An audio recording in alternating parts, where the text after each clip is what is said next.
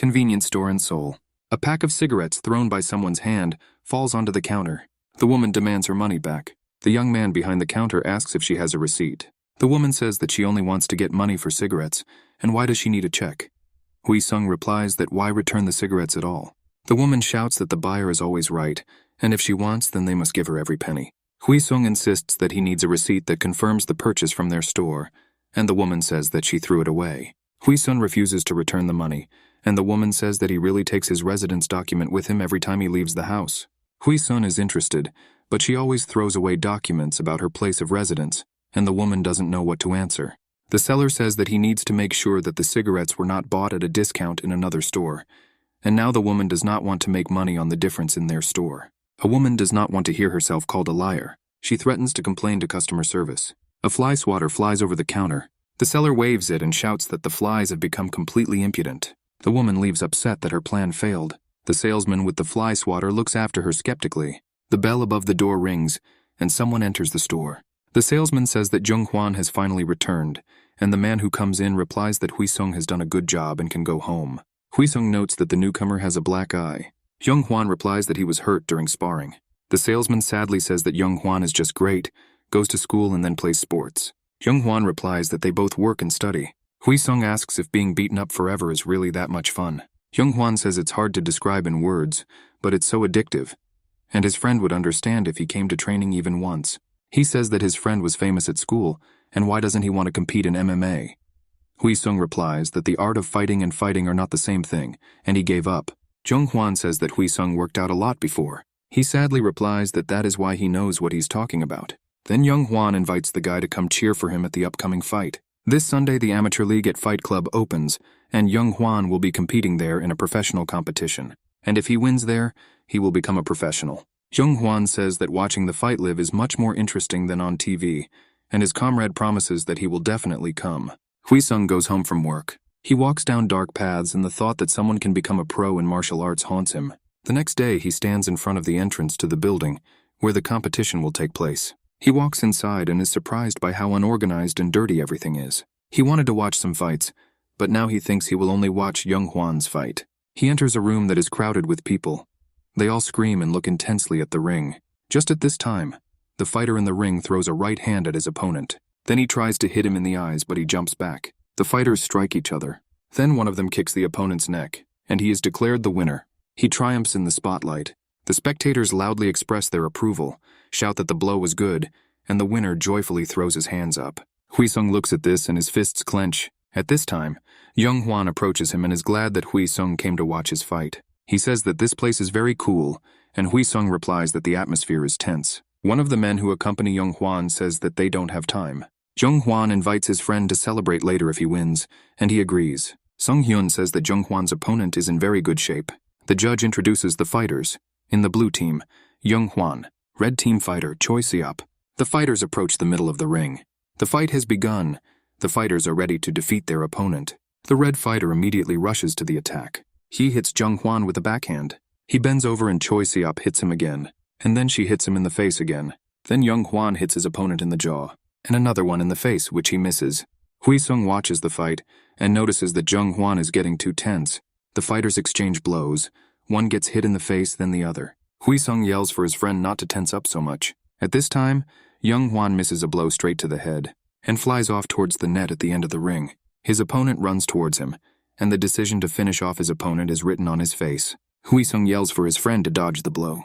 But Junghwan no longer has the strength, and again misses the right blow that Choi Seop inflicts. Hwang falls and the referee stops the fight. The fight is over. The judge names the winner, Choi Seop. Wheesung thinks that Hwan couldn't withstand the crushing blow to his chin. He unfortunately was defeated, despite his success in professional fights. But Choi Seop attacks his opponent after the fight is over. He beats up the unconscious Hwang. The referee pulls Choi away from Hwan and shouts that the fight is already over. But Choi pushes the judge away and continues beating Hwang. His fist strikes one after another. Hwang's trainers call for security, but there is no security nearby. The audience says that this is how he will kill Hwang, and Wheesung runs without hesitation. In one leap he jumps over the barrier, and he clamps his hands on the idiot Choi Seop's neck to pull him away from Hwan. He throws Choi's sub into the far corner of the ring, and leans over to Hwan to see how he's feeling. Choi is very unhappy that some goat got in his way. Viewers warn Wheesung that danger is behind him. Choi Siop is standing behind the guy and is going to kill him too. Song yells at Hwan to wake up, but Hwan's gaze is completely empty and unfocused. The dream shouts into the hall for someone to call an ambulance. At this time, Choi Siop attacks him. The dream sees a fist flying straight at his head and manages to intercept him. But he cannot resist the force of the blow and flies into the ring net. Sop runs at him and yells that no one dares to interfere in his fight. Wheesung blocks his face and gets hit with a series of 3 punches. The next moment he dodges and the enemy's fist goes past. Choi Siop then knees him in the face. Hwang's trainers are outraged how Choi Siop could hit an ordinary person, not a fighter.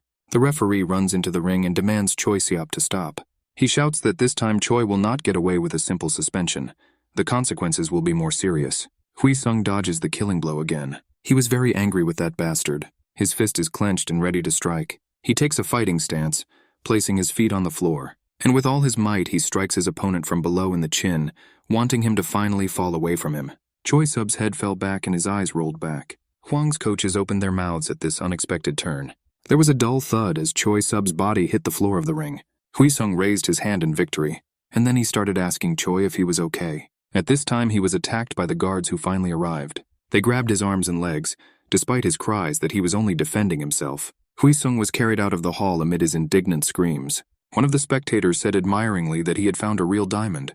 Late in the evening, 2 comrades were sitting on a bench on the street. They were literally crushed by the events of the day. Wheesung asked Hwan what was heard from the results of the fight. He replied that they were cancelled, and Choi Siop was immediately suspended from the wrestling championship competition. Wheesung asked if this meant that Hwang would continue to develop as a professional, but he replied that he did not win the fight and did not improve his qualifications. He thanks Hui for rushing to save him when he was passed out, and Wheesung says the best thank you would be for Hwan to allow him to replace him at the store. Hwan says he has another offer for Wheesung. He invites him to try his hand at boxing. He gives him a business card with the name Chan Young-woo written on it, a famous fight organizer. Hwang says that Jang Young-woo was amazed by how Wheesung took down a major league fighter, and he wants to make him a professional MMA fighter. Wheesung thinks that such offers don't come often, and Hwan confirms this. Wheesung isn't sure if he can handle it. He tried to play sports in the past, but only brought a lot of problems for everyone. Hwang told Wheesung that he fell in love with boxing because he found the fights fun to watch, and now he has become almost a professional. He's not going to give up, but he doesn't want to be a champion either. He does boxing because it's fun and interesting. Therefore, he does not have a huge dream. He is already doing what he loves. Wheesung remembered how he beat up the impudent Choi Siop. His hand clenched into a fist. He warmed up, said that it was already late and got ready to leave. In parting, he said that he would start work tomorrow. Hwang wished him to do his best. Hwang looked at his friend's departing figure, and I saw him enter the ring. This is how he imagined the future of his comrade. He sighed contentedly and leaned back on the bench. Jang Young-woo was talking on the phone. His assistant asked if the director had a meeting planned, and Chan replied that he had with the most talked about guy in the major league this season. The assistant said that the internet has gone crazy. Everyone is talking about how an ordinary person knocked out a professional athlete. The assistant asked if the director was really going to make him a pro. After all, this guy was just lucky that he hit a tired athlete. Chang-woo replied that the assistant still had a lot to learn if he thought it was just luck. Choi Siop creates problems, but his ability to recover is higher than the rest. Therefore, even if he was tired from the battle, a simple person would not be able to knock him out with one blow. With these words, the director looked at his watch and realized that he was already late. Chan-woo thought that for a professional, qualities are as important as skills. No one relies on wrestling skills anymore nowadays. Sometimes fighters swear, provoke their opponents, have quick reactions and humor to control the situation and the behavior of the fans. Chan-woo thought that guy had the potential to become a star. Wheesung came to the interview and asked Chan-woo what he saw in him that made him an offer to become a professional fighter. He invited the guy to watch something. He opened the laptop and showed the recording of the fight. Here Choi Siop is about to knee a guy. And here is the uppercut with which Wheesung responded to the attack. Wheesung said he was just lucky. Chan-woo analyzed in detail all the movements of Wheesung. He transferred all his weight to his left leg. He then fixed his right leg to make it easier to rotate his upper body and waist. The director said that this was not a simple uppercut, but a right uppercut. And after all this, does Wheesung still think it was just luck? Wheesung replied that Choi could have taken it out, but he opened up and Song hit him. The director realized that Wheesung saw that the enemy was open and struck, and was glad that his instincts had not failed him. He asked if Wheesung played sports before. The guy replied that he played baseball for 3 years in elementary school, and 6 years of high school wrestling. Chon-woo understood where his interlocutor got such reactions from, and he directly asked why he didn't do MMA. Wheesung replied that he wants to try it out, but he knows about the financial aspect. Popularity will not fall from heaven, and if he wants to become a professional, he will need to invest a lot of money, and he does not want to worry his parents because of his ambitions.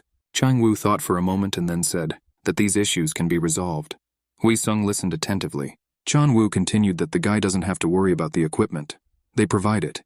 In addition, Wheesung can work extra hours. He will have to pass a sparring test, and if the CEO likes him, he will be hired. If not, then the guy will continue to live as he lived before this conversation.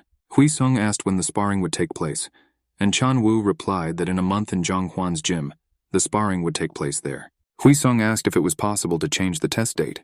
Chang-woo replied that of course, because he understands that a month may not be enough for a newbie to train. Wheesung replied that it would be better to spar today, and director Jang-woo choked on his coffee. He didn't understand what was wrong with this guy, and at first he thought he had misheard. But Wheesung confidently confirmed that he was ready to fight today. Chon-woo wanted to hear an explanation of why the test needed to be carried out today.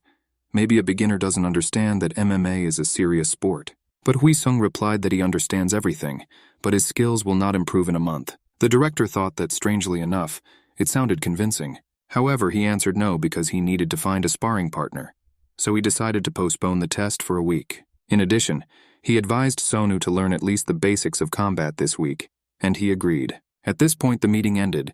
Chan-woo said that the test would be carried out in a week at 3 o'clock in the afternoon. He asked if Song would regret his decision, and Song confidently replied that he would not regret it. The director thought that the outcome of the newbie test, which had been prepared for a week, was already clear. Soon Wheesung arrived at the training room. Some of the athletes were pumping iron in the gym.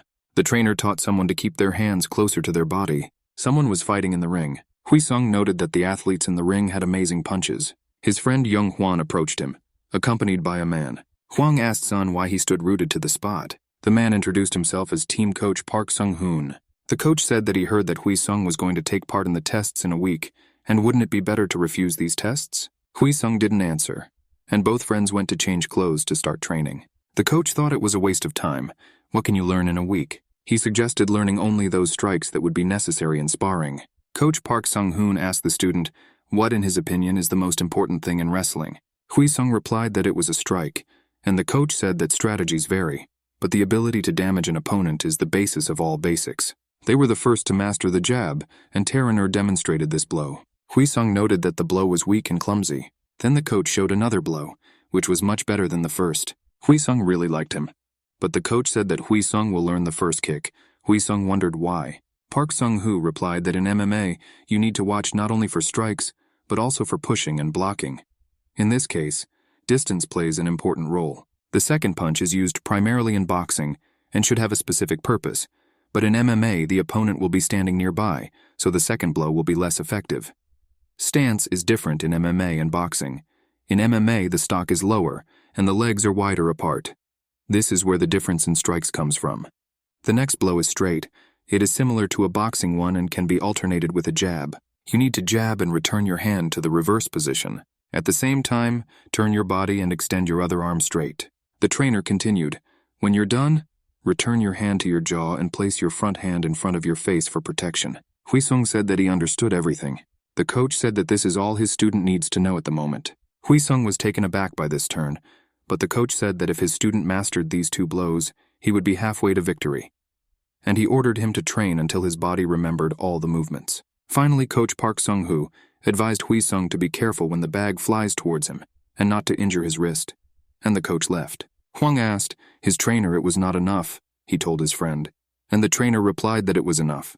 Hwang continued to insist that theory alone was not enough, and the coach asked what would change if he trained Wheesung well. Even if you have talent, it is impossible to learn everything in 1 week. Hwang objected that Wheesung was his friend, and the coach said that if Song wasn't Hwang's friend, then the coach wouldn't even tell him the theory. And in general, stop hoping for a miracle. Let the guys train and go home. Wheesung began training alone. He practiced endless jabs, then straight punches, then combinations of punches. The coach and Hwang looked at Wheesung in amazement, and the coach could not believe that there was a newcomer in front of him. Hwang also couldn't believe that his friend was so good. The pair cracked and was ready to crumble from Wheesung's blows. The coach thought things were getting a lot more interesting. Wheesung practiced kicks so that splinters and foam rubber flew from the equipment, but Park Sung-hoo was unhappy and said that this was ballet and scaring away flies with his feet. He said that Wheesung was wasting his energy in vain. You need to choose one point and aim at it. You need to learn how to kick quickly. The training continued. At this time, a large man entered the hall. The trainer asked him how the seminar went. The man replied that it was as usual. The man asked who this new guy was, and the coach said that this was the one that Director Chan noticed. The coach introduced Wheesung to leader Hwang Sang-guk. Sang-guk asked the new guy if he liked MMA. Wheesung replied that he often watches tournaments and finds it fun. Suddenly he felt that the room became very cold. Sang-guk advised Wheesung to try hard, and then he will achieve good results. The day before the test, Wheesung was overcome by doubts. He had 1 day left, but he could not master the correct blow. No matter how hard he tried. He didn't know what he was thinking when he said he'd be ready in a week. Sang-guk entered the hall and asked what the guy was doing in the hall so late. Wheesung said he couldn't hit the shot correctly. Then Sang-guk asked to show how Wheesung performs a kick. Hui asked how old the man was, but he told him to shut up and do as he was told. Wheesung swung and kicked the bag. He asked Sang-guk what he thought about his punch. Sang-guk replied that the blow was bad. He noted that Wheesung only uses his legs, so his kick is very slow. You need to use your abdominal muscles. The hips work together with the abdominal cavity. Wheesung uses only half of the muscles, and it is impossible to achieve success this way. Sang-guk said that he will now show Wheesung how to work correctly. You need to tighten your abdominal muscles to work your hips well, and raise your legs as soon as you begin to turn your waist. Simultaneously with these words, Sang-guk dealt a crushing blow to the bag. This is exactly the kind of strike Wheesung imagined, but did not know how to do it correctly. Sang-guk asked how the newcomer liked the blow, and Wheesung said that it was amazing, and apparently Sang-guk is a seasoned fighter. Wheesung prepared to throw a punch and tensed his abdominal muscles. He made a U-turn and swung his leg. This time the blow was much stronger. Sang-guk noted that it turned out much better now. Sang-guk said that now he understood why Director Jung was interested in the guy. After all, he grasps everything the first time, and he thought that for Wheesung it was just fun. Song couldn't understand why there was suddenly entertainment, and Sang-guk reminded him that Wheesung said it himself. The guy remembered his words and felt ashamed, but Sang-guk said that he also does MMA because it is fun and interesting. Sang-guk told Wheesung to finish and go rest. Wheesung thanked Sang-guk from the bottom of his heart for the lesson. Sang-guk said that since the guy is on their team, he must do everything right, and wished him good luck in tomorrow's test. The next day, Wheesung is warming up for the test. Next to him, an unfamiliar fighter is also preparing for sparring and listens carefully to the coach. The director of the elite fight club, Kim Seung-yap, enters. He asks about Wheesung. Is he the guy who does flying kicks? Chang-woo confirms this. Hwang supports his friend and advises him to relax and do everything as in training. The coach advises Wheesung's opponent to fight easier so as not to hurt the newcomer. But he replies that he is in the featherweight category and the newcomer will not be harmed by him. But he wants to show the newcomer his place and show who is the strongest here. The fighters go to the center of the ring. Wheesung closed his eyes, and the coach encourages him and says that this is sparring without fighting, in which there are many restrictions and opponents fight while they are on their feet, like in boxing. 3 rounds of 2 minutes each. Wheesung stands with his eyes closed and tries to regain his inner peace. The gong sounds and the fight begins. The enemy immediately attacks Wheesung, and he dodges a series of blows. The fighter hits Wheesung with his right hand, but he manages to dodge. Wheesung also successfully blocks a kick. Director Kim notes that the guy has very good defense. Wheesung jumps to the other corner of the ring. His opponent thinks that the new guy is running away and runs to attack. He throws a hard punch right at Wheesung's face. This is immediately followed by a strong blow to the body, and without a break, the opponent carries out a series of 4 jabs. Director Kim says the new guy is being hit too hard. Chan-woo replies that the guy hasn't lost yet. However, Chan-woo begins to doubt the success of the battle. The enemy attacks Wheesung again, who retreats again. But in the heat of the attack, he accidentally opens up and Wheesung hits him with a strong blow from below. Director Kim is impressed by the blow, and Jang-woo is triumphant. Nice hit! The enemy becomes disorientated for several seconds. Director Kim interested, but he quickly comes to his senses and delivers a direct blow. Wheesung turns and dodges. At the same time, he instantly hits the opponent with his right hand in the jaw, and barely dodges the next blow. Wheesung's opponent misses another blow to the jaw, and then Wheesung gets hit in the head. Hwang watches the fight with Sang-guk, and happily says that his friend does not give in even to a professional fighter. Sang-guk doesn't express his feelings, but he's also happy for the new guy and wishes him victory. The first round is over. Break. The fighters disperse to the corners of the ring. Wheesung thinks that the beginning of the fight was strong. It's hard but fun to get hit and hit yourself, and thinks that he should have taken up this matter earlier. Second round. The fighters met in the middle of the ring and immediately began showering each other with blows. But Wheesung is starting to run out of steam. His breathing is labored and he is tired. Director Kim says that Wheesung lacks experience and is not strong enough to focus on the fight. The opponent again carries out a series of 4 jabs. Wheesung sets up defense. He doesn't move anymore, he just defends himself. The enemy laughs and shouts that he thought the new guy was better. He again carries out a series of 3 strikes. Wheesung again puts up a defense and nothing more. The gong sounds and the second round comes to an end. Wheesung falls exhausted onto a stool in his corner of the ring. Director Kim believes that there is nothing to see here, and is about to leave. Chang-woo agrees with him. Director Kim notes that the new guy has some talent and advises Chang-woo to give him a good coach. But then a voice is heard, to which both club leaders turn. Sung-kook angrily asks Wheesung what his behavior in the ring means. He says that only a jerk cuts his competitors some slack. Does Wheesung's opponent not understand what concessions we are talking about? Sung-kook continues his speech and says that MMA is a sport for real men, and one must act decisively and strongly. Don't try to help your opponent. Wheesung throws off the helmet that kept getting in his way. The final round begins. Director Kim decides to take another look. Wheesung says that he has gotten rid of the ballast and is ready to fight seriously. He enters the ring where his opponent is already waiting for him. The enemy notes that Wheesung has changed a lot in those few minutes. Despite the fact that Wheesung was beaten by his opponent both rounds, he is now relaxed and calm. Wheesung's opponent stands up and is ready to continue sparring. He throws a punch, but Wheesung dodges, and it starts to move strangely. It feels like it's hot for him to stand on the floor. Chang-woo is in complete despair. He understands that it will no longer be possible to sign a contract with this guy. Wheesung's opponent decides to finish off the new guy and end the fight. He runs up close to the newcomer, and he receives a blow of monstrous force, which throws him to the other end of the ring. Sung-kook is surprised that the pro missed the shot so easily. The fighter throws a left hand, but Wheesung ducks under the arm. The enemy is about to strike again, and hopes that it will be the last in this battle. But Wheesung dodges this blow as well, and strikes the enemy's body from a very awkward position. He immediately jumps away from his opponent, who cannot reach him. He doesn't understand what the newcomer's tactics are and seems confused, and Wheesung calls his opponent to him with a smile. Wheesung's opponent is very angry about this method of fighting. He lunges towards Wheesung, but his blow misses the target. He throws rights and lefts, straights and jabs, but Wheesung easily avoids all the blows. An experienced professional does not understand how it is possible to dodge all blows. At this time, Wheesung attacks and the enemy tries to dodge, but Wheesung hits next to his opponent. This is just a clever feint. Wheesung prepared to strike again. The fighter blocks to deflect a blow that he cannot dodge. Wheesung kicks his opponent's side.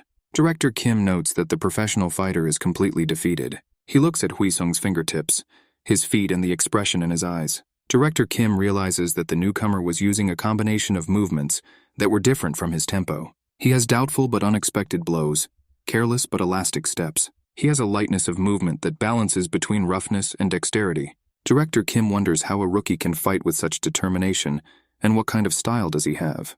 Wheesung's opponent realizes that he is exhausted and the new guy has overpowered him. But he is not going to lose, and rushes to the attack again, and he runs into a strong blow to the jaw. Wheesung delivers the next blow with his foot and hand at the same time. The fighter gets hit and flies to the side.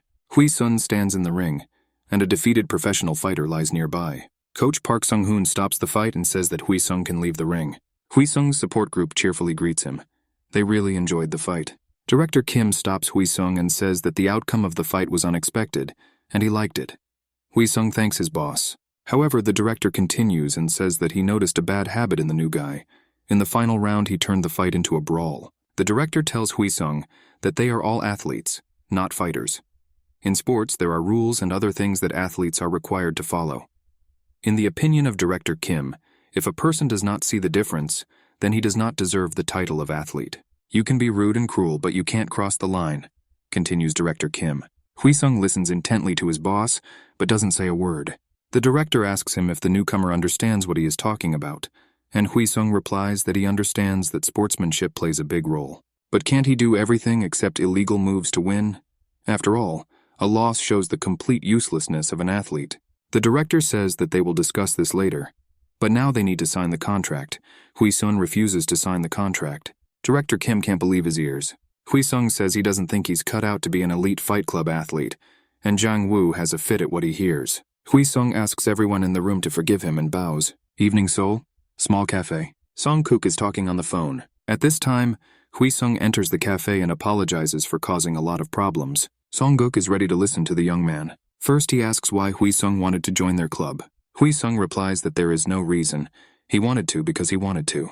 Then Song-kook asks if the guy wanted to take revenge on director Kim for criticizing his fighting style. But Wheesung replies that he can tell right from wrong actions. He explains that he has been involved in sports all his life, and his coaches have always demanded that he do as they tell him. They often punish disobedient students. Wheesung believes that talking, "You must do this, you must do that," kills the individuality of an athlete. But Song-kook is completely different. He told him to fight the way he liked, even if it was brutal. Song-kook says he just blurted it out when Wheesung was losing. But Wheesung believes that it was these words that helped him win. That's why he wants to learn from Sang-kook. Sang-kook is very surprised by this proposal. He says that many people come to MMA for the love of the sport, like Wheesung. But they leave after a couple of years because MMA is a sport for those who have a lot of money. Therefore, everyone wants to get into the association and earn money there. Wheesung says that he won't fight for money, but Sang-kook objects and says that 99 people out of 100 give up and leave. Wheesung thinks that if there is one chance, then he is fine with it. He promises Sang-kook that he will be that one chance and doesn't want to go back to a life that is limited by money. Sang-kook drinks a glass of vodka and asks the guy if he is sure that he will not regret his decision, even when he remains broke. He replies that he will work like a snake or a worm. Sang-kook realizes that this guy won't leave his side and says that they need to strike while the iron is hot and they will start training next week. The more Sang-kook watched Wheesung, the more interesting this guy seemed to him. He believed that athletes needed pure obsession, but money is a better incentive for athletes. Wheesung has no financial interest, and Sang-kook didn't know what would happen next, but now he didn't want to let this guy go. Therefore, he invited him to fill out the entrance papers to the association. Wheesung immediately asked to be given a discount on tuition. This made Sang-kook laugh a lot, and he advised the guy to talk to Coach Park Sung-hoon, who knows what to do. Wheesung asked if he could postpone the payment because he wanted to file a tax bill on his father's card, and Sang-kook said that it was possible. Wheesung did not stop and demanded more and more discounts, and even to keep a new uniform for himself, and drove Sang-kook to a nervous breakdown. He just tore his new rookie uniform. A week later, Wheesung came to the gym where he had already trained before. Coach Park Sung-hoon told him to move because they had a lot of work to do. They entered the staff room and the coach offered the new guy coffee. Then he carefully felt Wheesung. The coach asked how long the guy had not trained, and he answered that about 2 years. The coach asked how his weight was, and Wheesung replied that he had gained 7 kilograms, and the weight had stopped there because he was watching his diet. With these questions, the coach wanted to determine which weight category Wheesung belongs to. He noted that the guy is in good physical shape, and most likely he will fall into the lightweight category. But Wheesung was worried that he would have to lose 10 kilograms and might lose his stamina. The coach reassured him that he would only lose weight for fights, so there would be no problems. The coach's next question was about training. Usually athletes take a test at the main office and join the club, but Wheesung is special. He passed without learning the basics or training. Coach Park Sung-hoon was not happy with such a student. He said that a beginner needs to learn jiu-jitsu, kickboxing, wrestling, and train for a fight. Wheesung listened in horror to the entire list of things he should know. The coach gave the guy a training schedule. On Monday and Thursday, general strength training on Friday and Saturday, jiu-jitsu on Sunday, a day off. Wheesung had no questions, because he had been involved in sports before. The coach warned that the training would be difficult, but Wheesung replied that this was not his first training, and he would forgive the coach to be stricter with him. The coach liked the new guy's confidence. They decided to start training right away. Wheesung was lying on the floor and could not get up. The coach was watching him. Park Sung-hoon said that if his student continued to lie around like this, he would lose his breath, and the student thought that he was going to die. He sat down and that was the end of his strength. The coach asked where his fighting spirit was. Did he really give up on the rookie course? And when preparation for the competition begins, it will be even more difficult. Pump up your abs with a bench press of 90 kilograms, lift weights weighing 28 kilograms with both hands 12 times, then again 12 times, squat with a weight of 140 kilograms. The weight gradually increases with changing tasks. Fighters even in the middleweight category cannot withstand such training. Although the coach laughed at Wheesung, deep down he was surprised that this guy was able to lift this heavy weight. At this time, Wheesung laughed. He said he liked the sore muscles and feeling tired. Then the coach said that I needed to do some stretching. Wheesung reminded him that they had already done stretching, and the coach was just making fun of him. At this time, a voice sounded, reminding him that Wheesung had failed the test of strength. Wheesung saw who entered the hall and shouted loudly, It was muscle and strength coach Tae Young-hyun. He said that he would conduct the second half of the training. Holding his new student's neck, Coach Hen said they were getting started. Wheesung realized that he was in trouble and shouted that it was not good to change the coach during training, and that he would work everything out with Park Sung-hoon. Hyun asked Turner Park what they would do. Coach Park looked at the guy's pleading face and smiled, and he left the hall, saying that he had finished training and now it was time for Coach Hen. Wheesung loudly demanded a stretching workout, but no one listened to him. Coach Park walked down the corridor and thought that rarely did anyone have such will, feelings, and perseverance as Wheesung. It is obvious that he will be the new guy who will lead the market sales in MMA. And the training went on as usual. Coach Hen was yelling, and his student was praying to God to help him survive. The trainer in the ring throws punches at Wheesung. One jab, two jab. Wheesung needs to dodge, but the coach is very fast. His training is observed by Coach Park and jiu-jitsu coach Lee Soo-hook. The trainer in the ring praises Wheesung for his good job and takes a break. Hwang came to his friend to chat about sports and life during a break. Sang-guk enters the training room and everyone greets him happily. He says he has an announcement for everyone. All the athletes gathered to listen to what Sang-guk had to say. Sang-guk raises his hand, which has some papers clutched in it, and asks if everyone knows what this is. Who says this is a proposal? And Sang-guk agrees and says that he has 4 of them. He stole them thanks to his speed and recruited a group. Wheesung asks Hwan what these offers are, and Hwan responds with an invitation to the championship. 4 offers means they are invited to 4 different matches. Wheesung asked if anyone could participate in the matches, and Hwan replied that of course not. This is only possible because the organizers know what kind of show their team can put on. Sang-guk began to announce the names of the athletes who would be participating in the match. Wrestling coach Kang Young-kun, hitting coach Yun Tai-chun, who just held a training session with Wheesung. Both of these coaches were awarded gold gloves. The third girl was Yoo-jin, and Wheesung thought that she looked the same age as him. Min Yoo-jin, winner of X1, won 5 of 5 rounds in the 52-kilogram minimum weight class. She became famous for her awards and received the name MMA Goddess from her fans. Wheesung thought that he cares about this girl like he cares about the moon. And the last person Sang-guk called was Wheesung. The guy was very surprised. All the athletes were no less surprised than he was. Sang-guk asked if anyone had any objections, but there were none. Everyone who received invitations had to approach Coach Park, and Sang-guk approached Wheesung and offered to talk face-to-face. In the staff room, Wheesung said that the team was not very happy that he received the invitation, but Sang-guk replied that it was the organizer's decision. Wheesung felt happy and anxious at the same time. He asked who the offer came from. Sang-guk replied that it was from X1. X1 is the best organization in Korea. How could they know about Wheesung? Sang-guk replied that the video of the guy fighting with the pros turned the Central League upside down. They call Wheesung a monster who destroyed a professional fighter. It turns out that Wheesung will be debuting, and it is too unexpected for him. But Sang-guk said that there was one problem, and handed Wheesung a program with the data of the fighters, in which it was written that the fighter Jung Soo-cho, 23 years old, height 183 centimeters, weight 87 kilograms. Boy competed in the welterweight division. The match schedule indicated that the fight was scheduled for September 9th. Wheesung said that this is a mistake, because today is already the 18th of August. But Sang-guk replied that it was a switch match. The first fighter was removed due to injury. Wheesung will be his replacement. In 3 weeks he needs to lose weight, analyze his opponent, and prepare. The enemy is larger, well-trained, and more experienced. Training for 3 months before and after a match is a natural process in MMA. Fighting a top-notch opponent without good physical balance is no different from suicide. But Wheesung said he was willing to try. Sang-guk said that then all that remains is to sign the contract. When HVM Song was already leaving the training room, Sang-guk asked him if the guy's parents knew that he was participating in MMA competitions. Wheesung replied that they didn't know. Sang-guk expressed his opinion that parents should be informed and their consent should be obtained.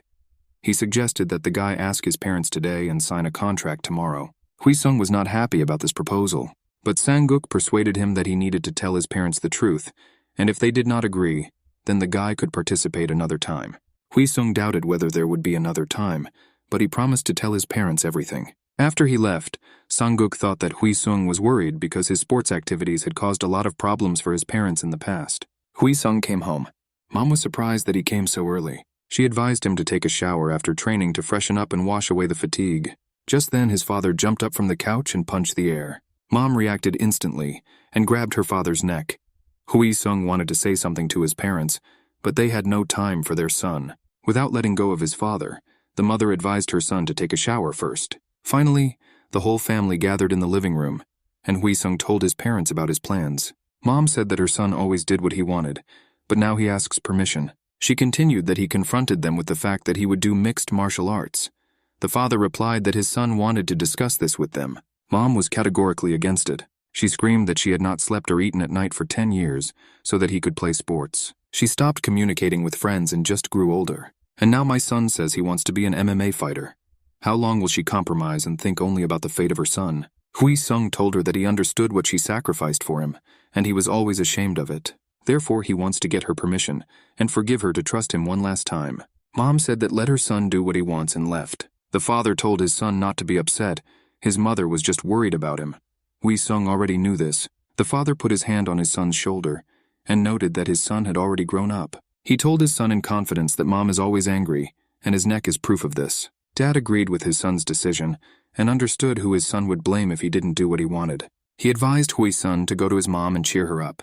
She needs support. By the way, Wheesung asked his father to lend him his credit card so that he could pay for participation in the team and also earn points and reduce taxes. Dad hoped that his son would return this money to him, and the son promised to return 3 times as much when he became famous. The father said that if his son could succeed, he would have done it long ago. Wheesung said that he would be shown on TV. The father objected that this would never happen. Then Wheesung said that he would make friends with girl groups, and the father broke down and asked how much money does the future champion need. Wheesung promised that his father would not regret supporting him. Mom watched her men through the crack of the door. MMA Association Training Hall.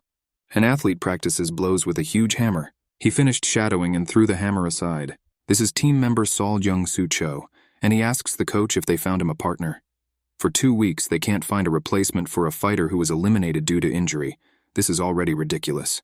The coach advises him not to strain himself so as not to clog his muscles, but Chan says that if this continues, all his efforts will be in vain. The coach promises that he will call and find out, and thinks that his ward has a difficult character. Finally, the bell rings, and the coach is discussing something on the phone. He tells Jong-woo that a replacement has been found. Chan was very happy when he heard this. The coach says that this is some Hwi-sung, and he has never heard of this guy. The coach isn't even sure if this Hwi-sung is worth it in any league. But Young doesn't care. Neo gained a fighting spirit and went to train. In another gym, Wheesung was training in the same way. Coach Park called Wheesung into the coaching room to explain some details to him before signing the contract. He said the prize money was divided 9-1. Wheesung takes 9 parts. 1 part is taken by the audience. Wheesung heard that usually the winner gets 7 pieces, and the hall takes 3. Their director Sang-guk believes that his athletes are a priority, and does so. The contract is one time. The prize fund is 2 million won. The winner receives another million won. An athlete needs to monitor his weight. If Wheesung weighs more than allowed, he will pay a fine of 30 or even 100% of the prize fund. After all, it is only the fighter's fault that he weighs a lot. Wheesung asked how much he would get if he wins. The coach said that part of the prize fund will go to taxes, 10% will go to the organization itself, and tax will also be paid. 700,000 won will go to 3 companies that support the club, and the winner will receive 3,300,000 won. Wheesung was drooling because he couldn't earn even 5 million working in a store. But here he was making so much money for 1 fight. Coach Park asked Wheesung if he was going to quit after this competition, but Wheesung firmly said that he would continue. Then the coach said that if the guy didn't try, he wouldn't have any more opportunities. Organizations do not engage in charity. They never waste money. Everything is tied to the show and success. You can't just win and lose fights. You need to know how to win the audience's attention. This is the only way fighters become world famous. If Wheesung doesn't have enough skills, let him show his confidence and fortitude. The coach said that Wheesung needs to learn strategies and tactics to defeat Jung-soo Cho. The sport is wrestling, and Wheesung started training. The fighter who was put into sparring with Wheesung rushed to attack. Wheesung put up blocks, but the fighter deftly bypassed them and squeezed the guy in a vice. The coach noted all of Wheesung's mistakes and was indignant that he so easily allowed his opponent to make a pass. Wheesung recalled a conversation with his coach, in which he said that wrestling was suitable for delivering crushing blows and would be included in his training. Wheesung's opponent Jung-soo Cho's style is simple, from attacks to captures. He knows well how to avoid them. He understands the enemy well and is quite trained. He is blessed with a good physique and is very experienced. He would definitely use grips. The coach was sure that Wheesung would not be able to even extend his fist, not to mention the fact that his stamina would immediately decrease. Wheesung said that he had never wrestled before. The coach was surprised, because Wheesung said that he was engaged in Korean wrestling. Surium is the oldest sport in Korea.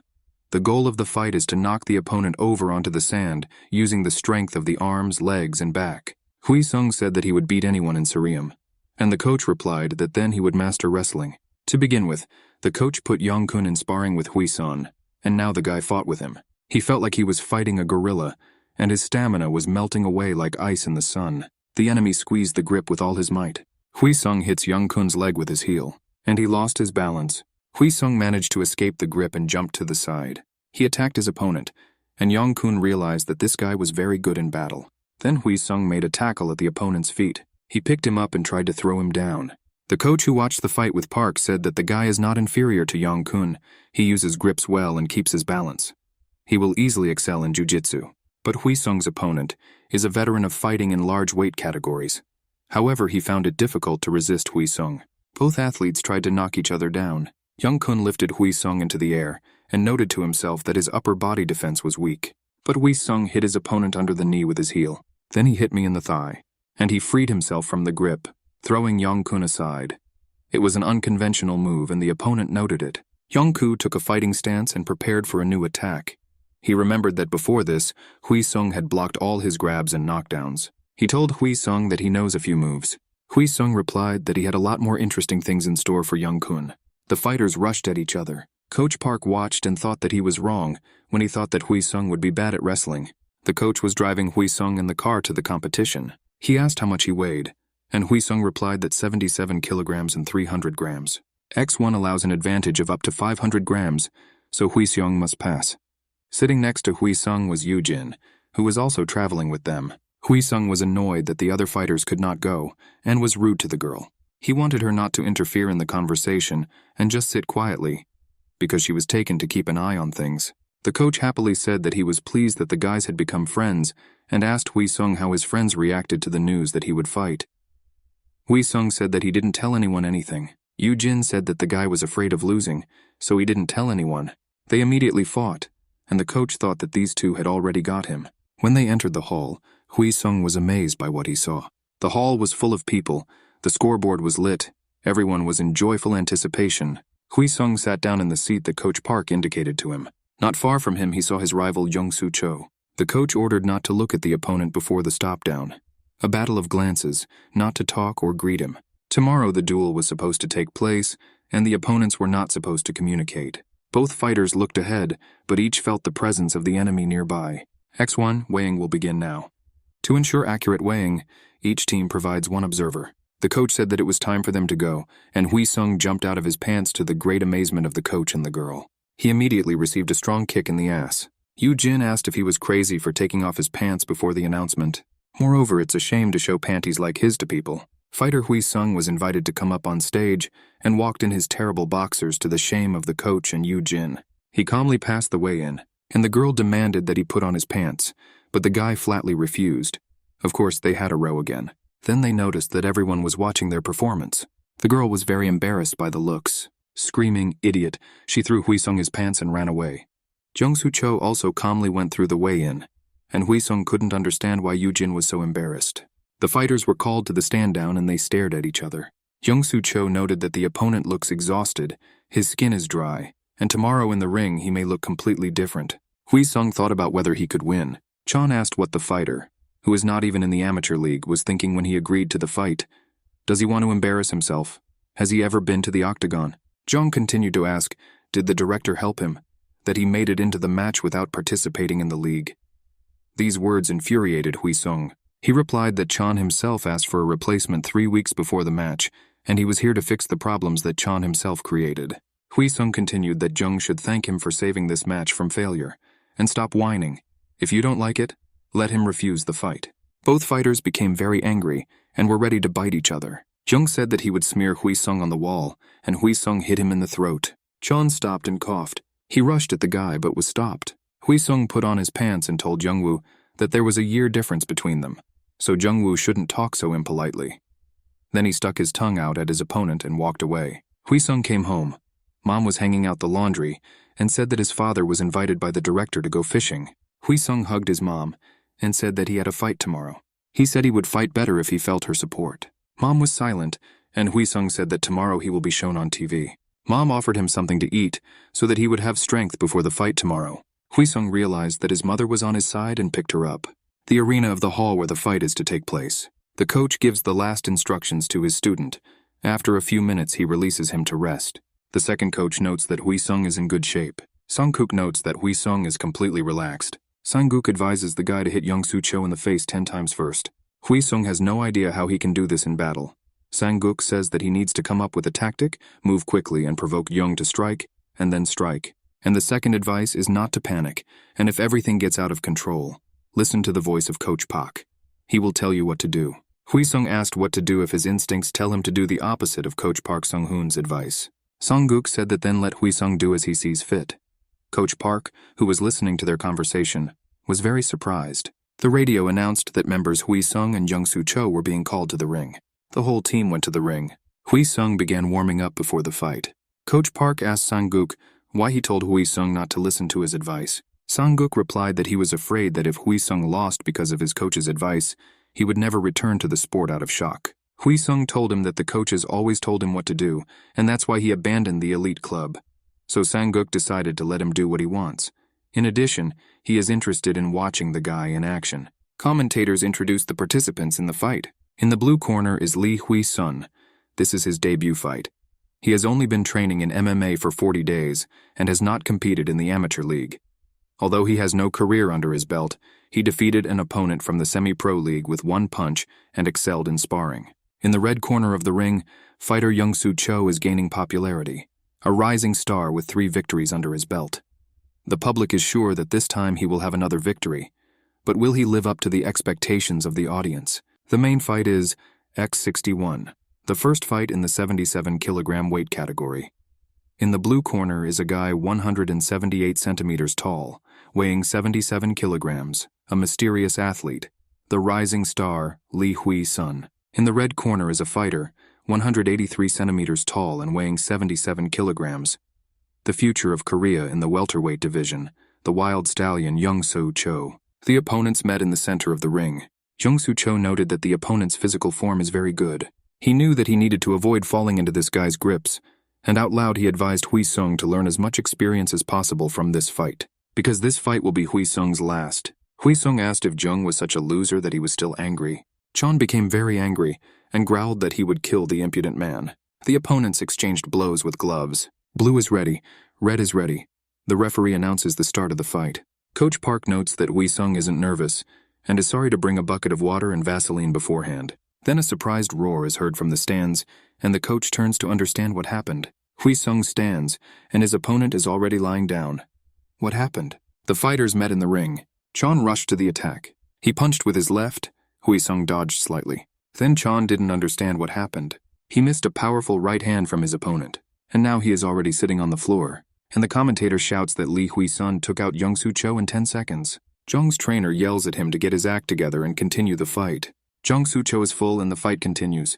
Wheesung attacks. Young-soo Cho tells himself that he needs to calm down, and although he lost the initiative, he can get back into his rhythm. Wheesung attacks, and Jung realizes that the enemy is too fast, and he does not have time to react to him.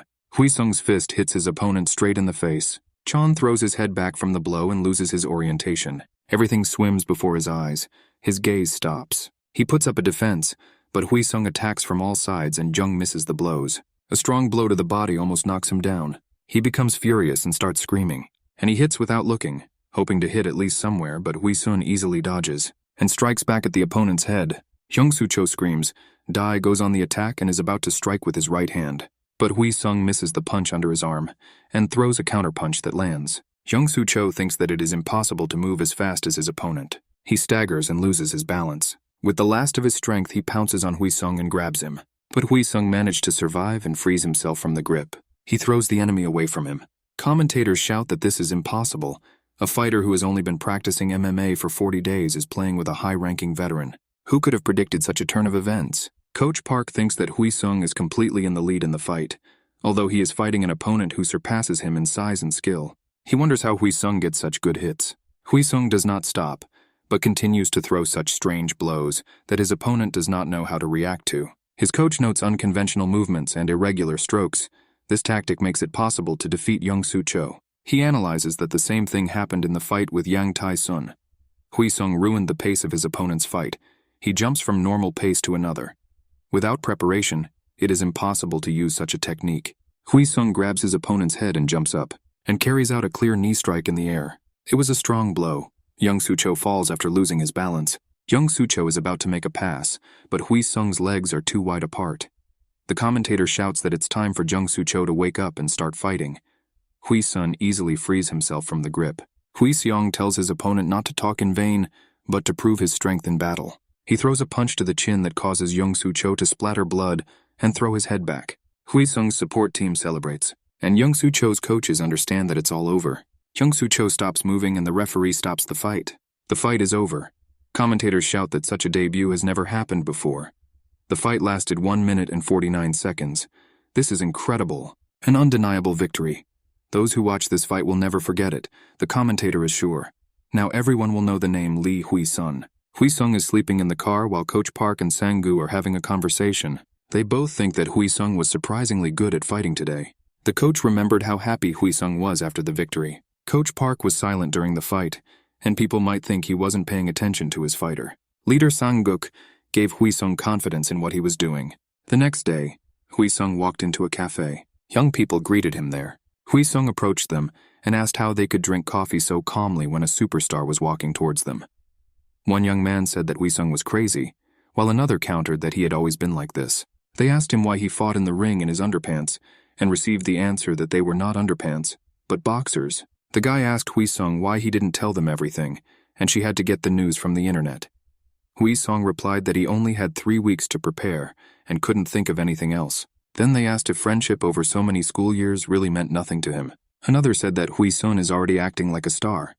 Wheesung denied this, although he did not deny that he had already received several admiring glances. For 10 years of playing sports, no one paid attention to him, but now after a 2-minute fight, he gets a lot of attention. He asked his friends how they were doing, and Haebum replied that he was focusing on part-time work for now, and would be returning to college next year.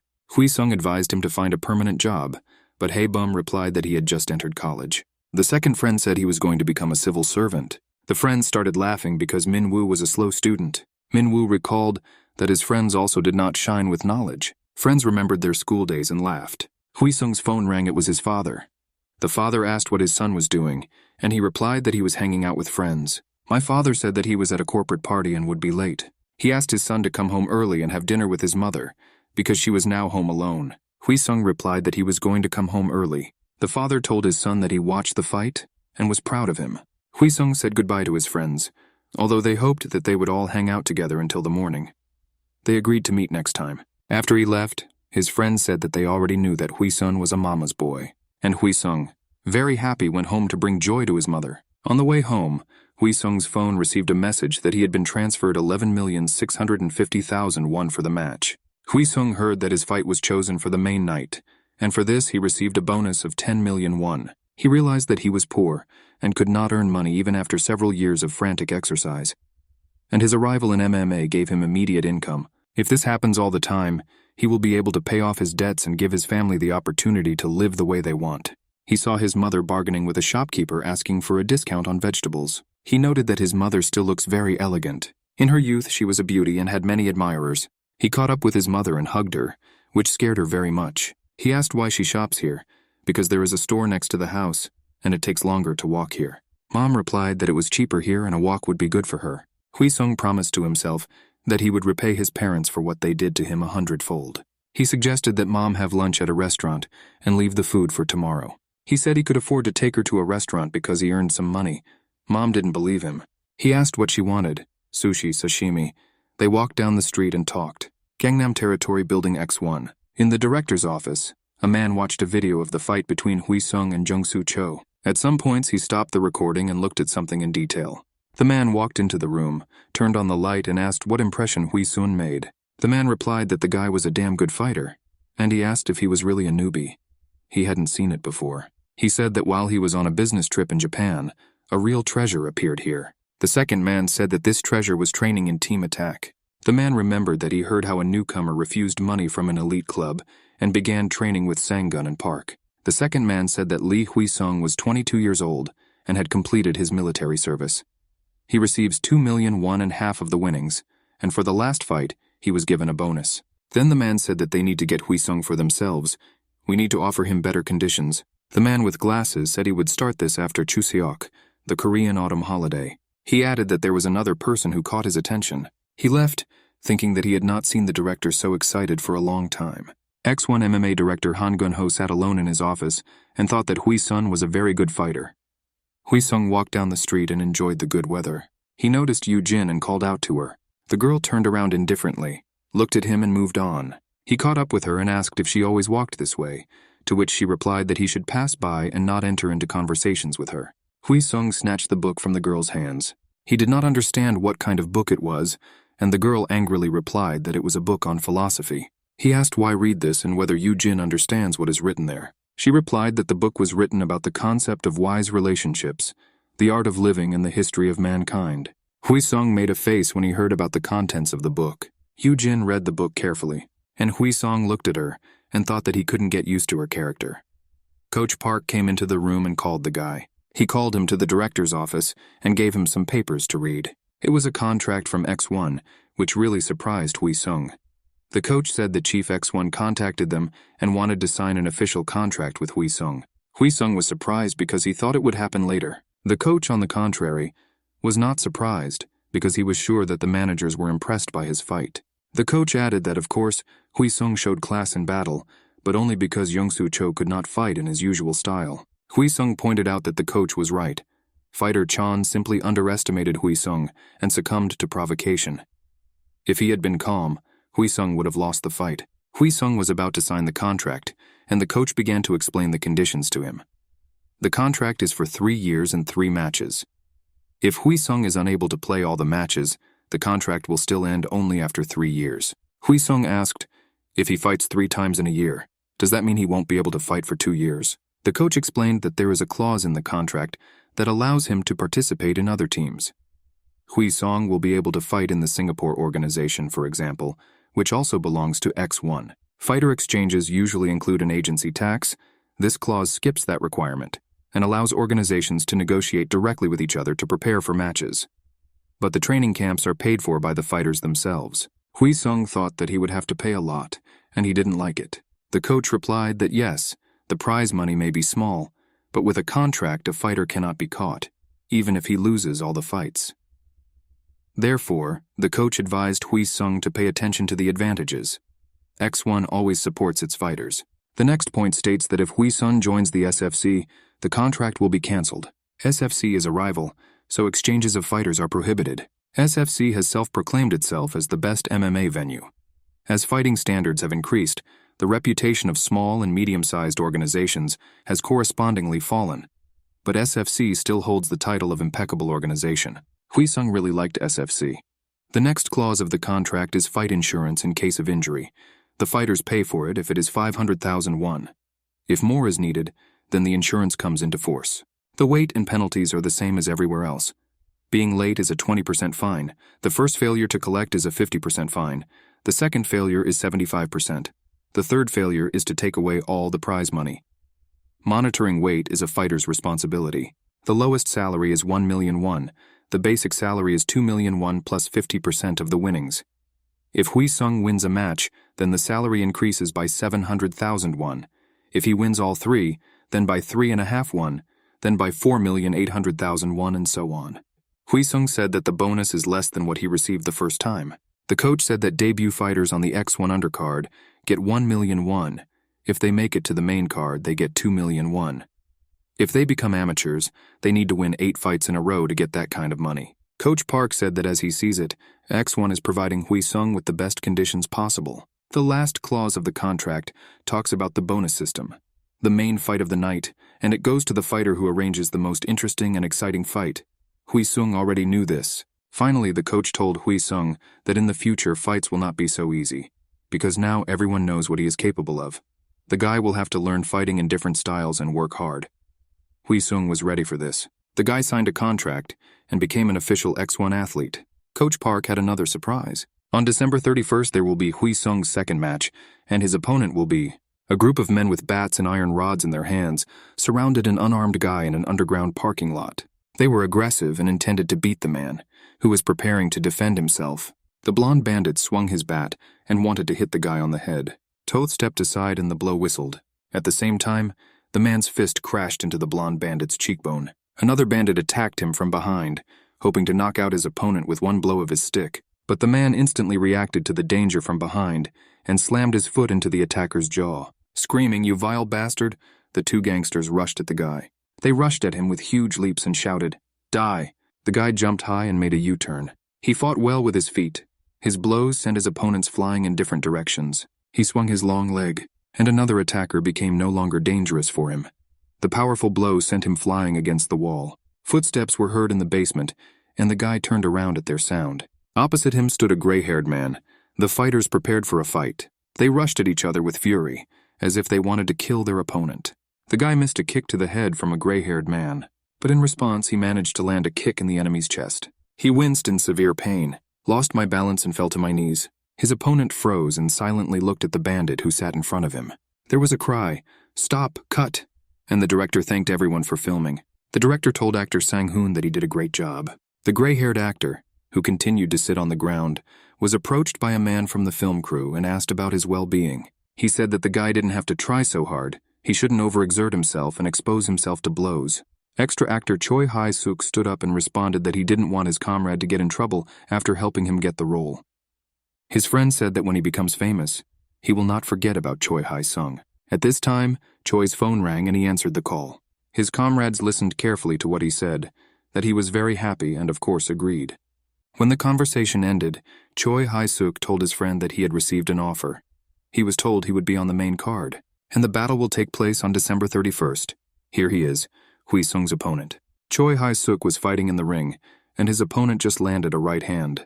The opponent was very fast and furious. It seemed that the guy had no chance, but he instantly kicked him in the body and immediately delivered a straight left blow to the jaw.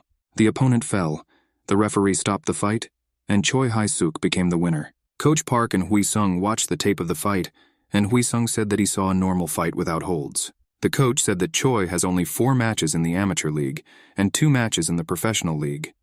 He is based on karate, he has a 3rd dan and a victory in an international competition behind him. The coach said that such athletes are a real pain in the ass because they attack a lot, as they have enormous endurance and endurance. Endurance is very important. If you are very exhausted, you will not be able to move. Why do professionals who have trained for many years freeze in place and get the full benefit? Because they can't move. For this match, the coach saw 3 types of dribbling. The first is grappling. Choi is bad at grappling, but so is Wheesung, so that's out of the question. Wheesung shouted that he had room to grow and he would learn. The coach did not listen to him and said that the second option, to overpower him in stamina, flies by because Wheesung has so-so stamina and a small physique. Wheesung was convinced that Coach Pa hates him and says bad things. The coach asked Wheesung what he thought was the third option, and Wheesung replied that he didn't know. He just had to go into the ring and beat his opponent. Coach Park exclaimed that Wheesung is absolutely right now. Bingo. Wheesung must attack mercilessly and break through his defenses. Wheesung grieved that he was not strong enough, otherwise he would not have thought about tactics and attacked until victory. Coach Park said that such a technique exists, and it's called Muay Thai, the strongest attacking technique in the world. It is especially pronounced in the elbow and knee techniques.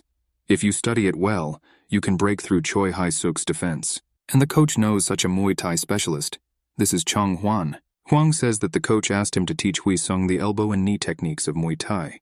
But he does not agree with the coach. In mixed martial arts, you cannot hit your opponent with your elbow on the ground, and you cannot do low knee strikes, so such techniques are useless. Hwan thinks that Wheesung needs to study Plam. Wheesung doesn't understand what this is all about. The flame is one of the grips in Muay Thai, and is very important for good use of elbows and knees. There are many matches in which participants lost due to ignorance of the flame. Example, SFC match for the title of champion of the middleweight category. Rich Flake used a flame on Anthony Silver and finished him off with a knee. Hwan is going to teach Wheesung how to grab first. First, with your left hand, firmly grab the opponent by the neck from behind. The opponent will do the same. Then you need to pull your opponent's left hand down, using your right, and create the desired angle. This is basic flame capture. And when the correct angle is created, you can easily hit your opponent with your elbow.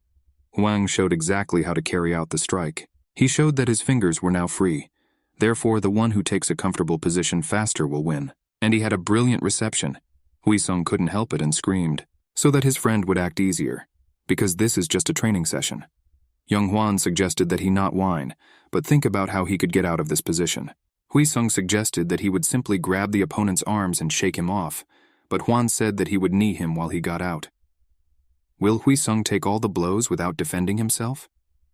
Wheesung said to defend himself first, and Hwan asked, and then can we continue to hit him? Hwang said that there is no room for Wheesung to move. Hwang will just push his head down harder and hit him hard. Wheesung asked if he could retreat to avoid the blows. If he lowers his stance and forces the fighter to break the hold, what happens? Hwang replied that if his friend brought his head closer to his knee, it would hardly get better, because he would need to hit it perfectly on time. Wheesung tried to break free from the grip, but he couldn't. Hwang said that in the first half of a hold, you can shake off your opponent because the fighter has some strength left and can react quickly. But there is nothing worse than being caught in a fire when you are already tired. Wheesung asked, what to do if you get caught in a flame? Hwang replied that he would show him now and told his friend to grab him. Wheesung grabbed his friend by the neck with his left hand. Hwang made a quick movement with his shoulder, and he threw Wheesung away from him. He explained that in a fight, you need to tense your neck and back at the right angle before the enemy tries to catch him in the flame. If the opponent is the same height, then Jason's arms will be almost straightened, which will give him an advantage in the shoulders. Under such circumstances, the opponent will not be able to properly use the force, and his hands can be easily shaken off. Hwang advised Wheesung to turn his body and use his shoulders, in a word, to spin. But if the opponent has already completed a grab and is pressing on you with his muscle mass, neck strength alone will not do. If this happens, one option is to knock the opponent to the floor while he throws knee strikes. Hwan again told Wheesung to grab his neck with both hands and press hard. He said that when you are firmly stuck in the flames, you can put your hand between the opponent's hands. But once the grip is complete, there is very little space between the opponent's hands. He will know what Wheesung is going to do and will try to stop him. But if you turn your shoulders and force your opponent to look inward, it doesn't matter how little distance there is between the hands, the fighter can always slip out. You need to put your hand inside the grip. Junghwan quickly threw Wheesung away from him. Hwang went on to say that it's hard enough to find space to get out of a hold, but the situation can completely change and develop into many different outcomes. Wheesung saw a new side of his friend and was amazed by his skill. Hwang was very pleased with the praise. Wheesung said that he thought his friend was a so-so fighter, but he's actually good. Hwang promised to kick Wheesung's ass for underestimating his skill. Hwang said that training was over for today and shouted to someone that they were already free. Ki Tai-yong appeared on the threshold of the hall. He was in a hurry to train Wheesung and was very happy about it. Wheesung did not expect to see this tough coach here at all, and the news about training with him horrified him. He angrily asked his friend how did this butcher end up here. Hwang replied that the back and neck muscles are very important for the flame, and Ki Tai-yong is the best strength training coach. Wheesung shouted why he wasn't asked if he wanted to work with this person. Ki Tai-yong came up behind him and asked what kind of person Wheesung thought he was. In his mind, Wheesung considered Ki Tai-yong not a human, but a gorilla. But he said out loud that he couldn't believe that such a busy person would train him personally. Tae-yong said that he did not expect such attentiveness from Wheesung. He suggested that Wheesung, since he respects his coach so much, take him for a ride.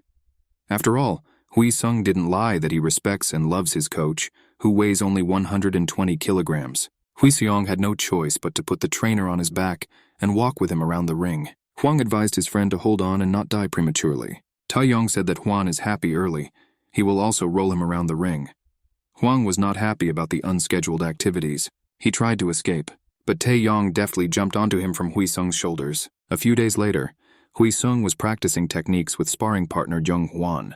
The enemy tries to make a grab, but Wheesung blocks the attempt. The fighters exchange blows and dodge them. Wheesung makes a grab and hits his opponent with his knee. The opponent bends down and is about to slip out of the grip. Wheesung blocks his hand with his right hand, and at the same time he hits his opponent's side with his knee. The fighter puts his hand under Wheesung's arms. He manages to break free from the grip, and the fighters fly apart. At this point, they decide to end the training. Wheesung thanks his friend for his help. He says that Wheesung quickly grasps everything and grows. Wheesung thinks he is lucky that his comrade Hwang is a professional Muay Thai fighter. He feels that his muscle strength and endurance have increased greatly. It was as if he had reached a new level, which was helped by training with Tae-yong. Yoo-jin sits next to him. She is very depressed and does not want to communicate. Yu-jin started losing weight a month ago and gave up fast food and salt. It's very difficult for her. She cut out pizza, fried chicken, all snacks. She is required to drink 6 liters of water a day, but now she is prescribing 8 liters due to the fact that there are 10 days left before the match. Considering her weight, drinking so much water is taking a toll on her morale. Wheesung encourages the girl and says that there are only 10 days left until the match. The girl is irritated and does not want to talk. The coach calls her to drink water and she leaves sadly and irritably. Wheesung sympathizes with the girl, but then Tae-young comes up and calls him to practice. On his t-shirt it says, "I will kill you." Wheesung thinks that today Turner is pushing him, and he could really die. Time flew by due to training. Wheesung's team had 5 matches. They stole an offer from another organization, and Junghwan participated in the Central League battle. The other 3 matches were won without any problems. Yu-jin competed in a difficult match and won in the 3rd round, becoming a rising star in the lightweight division. Junghwan blew again. He almost won the match, but he opened his face and missed a counterpunch that knocked him out. Tae-young was so angry that he said, "What if Junghwan opens up in battle again? Then the coach will personally tear off his balls." Seoul, Apgujeong Official Hall X1 weigh-in day. Wheesung feels bad about the weight cut, but the weigh-in today is very simple. Just fighters with trainers and 2 cameramen. He is invited to weigh in. His weight is 77 kilograms, 200 grams. Fighter Ju Ho-seok is called in next. Nobody comes out. He is called again. The fighter comes out of the toilet and apologizes for being late. He looks very exhausted, and he is alone, without a trainer. However, he passes the weigh-in, with a result of 77.5 kilograms. At this time, Wheesung is thirsty, but the water bottle was forgotten in the car. Ju hands Wheesung his water bottle. He says he had a hard time losing weight because of his work. Wheesung asks what kind of work it is, and Ju replies that he plays a little kind of bully in a movie. He leaves, and Wheesung notes that his opponent is very polite and well-mannered. The trainer says that in the ring he will attack Wheesung like a pit bull. Wheesung understands that a match is a match, and he will also give it his all. On the day of the match, Wheesung munches on tasteless diet food and dreams of fried chicken. Yu-jin comes up to him and says that despite her day off, she came to help Junghwan, who also has a fight today. She gives Wheesung a snack of red ginseng and chocolate, and says that if eaten an hour before the fight, it will improve stamina and blood circulation. Wheesung asks why she is giving them to him, and the girl says that they are her leftovers. Wheesung doesn't believe her, and says that's how she could have said that she found that food on the floor. The girl loses her temper and yells that it was her leftovers, but Wheesung imitates her, and gets hit in the face with a cabbage leaf. Yu-jin checks her cell phone and says she has to go. Junghwan has a lot of things and needs help. Wheesung peels a cabbage leaf from his face, and thanks the girl for taking care of herself. Yu-jin says he always has to answer this way. She advises him to just go and win the match, and not act like an idiot. Wheesung promises her that he will definitely win. Coaches watch the fights on a screen in the waiting room. They say the fighting today is crazy. Knockout after knockout. Tae-young notices Wheesung eating something and asks what it is. Wheesung says Yu-jin gave it to him and told him to eat it an hour before the match. But it is very tasteless. Even chocolate has a nasty taste. Then he covers his eyes with a towel and says he wants to meditate before the match. Coach Park notes that Wheesung's calmness worries him. Maybe he is deaf or blind. The coaches talk about thinking positively, while Tae-young discovers that Wheesung has been sleeping and yells at him. The 63rd X1 match begins. Fighter Lee Wheesung enters the blue corner of the ring. Loud applause is heard. The hall is about to explode. Commentators say that everyone remembers his last match, and isn't the athlete's schedule too busy. X1 expects a lot from this fighter, and today we will find out whether their expectations will be met. In the red corner of the ring is fighter Ju Ho-seok. He looks stern and confident. Fighter Ju Ho-seok enters the ring. He looks bigger than Wheesung. Wheesung sizes up his opponent and thinks he looks huge, even though they are almost the same height. But he has huge muscles, so he can fight mindlessly. The judge asks about the fighter's readiness. The fight begins and Ju Ho immediately rushes to attack. Lee Wheesung throws a couple of punches to test his opponent. Ju Ho sneaks closer and holds the line. Lee Wheesung throws a knee, but his strike is blocked by Ju Ho. Wheesung accidentally opens up, and Ju Ho seizes the opportunity and hits his opponent right in the body with his left. Wheesung is angry that he made such a mistake. Wheesung throws a combination and approaches the edge of the ring. Ju Ho indifferently perceives all the enemy's maneuvers. Wheesung is surprised that his opponent isn't angry at his combinations. Coach Park yells for Wheesung to keep up the pace and control Ju Ho's attacks. At this time, Ju Ho goes on the attack and throws a right punch to the opponent's head. The blow stuns Wheesung and he barely manages to cover himself. The coach thinks that Wheesung's opponent is much stronger and tougher than they thought, But Wheesung defends himself against attacks he can't avoid, and dodges blows to the head. Meanwhile, Wheesung once again blocks Ju-ho's attempt to hit him, and kicks the opponent into the center of the ring. He puts his foot down to stop the retreat, and prepares for the next attack. But he is surprised by his opponent's behavior. Wheesung lowers his hands, stops defending himself and clenches both fists. Wheesung's coaches don't understand what he's doing. Has he gone crazy? Why did he suddenly stop defending himself? Wheesung lowered his hands and a triumphant smile played on his face. Everyone was shocked by his behavior. Commentators are shouting that fighter Lee Wheesung has completely revealed himself. He goes to his opponent, but now is not the time to relax, because now he can fall under a series of attacks from the fighter Ju-ho. Ju-ho thinks that now he needs to maintain his rhythm and deplete his opponent's stamina reserves, but then he gets hit in the head and staggers back. He thinks he missed that jab because Wheesung didn't even move, and he couldn't predict anything. Wheesung's next move is also lightning fast. He throws a right hand at his opponent's jaw. At first, Ju-ho thought it was a low kick, but it's a feint, it's actually a left middle kick. Again, this is a bluff. Ju-ho became entangled in the avalanche of feints and bluffs that Wheesung unleashed on him. Commentators are screaming that fighter Ju-ho is being mercilessly deceived by Lee Wheesung, who has led him into a corner. As a result, Ju-ho retreats and is afraid of blows. Although Lee Wheesung never attacked him, Ju-ho loses his temper and gets angry, and he is caught by a flying rear jump kick from fighter Lee Wheesung. The blow was so strong that it could break the opponent's blocking arm, and right behind him, Wheesung throws a high kick aimed at fighter Ju-ho right in the face. A few minutes ago, Lee Wheesung stood on defense, but now everything has changed. Ju-ho has to move closer to the edges of the ring. Lee Wheesung doesn't let him move and chases him in a crab position. It seems that he is provoking his opponent. Ju-ho sees that his opponent has again switched to feints and deceptions. He misses another blow, and the counterpunch misses the target. Coach Park thinks it's hard for Ju-ho to react when your opponent attacks you, and feints and gets into weird timing. Wheesung pins his opponent against the ring net and throws punches. Ju-ho understands that his opponent has caught the right moment, and now it will be difficult to get out of this position. Ju-ho needs to hold out. He is sure that Wheesung will deal a serious blow soon. He hopes that he will not miss this moment and turn the situation in his favor. Ju-ho throws a right hand, but Wheesung dodges it. He guessed his opponent's intentions and lands a strong blow to Ju-ho's ribs. Ju-ho can't move his body and his chest aches. He strengthens the defense, but he receives a strong blow with his knee, and he can't straighten up. It was a strong blow, so Wheesung waits for Ju-ho to raise his head. Fighter Lee Wheesung approaches his opponent in the center of the ring as if he was out for a walk. Ju-ho is stuck in his seat. Wheesung walks up and Ju-ho looks at him confused. Fighter Lee Wheesung looks into Ju-ho's eyes, standing completely open in front of him. Despite participating in a series of attacks, Ju-ho is unable to even stretch out his arm. Wheesung says it's time for him to have fun. Ju-ho tries to block for protection, but Wheesung unleashes a flurry of blows on him, and Ju-ho is completely defenseless and cannot even counterattack. It looks like Ju-ho can't do anything while getting hit all over his body. It's amazing how he's still standing.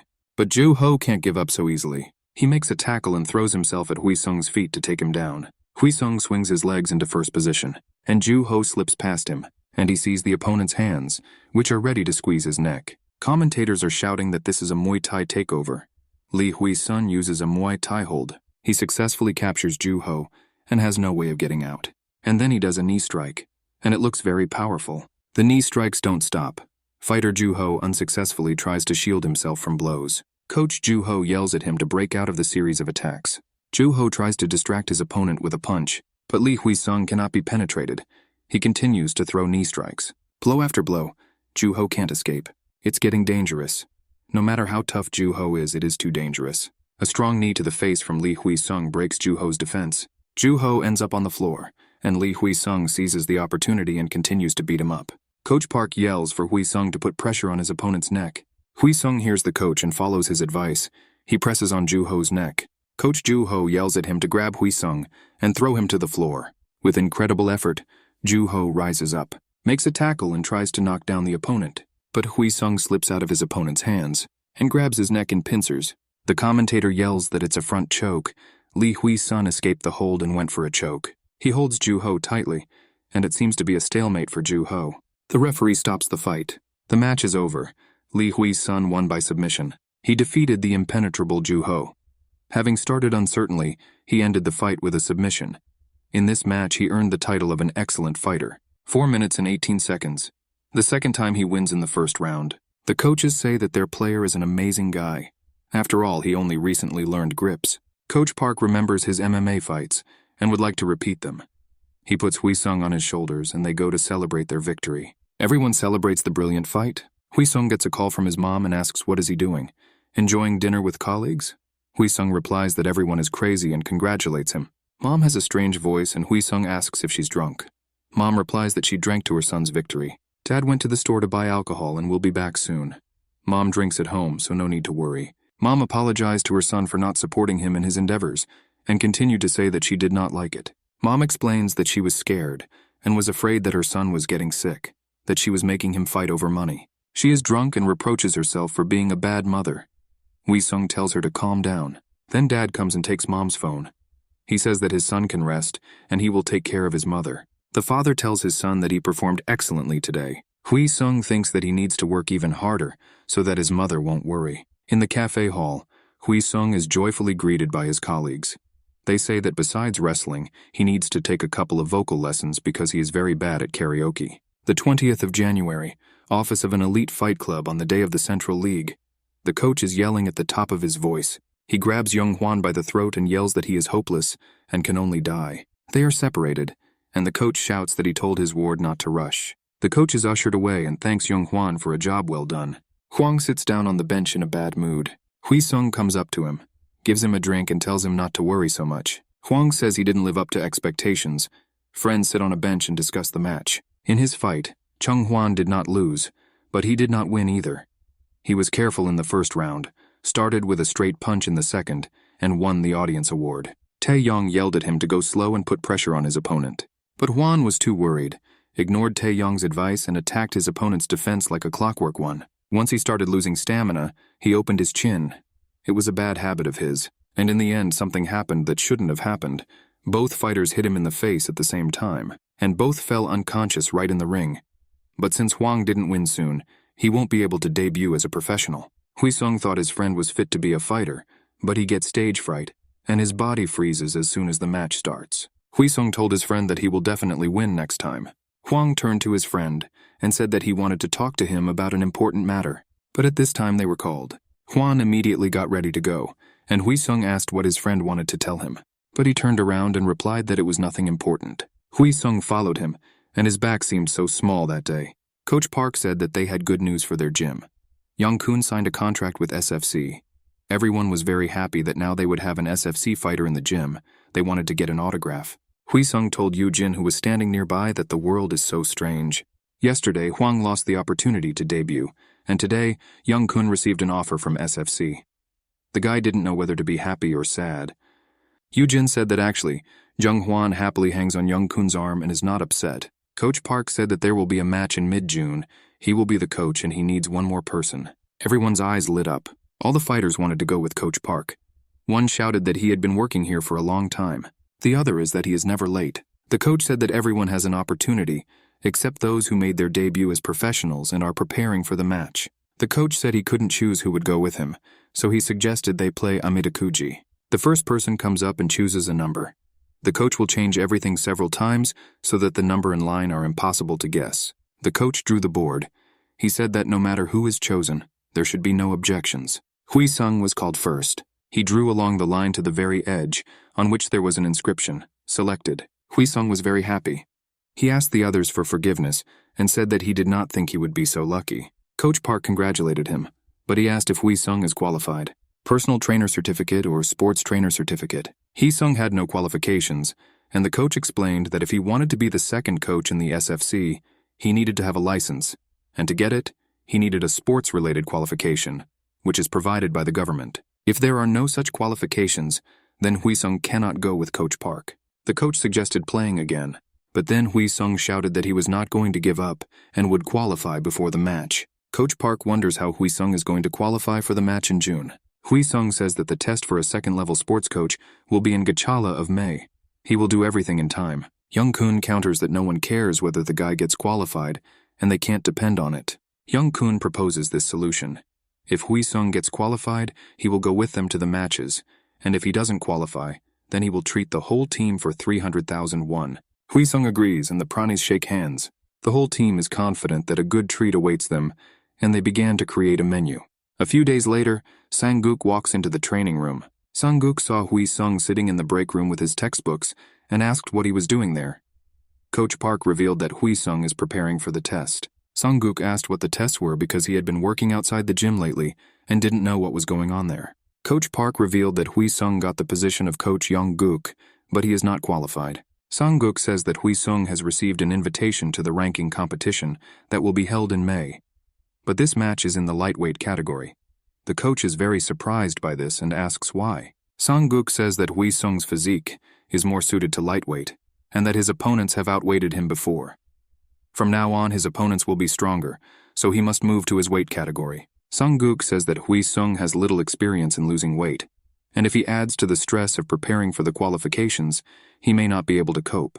They decide to ask Wheesung, and he confidently says that he can handle everything. Sang-guk explains to the guy that he will need to lose 10 kilograms of weight. It is difficult, and if you add training and passing qualifications to this, it will be very difficult for him. Wheesung suggests they try and see how it goes. He asks Sang-guk to give him a chance, and if he feels that he is not coping, he will immediately let the coach know. Sang-guk thinks about it, but he already knows how stubborn Wheesung is and agrees. Wheesung's joy knows no bounds, and he promises that he will not let you down. Sang-guk sets one condition. Training, studying, diet, everything can overlap each other. Wheesung shouldn't sacrifice sleep for studying. Wheesung agrees. Sang-guk says that this time he will train Wheesung before the fight. This time the enemy is different from all previous ones, and you need to know how to fight him. This is a special fight, whether Wheesung wins or loses, and how he plays will affect his entire career. Wheesung says he's willing to bet his life on winning. He gives Wheesung a dossier on his rival. Wheesung reads the name. Mitsushima, and Sang-guk confirms that his opponent is Japanese. A man comes into the store and asks Mitsushima if everything is okay. Mitsushima Yasuke from Team Momotaro greets the newcomer. The store owner asks Mitsushima how things are going, and the guy says that one customer forgot to take 80 yen in change. What to do with them? The owner replies that Mitsushima should take them for himself. Mitsushima thinks that the buyer might come back and cause a scandal, or maybe he won't have enough money for the subway. He's clearly afraid. The owner is surprised how you can be such a coward if you are a man, and he suggests that this is why Mitsushima doesn't get along with people. The owner says that the guy's shift is over and he can go home. Mitsushima walks down the street. There are a lot of people and he runs into people, and he politely apologizes all the time. He enters Momotaro's training room. The gym is full. All the fighters are training. Everyone tries to stay away from Mitsushima. He enters the locker room. He takes off his unfashionable glasses, and he comes out into the hall as a completely different person. He warms up his muscles before training, and he approaches the punching bag. The rest of the athletes are watching him. Mitsushima begins to practice punches. They are powerful and accurate. The fighters say among themselves that his blows can drive you crazy. They even sound different. At this moment, Mitsushima is completely happy. His coach shouts that he told Mitsushima to come into the office right away, and Mitsushima instead ran to hit the bag again. The coach says that they received an offer from X1, and the match will be in May. Mitsushima looks at the photo of his opponent, Lee Wheesung. His face lights up with a smile. He is happy. In the middle of the training room, Wheesung sits on the floor and says that he doesn't understand anything about the test questions. Yoo-jin comes up and asks why he's not in the break room studying. Does he want everyone to see how cool he is? Wheesung says he couldn't concentrate. He asks the girl to help him understand the issue. The two of them begin to explore complex topics. Wheesung thinks that Yoo-jin is very cute. It's not for nothing that she is called the MMA goddess. She has big, beautiful eyes, clean, velvety skin, and it smells good. Yoo-jin asks why Wheesung was staring at her like that. He replies that she smells delicious. The girl is embarrassed and says that she just got out of the shower. She asks what else Wheesung doesn't understand. He says he understands everything and thanks her for her help. The girl is about to leave and goes to the door. Wheesung calls out to her and asks her to go along. Yoo-jin turns around and looks at the guy. He decides that she will refuse now, and pretends that he forgot that he promised to help the coach. Yoo-jin asks how long he will help the coach. Wheesung says he doesn't know, and the girl leaves on her own. Wheesung stands in disbelief and does not understand what just happened. Just then his phone rings and the sound makes him jump in surprise. His boss sent a video of Mitsushima's fight. Wheesung starts to look and what he sees amazes him. He thinks what's wrong with that idiot in the video. Wheesung watches Yoo-jin in the training room and sighs. He wonders if the girl noticed that he was trying to hit on her. She seemed distant lately. Yoo-jin asks what is he staring at.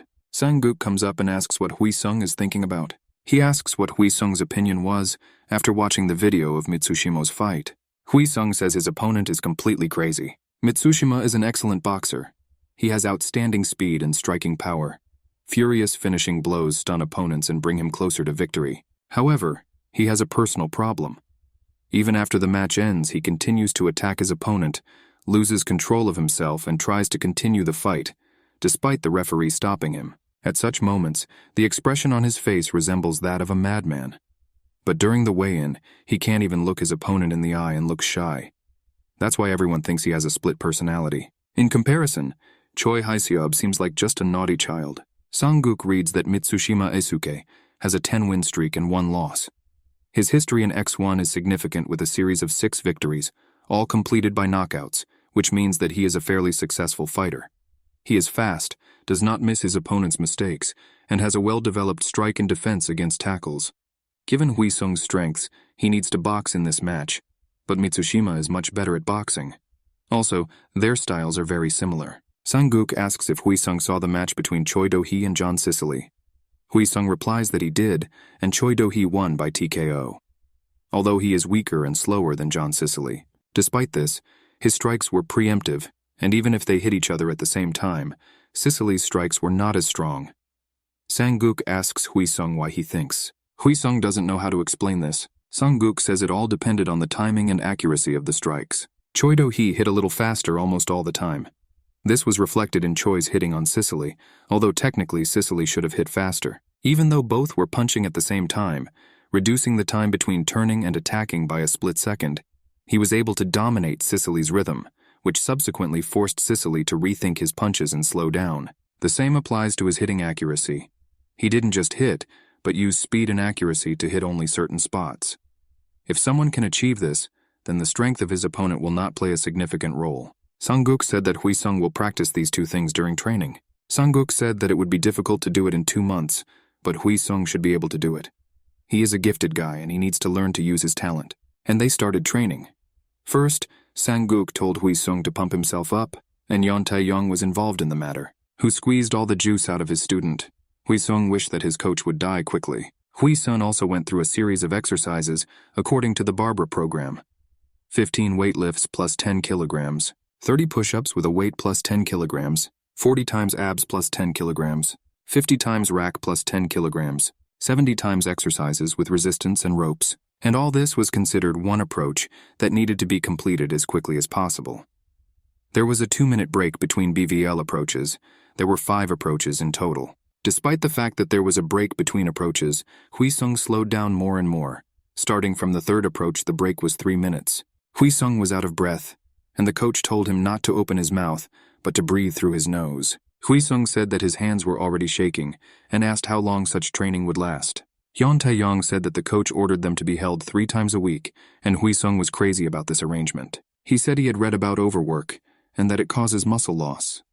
Tae-young reassured the student that he was keeping an eye on this. Sang-guk came by to see how the training was going, and asked Tae-young if he had gotten the most out of Wheesung. Tae-young replied that he had done everything he could. Sang-guk said that everything is great, and now it's time for technique training. First, there was a training session with the ball, and Sang-guk asked Junghwan to demonstrate how it was done. Junghwan willingly showed the technique. He deftly dodged the ball flying straight into his face. Sang-guk said that this training came from boxing, to practice the timing of punches and their accuracy. If Wheesung can use this bag like Junghwan, he will improve his upper body tempo. Wheesung started training. It was hard for him. The pair kept swaying at a strange angle.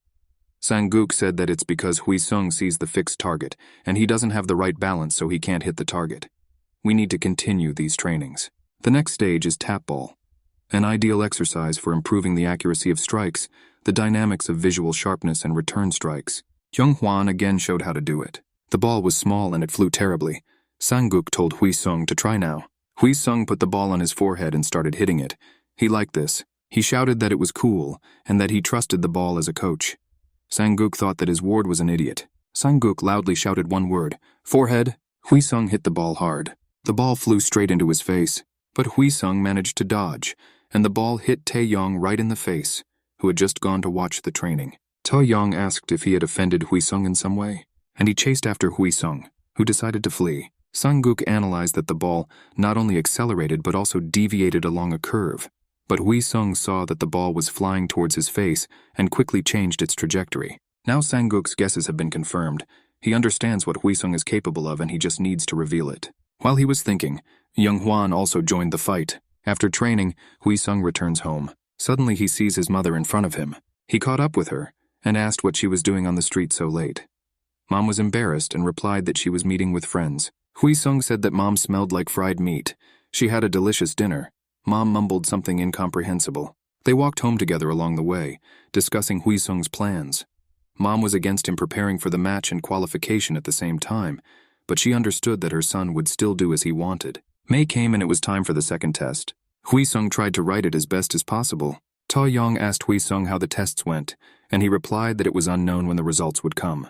Ta-young said that now we need to focus on training, and Wheesung went to warm up his muscles. He worked with the ball in training. Both of his coaches watched him practice and discussed how Wheesung was doing better. Sang-guk noted that Wheesung is in a difficult situation right now, which is why he is lethargic. There are two difficult stages when losing weight. The first is dehydration, which occurs a week before the weigh-in. As the water drains, all physical abilities also disappear, including muscle strength. The state before dehydration begins and resumes afterwards so that a person is fully prepared for battle. Therefore, 2 weeks before dehydration, you need to focus on strengthening muscles and endurance. Now Wheesung is in this stage. At this stage, athletes should not consume creatine because it helps retain water in the body. Athletes diet and train hard, so this is the worst time of their lives. However, Wheesung tried very hard. Sang-guk has already asked Park Sung-hoon for advice and is now asking Tae-yong to help Wheesung avoid a nervous breakdown. Although sometimes he thought that Tae-yong could be the source of a nervous breakdown for Wheesung when he gives him excessive loads. There are 5 days left before the match, and Wheesung is very tired. Yoo-jin approached him and asked what he was doing here. Wheesung rudely told her to leave. Then he remembered how Yoo-jin, who was preparing for the match, was rude to him, and realized that now they had switched places. The girl gave him nuts and chocolate, distorted that they would help him satisfy his hunger for a while. Wheesung realized that the girl had specially prepared this for him. He thanked her for her concern. Yoo-jin was about to leave, and Wheesung invited her to lunch after the match. Wheesung thought that the girl was very cute when she was angry, but it was hard for him to even laugh, and he got ready to go home. At this time his phone rang. It was his father calling. He told his son that he was in intensive care at the hospital. Wheesung ran into the hospital ward. At the reception desk, he asked where patient Lee Kang-woo was. At this time, his dad called out to him, who was sitting on the bed with his head bandaged.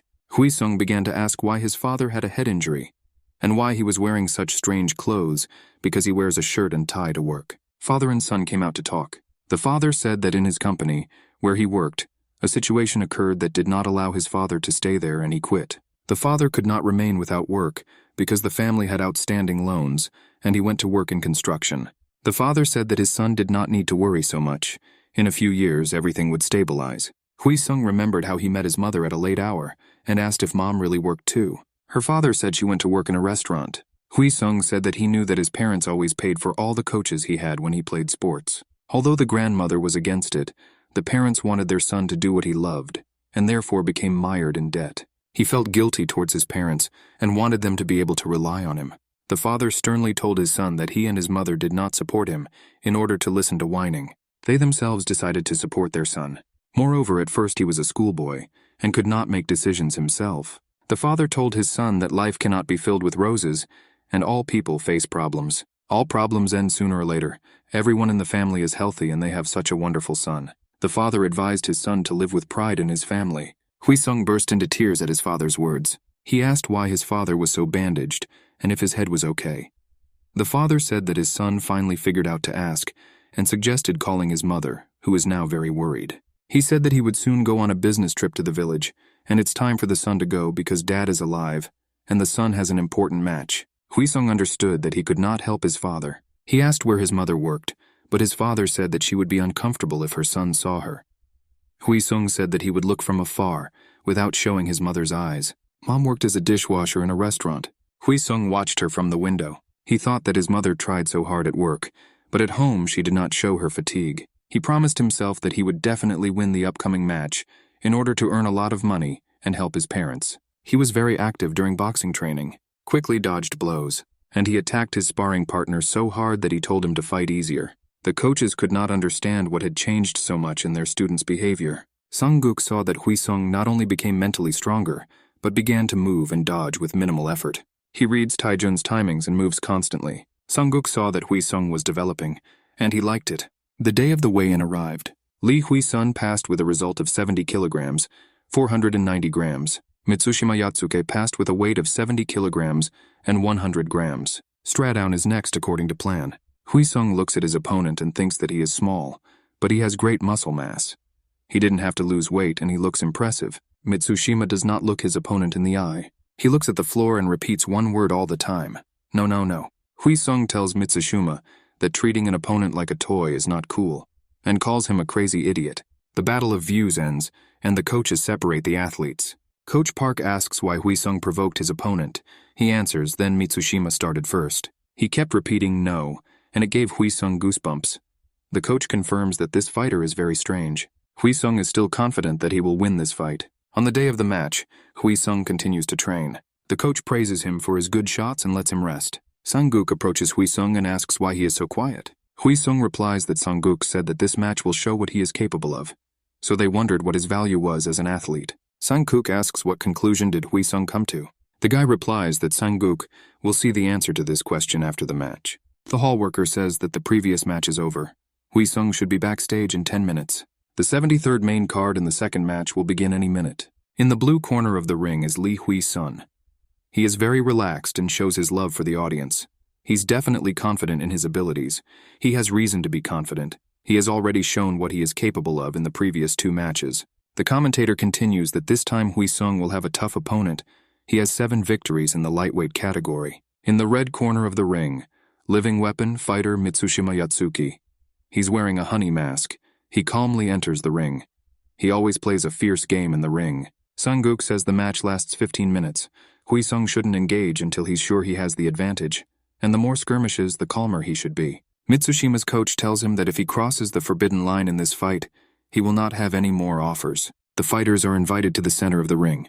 The commentator says that there is a big difference in the physique of the athletes, and it is surprising that they are in the same weight category. Wheesung is 6 centimeters taller than Mitsushima. It won't be easy for Mitsushima, but he has always beaten opponents who were bigger than him. Mitsushima has a lot more experience, and it will be a competition of physical strength versus experience. Blue fighter is ready. The red fighter is ready. The fight begins, and Mitsushima's face changes. The fighters study each other's movements. I wonder who will be the first to fight. Mitsushima attacks with his first right hand, and immediately makes a combination. Adds a left kick. Wheesung dodges. Mitsushima throws a low right hand. He aims for his opponent's chin. Wheesung leans back. The blow misses the target. Amazingly, Lee Wheesung skillfully uses upper body movements to evade attacks. Seeing an opportunity, Lee Wheesung counters with a low kick. He immediately kicks the opponent's shin. Mitsushima took advantage of the time, took a breath and rushed into battle. He sends a direct punch to Lee Wheesung's head. Lee Wheesung barely dodges and moves away. It's incredible. Both fighters demonstrate excellent defense and offense from the very beginning. Mitsushima attacks with lightning speed. What amazing speed. He used a straight punch to close the distance in a short period of time. You can feel his desire to continue attacking until he breaks through the enemy's defense. And these attacks go on and on. Many opponents have fallen under this wave of aggressive blows, but Lee Wheesung is not far behind, and responds to his blows with dignity. Eventually, Mitsushima's punch breaks through the defense. What amazing power. Due to a powerful blow, Lee Wheesung flies into the ring net. Mitsushima seizes the opportunity and continues a series of attacks to destroy Lee Wheesung's defense. Lee Wheesung pushes Mitsushima away and ducks to the side, but Mitsushima immediately closes the distance. Mitsushima thinks it's a lot of fun, and there's nothing better than beating people to a pulp. Another series of terrible attacks from Mitsushima.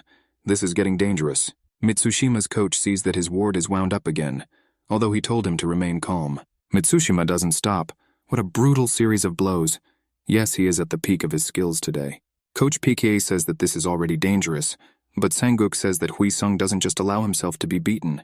We need to take a closer look. The metronome counts down the seconds in Wheesung's head. Mitsushima continues to attack and break through the enemy's defense. He swings again and again. Wheesung remains calm. The metronome in Wheesung's head freezes. At this moment, Wheesung straightens out like a compressed spring and punches Mitsushima in the jaw with his left hand. Mitsushima does not expect this and misses the blow. Immediately, Wheesung carries out a combination and delivers a crushing right blow to his opponent's head. Wheesung's coaches froze in delight at their student's success. It was an incredible one. What happened now? Lee Wheesung landed a control jab and followed it up with another punch.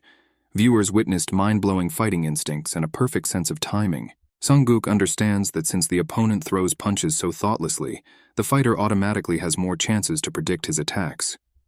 But he didn't think that Wheesung would learn this so quickly. Lee Wheesung requests viewers' support. No one has ever seen a more relaxed fighter in the middle of a match. He looks at Mitsushima, who is sitting in the ring, and tells him, "No. The referee will ask the fighters to get up and take their positions." They look at each other again, but now the atmosphere is completely different. Mitsushima can't pull himself together. Lee Wheesung makes the first move. He maintains his distance and attacks his opponent with a series of jabs. Mitsushima tries to break the distance and retreats, but Wheesung catches up with him and strikes him again. Mitsushima tries to counterattack, but misses a double hook. Fall again. This is Mitsushima's second fall today. He is trying to get up, and he misses a knee strike right in a shaky position. The blow sends him flying towards the ring net. He doesn't like all this very much and is very angry. Immediately after the first, a second knee strike flies towards Mitsushima. Lee Wheesung doesn't give his opponent a chance to respond. Mitsushima's defenses are weakening. At the same time, a high kick combo lands right at him. He is a little late in defending and takes damage from the blow. Having barely blocked the blow, Mitsushima ducks to the side. Lee Wheesung spreads his arms, provoking his opponent. It's as if he's saying, "Hit me if you dare." Mitsushima sees an opponent opening up in front of him. Lee Wheesung throws an unexpected straight punch, but Mitsushima manages to dodge it. Mitsushima tries a jumping hook. Wheesung dodges the blow by leaning back. Mitsushima predicted that the enemy would do exactly this, and delivers the next right blow to the head. But Wheesung dodges this blow as well. How amazingly fast Lee Wheesung moves. He was able to dodge Mitsushima's surprise attack. Wheesung openly laughs at his opponent. An enraged Mitsushima attacks again. He closes the distance with lightning speed and hits with his left hand. But Wheesung dodges the enemy's furious attack again. Mitsushima is confused and thinks why all his attacks don't go through. Commentators say that Lee Wheesung dodges attacks like he's dancing. Next, he throws a middle kick at the speed of the wind. 2 finishing middle kicks. Mitsushima strengthens his defense. No, it wasn't a middle kick.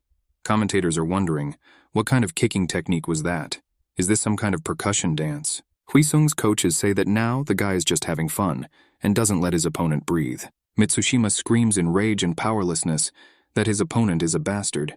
Mitsushima's coach yells at him not to be fooled by Wheesung's provocations. Mitsushima lands a nasty right hand. He fell for Lee Wheesung's provocation. Another instant counter flies straight at the enemy. Mitsushima falls for the third time.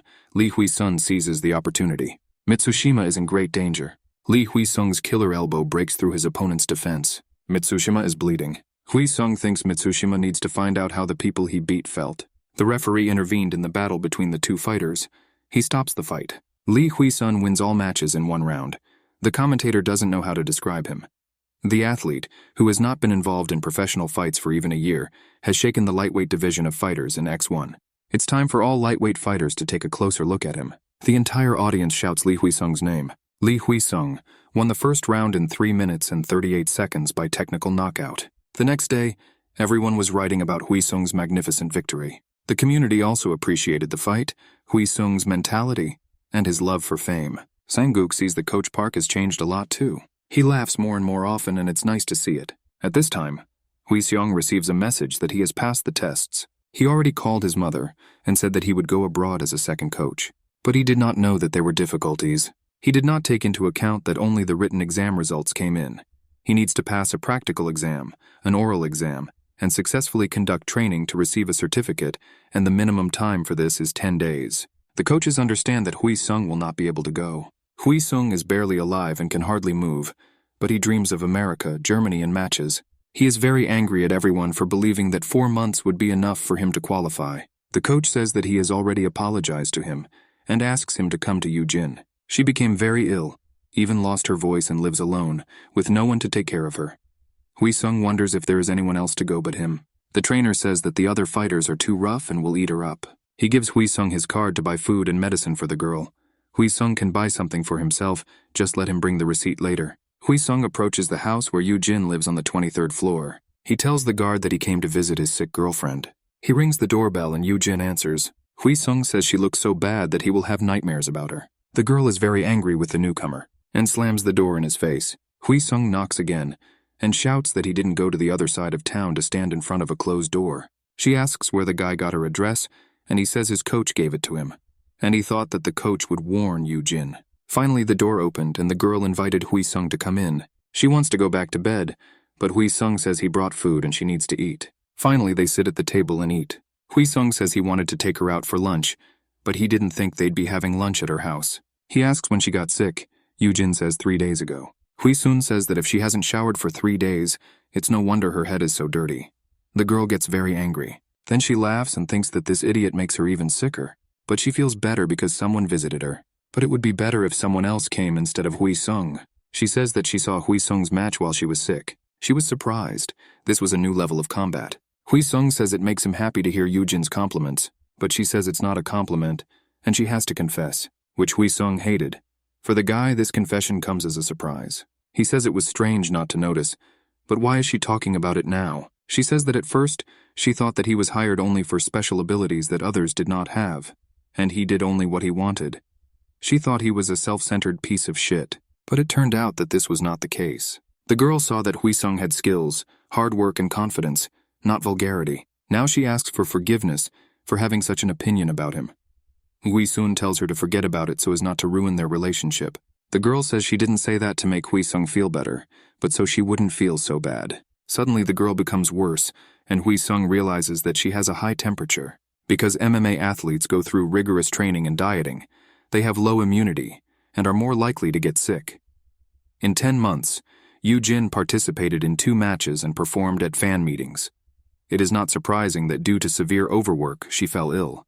Hwi-sung puts the girl to bed and gives her pills to take. Yoo-jin takes the pills and immediately falls asleep. Hwi-sung decides to clean her apartment and then go home. The girl barely audibly thanks him in her sleep and says that she doesn't hate him anymore, although he's still a jerk. After a while, the kitchen in Yoo-jin's apartment is sparkling. Next, Hwi-sung notices another room and wants to clean it. He opens the door and sees things piled on the floor. He decides not to figure out what is clean and what is not, and wash everything at once. Hwi-sung arrives at the training room and is told that the coach was looking for him. The director of the MMA organization, X1 Han Gun-ho, is sitting in the coaching room. He says he came to discuss Hwi-sung's contract. He says they were contacted by the SFC. They want Hwi-sung to be reassigned there. Hwi-sung asks why they contacted Director Han and not him personally. The director says they probably wanted his approval before sending the proposal to Hwi-sung. After all, X1 transferred many fighters to the SFC. The director said that he hopes that Hwi-sung will refuse. It's still too early for him. It's difficult for even champions to survive in the SFC, and it will also be difficult to gain attention. The guy is popular here. He needs to consolidate his success before leaving, because he's only 23 years old. Honestly, he won't interfere if Hwi-sung agrees. But he hopes he won't because the guy is doing good business for their company. The director says that they will create conditions for Hwi-sung on equal terms with the SFC, and if he takes into account all the input factors, he will understand that X1 is a more profitable option for him. The conditions are as follows: a permanent salary of 8 million won and a bonus of 100% for winnings. They discussed this issue with Sang-guk, but Hwi-sung needs to decide. Hwi-sung says that he trusts his boss Sang-guk with everything. Sang-guk asks Director Han about reputation and symbolism that SFC puts before money. Can they discuss it? The director asks him to explain what Sang-guk means by reputation. SFC is the world's largest arena. Any fighter who is as good as Hwi-sung will want to fight in the SFC. Director Khan says that this is all in the past. They exhaust their fighters to the point of exhaustion. What reputations and symbolism are we talking about? He asks Sang-guk to tell him the conditions. Sang-guk is asking for a starting salary of 10 million won, and the same for winning. Hwi-sung thinks he heard that the 20 million won salary is only given to national-level champions. Director Han says he will pay 12 million won, and the same amount for winning. The guys can't believe their ears. Director Han continues to say that he will connect them with one of the sponsors, which will bring in an additional amount of 30 million won every year for Hwi-sung personally. Of course, this amount will be available if Hwi-sung wins the match. Hwi-sung asks what will happen if he loses. Then there will only be the 20 million that the director proposed. In any case, they win. The guys don't understand the reason for such generosity, and Director Han says that he can't say everything right now. But he is preparing for something and hopes that Hwi-sung will be part of this project. Sang-guk says that they agree, and that makes Director Han very happy. The director leaves promising to send the contract, and tells Hwi-sung that his boss Sang-guk is a very good person, and Hwi-sung should listen to him. Sang-guk seems worried about the new proposals. Hwi-sung asks why. Sang-guk explains that Director Han is not the kind of person to make a losing deal. Sang-guk says that he won't cheat, but Sang-guk doesn't know how Wheesung will be used.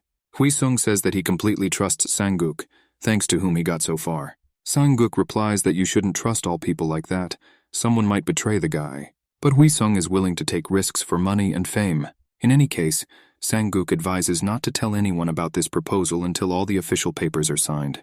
Wheesung walks down the street, and his heart jumps out of his chest with joy and excitement. He dreams of 12 million and a prize from a sponsor, and thinks that no fighter has ever received such conditions. But the best news is that the SFC paid attention to him. He decides that if he changes his mind about working with director Han, he will become the second fighter in the SFC after Junghwan. He hopes that if he continues in the same vein, he will be able to very quickly help his parents pay off their debts. His phone rings and Kim Sun sees that it is Yoo Jin calling. She immediately shouts why Wheesung came into the room. Her voice sounds loud, which means she's feeling better. But she is very angry. Wheesung says he cleaned it up and washed the clothes. The girl screams into the phone that he is a crazy bastard. Wheesung tries to explain that if he didn't wash the clothes, the girl wouldn't have anything to wear. And she screams that she shouldn't have touched anything. Wheesung doesn't understand at all how to communicate with Yoo Jin. June has arrived. Wheesung is invited to watch the match and he accepts food delivery. There is a lot of food. Pizza, chicken, enough for everyone. All the fighters gathered to watch the match, which they care about more than their own. SFC represents today's fighters. In the blue corner of the ring is the invincible Bob, the champion of the middleweight category with a score of 12 fights and 12 victories, Ricardo da Silva. In the red corner of the ring is a fighter who has defeated many athletes, Kang Yong-kun. The referee announces the start of the fight. The fighters are ready for battle and assess each other's movements. They exchange blows. From the very beginning, Kang Yong-kun tries to take Silva down. The guys in Korea react joyfully to such activity of their comrade. But as soon as the second round began, Kang Yong-kun began to lose ground.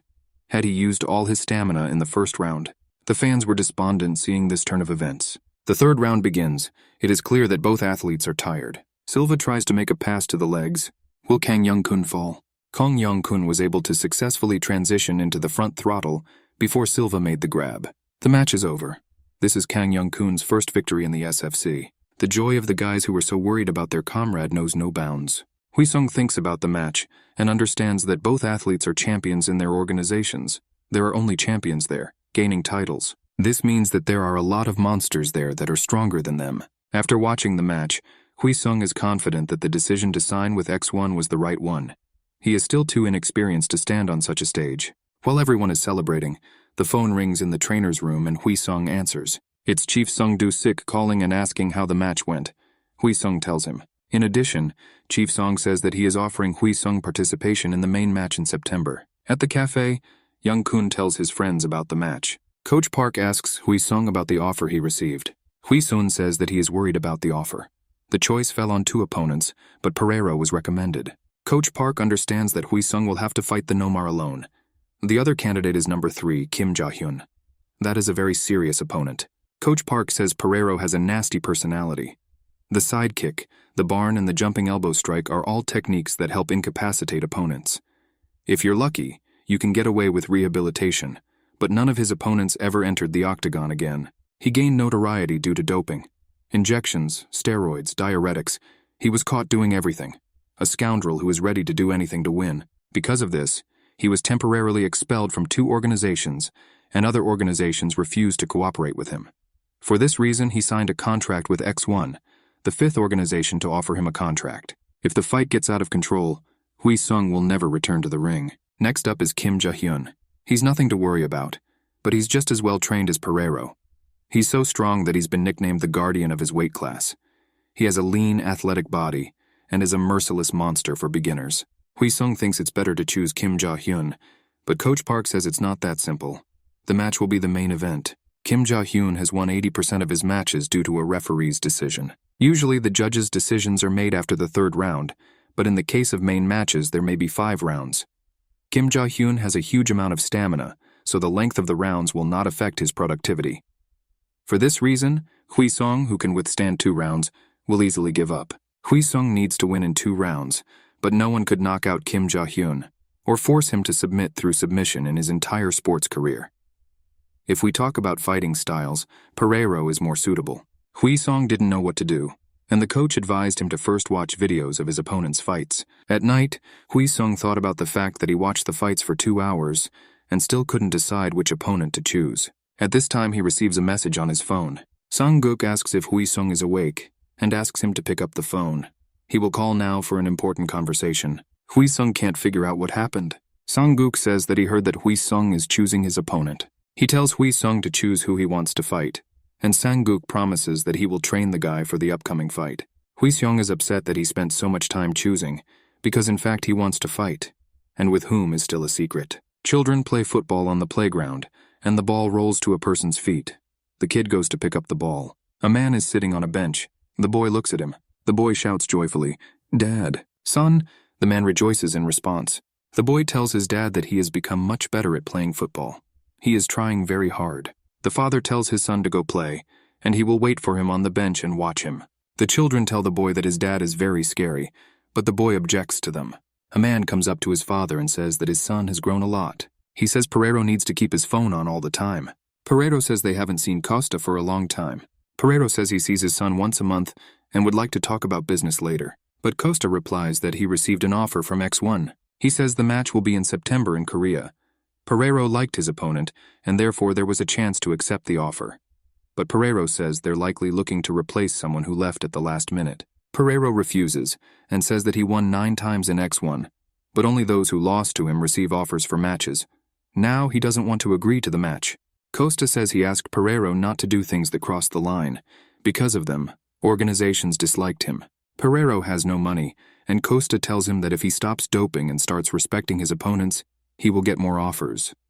Pereiro replies that whoever doesn't like it, let him fight himself. Costa says that if Pereiro accepts the offer, he will get a whole column in the article.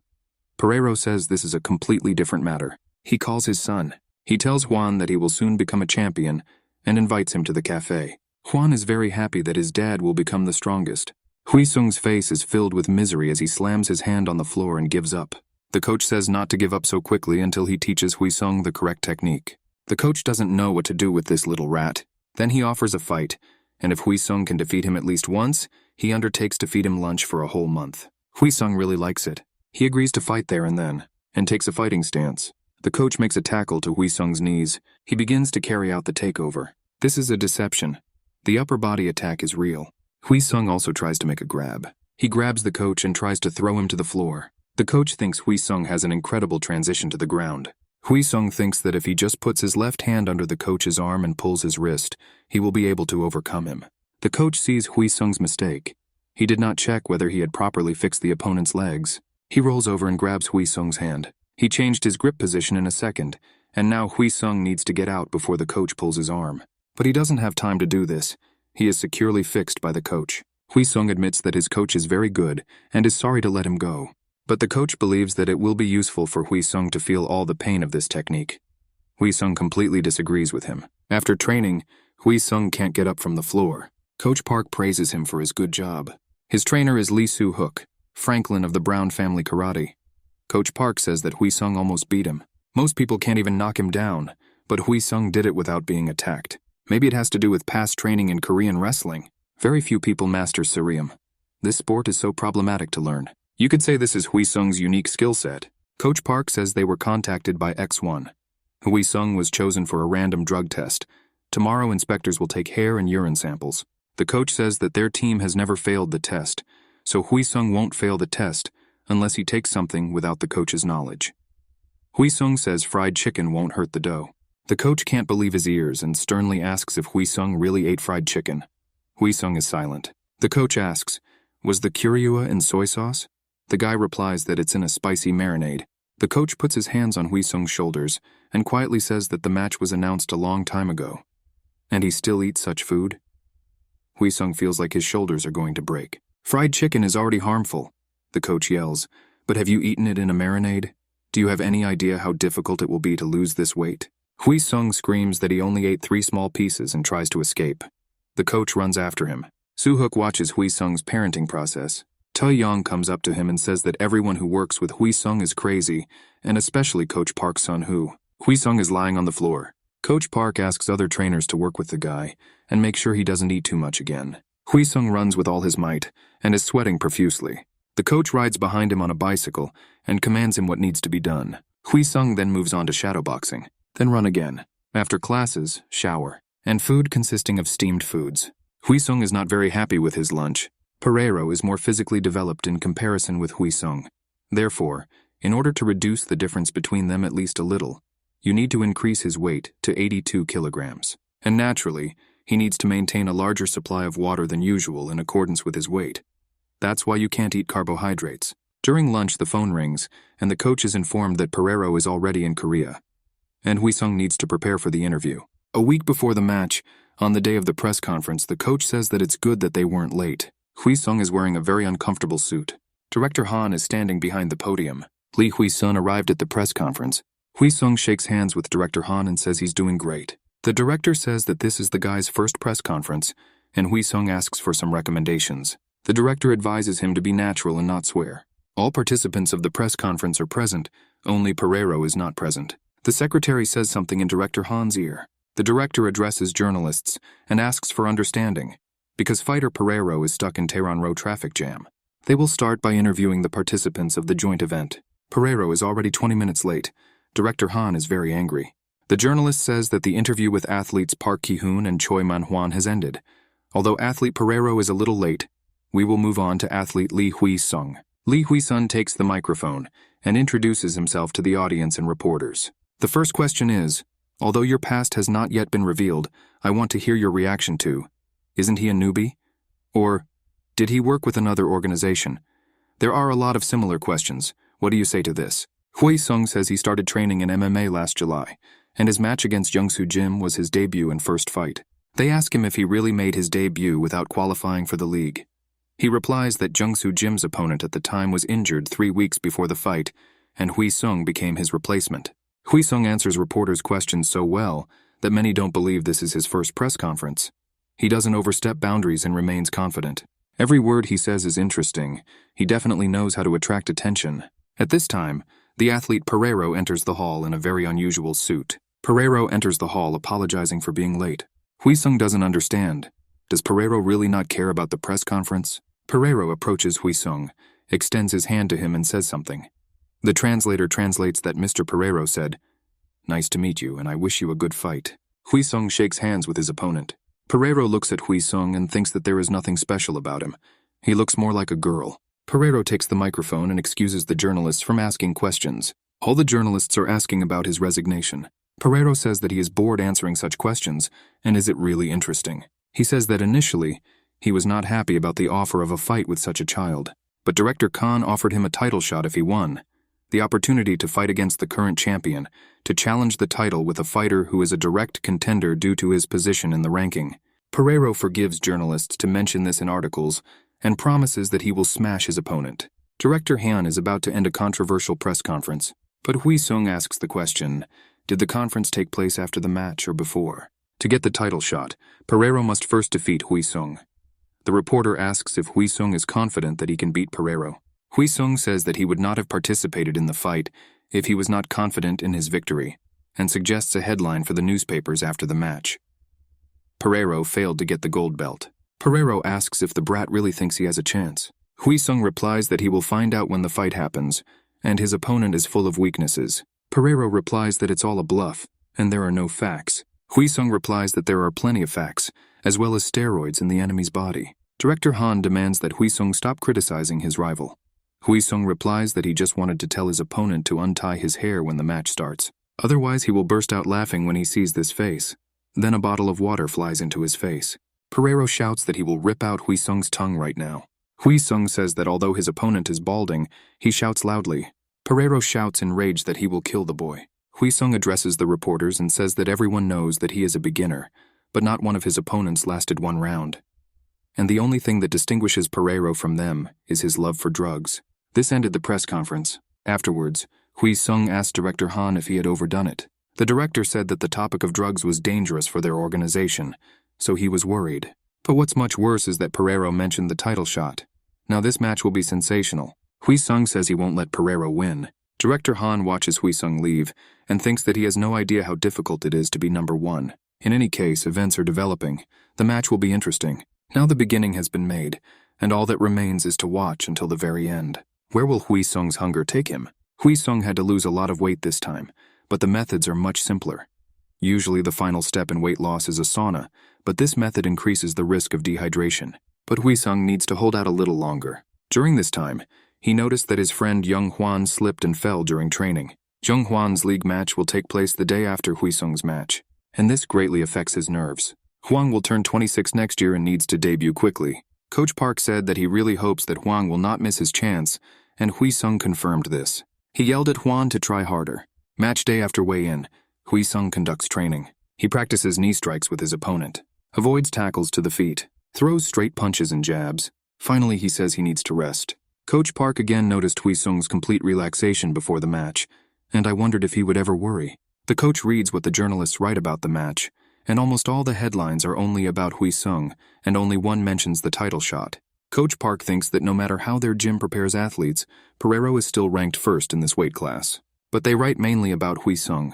Any move this guy makes is a hot topic for discussion. Maybe he is destined to become a star. The main event of this evening, Wheesung versus Pereiro in the lightweight division, begins. In the blue corner is Lee Hwi-sung, and now he is showing the public his shadowboxing. Commentators say he is confident of securing a place in the main match a year after his debut. Is there anyone with similar records in the Korean MMA arena? He is the only one. Even if we take into account only his skills, he is more than good. In the red corner of Pereiro, he walks with his head held high, showing off his tall and strong figure to everyone. Compared to Wheesung, Pereiro looks much bigger.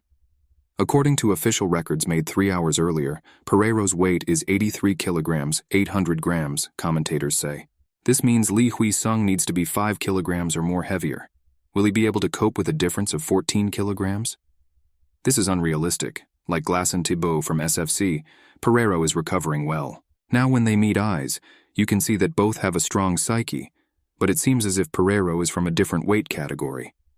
If you adhere to the theory that weight affects victory, you come to the understanding that Lee Hwi-sung is much inferior in weight even for his weight category. Wheesung also sizes up his opponent and thinks that Pereiro is shorter than him and has the body of a typical elite wrestler.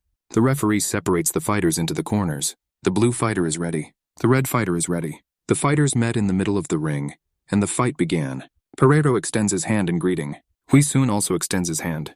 These are basic rules of decency before a fight. But Pereiro's hand does not collide with Wheesung's fist, but follows further. Coach Park screams furiously, "Scoundrel!" and Pereiro lands a powerful blow to the head of the unprotected Wheesung. Commentators are shouting that instead of formalities, Pereiro simply attacked. Professionals should not use such dirty tricks. Pereiro moves like the wind and attacks. Coach Park yells at Wheesung to focus. Pereiro hits Wheesung in the head with a crushing blow. Being subjected to continuous blows, Lee Hwi-sung can only keep up his defense. The coaches realize that Wheesung received a stunning blow and can only defend himself. A hail of blows rains down on Wheesung, who cannot move and covers his face. Wheesung is pinned to the corner of the ring. He's doing poorly because he's already taken a lot of hits from his opponent. The coach yells at Wheesung to immediately come out of defense and move to the side. Wheesung moves away from the hail of blows, but Pereiro catches up with him again. And again he strikes him in the head, and then he hits Wheesung in the body. Coach Park sees that instead of finishing his opponent, Pereiro wants to land as many punches as possible. Although he is unstoppable, unlike Mitsushima, he is completely calm. A hail of blows rains down on Wheesung. Pereiro goes for a takedown and grabs Lee Hwi-sung's leg. Lee Hwi-sung responds immediately and prevents Pereiro from getting a takedown. After defending himself for a long time, Lee Hwi-sung revealed his face. It is covered with wounds. This is the first time viewers have seen Wheesung's face like this. Pereiro tries a move and thinks his opponent is very tenacious. He tries to take Wheesung down, but Wheesung knees him, and he jumps out from the corner of the ring to which he was pressed. Pereiro continues to attack and thinks that after defeating this idiot, he will take the belt and become champion. He will make a comeback, and everyone who ignored him will become afraid of him. He will prove to this woman and child that he is the strongest. Pereiro throws a jab. He was able to get past Lee Hwi-sung's guard and hits him right in the face. Lee Hwi-sung falls and it is very bad for him. Wheesung gets up and dodges his opponent's next blow. He dives up to his hand. An expression of hatred appears on his face, and he clenches his fist. And he punches Pereiro right in the face. Pereiro is thrown back, his head thrown back by the impact. The next knee lands straight for Pereiro's face. Pereiro understands that he must defend himself, but he doesn't have time to defend himself, and he ends up on the floor in the corner of the ring. Wheesung says it's his turn to hit the idiot, and now he's going to finish off his opponent. He quickly attacks the enemy and deals him a brilliant counterblow. Pereiro thinks Wheesung's counterpunching is impressive, and he needs to recover first. Now Pereiro goes into deep defense, but Wheesung breaks through and throws an elbow right into Pereiro's face. The blow was very strong. Pereiro is bleeding. The last blow hurt him badly. The next blow sends Pereiro into the ring net. Wheesung lands 3 body shots in a row and has no intention of stopping. Pereiro's defense could not withstand the sustained attack and fell. Each attack clearly reaches its target, and now the blow flies straight into Pereiro's face. Commentators say that the battle is very spectacular. Lee Wheesung completely bypasses and plays with the opponent's defense. It is worth paying attention to his movements. Either this is the result of long training or incredible talent. Pereiro throws a left jab, but Wheesung easily dodges it and immediately kicks the enemy in the side. Wheesung ducks a direct blow and kicks Pereiro in the side again. Another successful kick towards Pereiro. He's not in a good position right now. Additionally, Lee Wheesung slaps Pereiro with an open palm. Now Wheesung raised his hands. What unconditional self-confidence. This was not just your average hit. He was waiting for the right moment to do it. Pereiro thinks Wheesung has a fast pace and wants to break him. He makes a tackle at Wheesung's feet, but Wheesung quickly jumps out of the grip. Now Wheesung makes a tackle on Pereiro. Pereiro thinks he will quickly get out of the hold, but instead he gets a kick to the jaw. The takeover attempt was a deception. Lee Wheesung hits a high kick with his knee. His opponent does not have time to put up a defense. Lee Wheesung was preparing for this, and Pereiro did not see the attack coming. A fallen Pereiro climbs onto Lee Wheesung, but he throws his opponent off and strikes again. Pereiro is thrown back into the ring net. Lee Wheesung is about to hit his opponent with a jab, but then it turns out that this is a hook. The technique is quite strong. Pereiro wants to block the blow and then counterattack, but Wheesung fakes a hook and lands another knee. Now the defeated Pereiro has no choice but to receive continuous blows from Lee Wheesung. Pereiro took a forward point position, in which both hands touch the floor of the ring. In this position, kicks and knee strikes are prohibited. It is too difficult for Pereiro to block Lee Wheesung's attacks. Then Wheesung unleashes a series of punches on Pereiro, and when he gets up, he kicks him in the back. Then Pereiro wants to move away from Wheesung, but Wheesung does not allow the enemy to leave. A very impressive performance from Wheesung. For the first time in his life, Pereiro felt trapped, and again a series of blows falls on Pereiro. He attacks, but Wheesung does a brilliant elbow counter. Pereiro doesn't understand who called this monster a newcomer. Wheesung lands a right hand to his opponent's chin. Then comes a kick to the chin too. Knockout. Lee Wheesung won this match by knockout. Pereiro, the man who had won for the last 6 years, was knocked out in the first round. Wheesung exhausted his opponent and won in the first round. How far can Lee Wheesung go? All spectators give a standing ovation. Wheesung tells his coach that he did it, and now he wants to do what he wants today and not have his coach stop him. Coach Park promises him this. Journalists run up to Wheesung and ask how he decided to go online in such a critical situation. Wheesung replies that the situation was not critical. He needed time to recuperate. The protection helped him see potential openings, and when there was the best chance, he struck. Wheesung also told everyone who bet on his loss that they lost a lot of money, so next time they need to think about who to bet on. Next, Wheesung approached Director Han with a request. He asked if the director thought he deserved a title shot. He says he has won all 4 of his matches this year in the first round. From the beginner level to his debut, he changed 2 weight categories and passed all the tests. And today he defeated the athlete whom everyone was afraid of. Lee Wheesung asked Director Han again if he deserves a title shot. The director replied that he cannot do whatever he wants. He needs to take into account the opinions of the current champions and the opinions of the veterans, so he will give an answer when he consults with them. However, Director Han continued, fighter Wheesung has reasons to ask for such a violation of the rules, so he will not give him an exact answer, but promises that he will give him the opportunity. X1 will continue to promote title matches. Lee Wheesung's coaches were very happy about this good news. 2 fighters are fighting desperately in the ring. Wheesung watches the fight, and the audience already recognizes him. Director Chan Young-woong, who had not seen Wheesung for a long time, approached him. He asked what Wheesung was doing here, and he replied that he came to watch Junghwan fight. Director Chan praised the guy for his brilliant victory over Pereiro. But Wheesung did not understand whether he was the only one who was confident of his victory. He asked if their organization tried hard. Would Wheesung join them? Wheesung answered evasively that first we need to see how much better they can become and how hard they try. Director Zhang turned the conversation to Huang's fight and said that Huang is a very good fighter, but he always faces difficulties in the ring. He had 4 opportunities all year, There are many fighters in each weight category, but Hwang is very promising and I feel sorry for him. But Wheesung said that Junghwan will do his best to achieve the goal. The athletes enter the ring.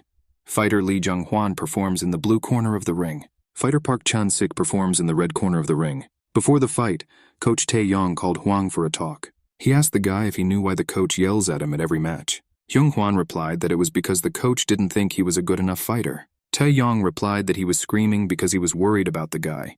He apologized for yelling and said that Hwang had more potential than other fighters, and the coach was eager to see him debut. But in the ring, Hwang becomes a completely different person. His skills don't show. He makes mistakes at every step.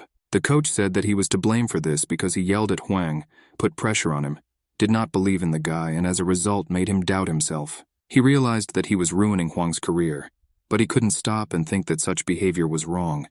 He once again asked the guy for forgiveness. In this octagon, Tae-yong asked Hwang to do whatever he wanted, and the coach would only guide him in important moments. And he asked the fighter to give his all in this match.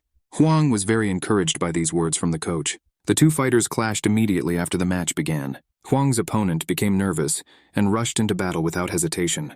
Because of this, Hwang's rhythm was disrupted and he also entered the battle. Blow after blow flies at Hwang. The enemy cannot be stopped. Hwang knows that if he matches his opponent's rhythm, he will be the first to break.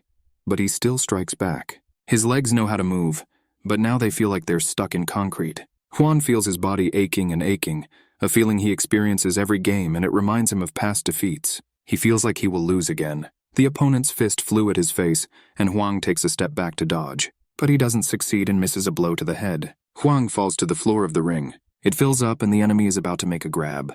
Hwang is thrown into the ring net. Fighter Lee Junghwan blocks Park Chan-sik's hold and gives himself time to catch his breath. And suddenly he realizes that he feels the rhythm of his opponent. Tae-yong shouts to him that everything is fine.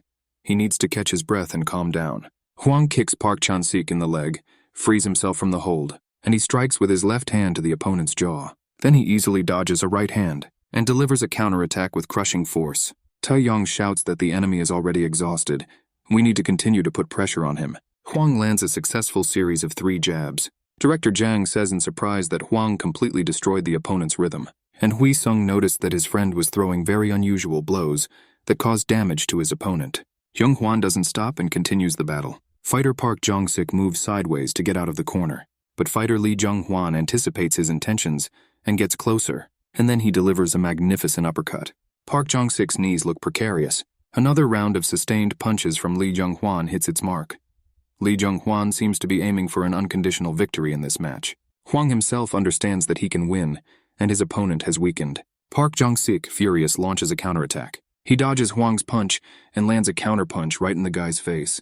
Fighter Lee Junghwan was so close to victory, but he was unexpectedly stopped by a blow from Park Jong-sik. Coach Tae-yong screams at the top of his lungs and calls for Hwang. Is it really the end for fighter Lee Junghwan? But fighter Lee Junghwan survived. Surprise is written on his opponent's face. He's about to launch another attack. Junghwan thinks that he has lost so many times. Will he really lose today? It will not happen. Now is the time to launch a counterattack. Tae-yong screams for the fighter to act. Hwan takes off and jumps high. Fighter Lee Junghwan successfully lands a knee strike. The commentator shouts that he has never seen such a perfect knee kick. All the spectators are in complete shock. Now Junghwan has a chance, and he begins to finish off his opponent. Kick, hit. Park Jong-sik is unable to escape the blows. But Junghwan doesn't stop. He shows wild rage. The referee stops the fight, and Lee Junghwan wins this match. He won. He overcame himself and won. Tae-yong runs to hug his student. Friends walk through Evening Seoul and discuss the match. Wheesung says that this is the first time he has seen Tae-yong so happy. Hwang agrees with him. Wheesung says that Hwan's dream of debut has finally become a reality. Hwang says he was able to survive thanks to his friend.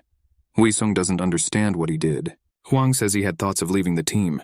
Each loss separated Hwang further from Wheesung and the rest of the fighters.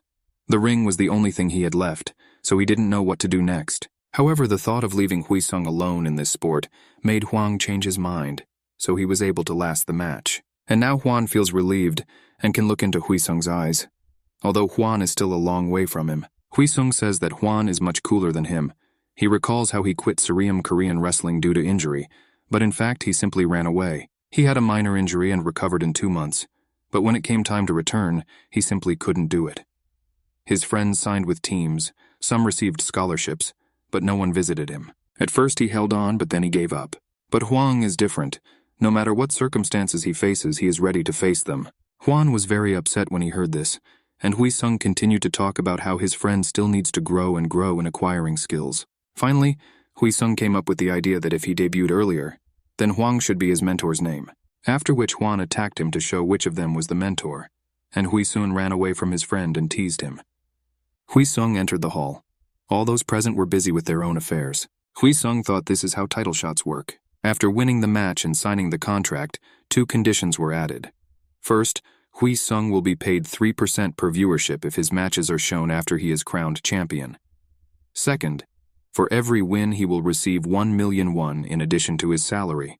This would make his salary 12 million won, excluding the 100% win bonus.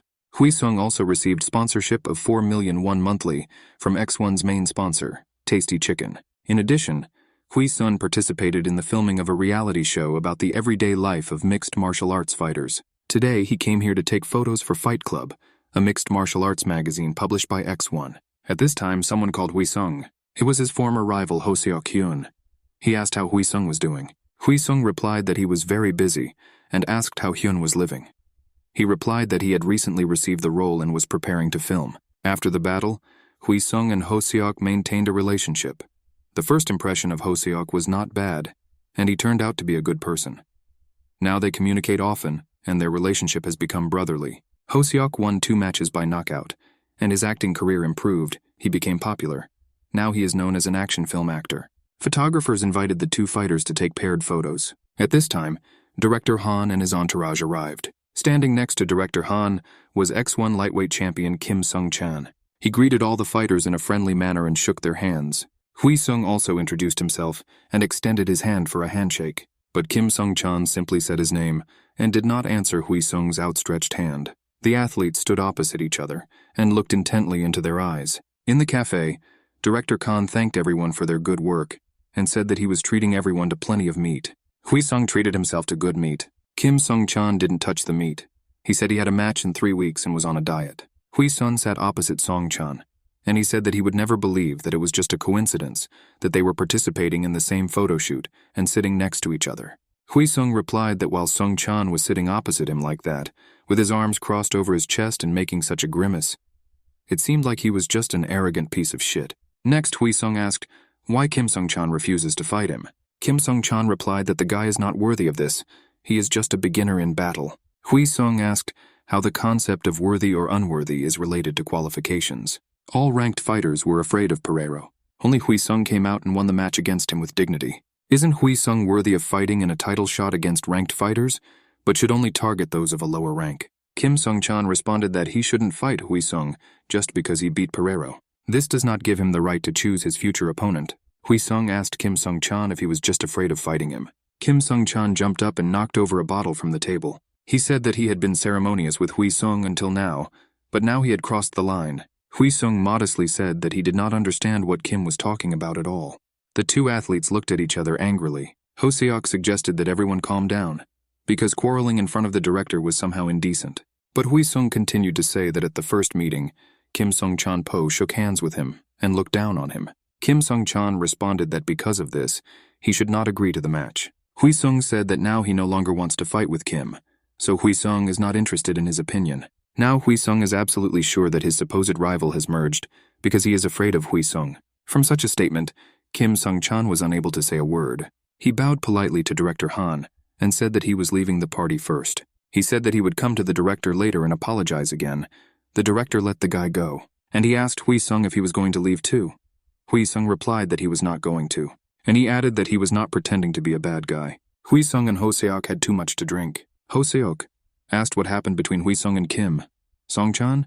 Song-chan doesn't usually act like this. Wheesung responded that Kim Sung-chan was being selfish. He had the nerve to say that he would not fight Wheesung because of his low rank. Ho-seok said that he would also be offended by such words. Wheesung continued that even if a person is a champion, he does not have the right to choose his opponent. If the match is scheduled, you just need to enter the ring with dignity. There is even a saying, heavy is the head that wears a crown. Ho-seok added that Shakespeare said this in the play Henry XV. Ho-seok asked Wheesung why he is always in a hurry. Wheesung didn't understand the question. Hwi-sung explained that the guy reminds him of a stallion who sees the goal, but does not notice the obstacles around him. And although he moves quickly, he misses a lot. He doesn't see how people live, make mistakes, and enjoy something. Don't waste your energy. Instead, use your free time to relax. Wrestling in the ring is the only thing life can offer a person.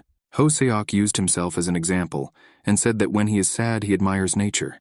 When he is lonely, he looks at every pretty girl who passes by. And Songchan is the same. And whether it's victory or defeat, you need to respect who you're competing with. Wheesung felt ashamed and said that he was not trying to belittle Songchan's merits. He achieved his rewards with sweat and blood.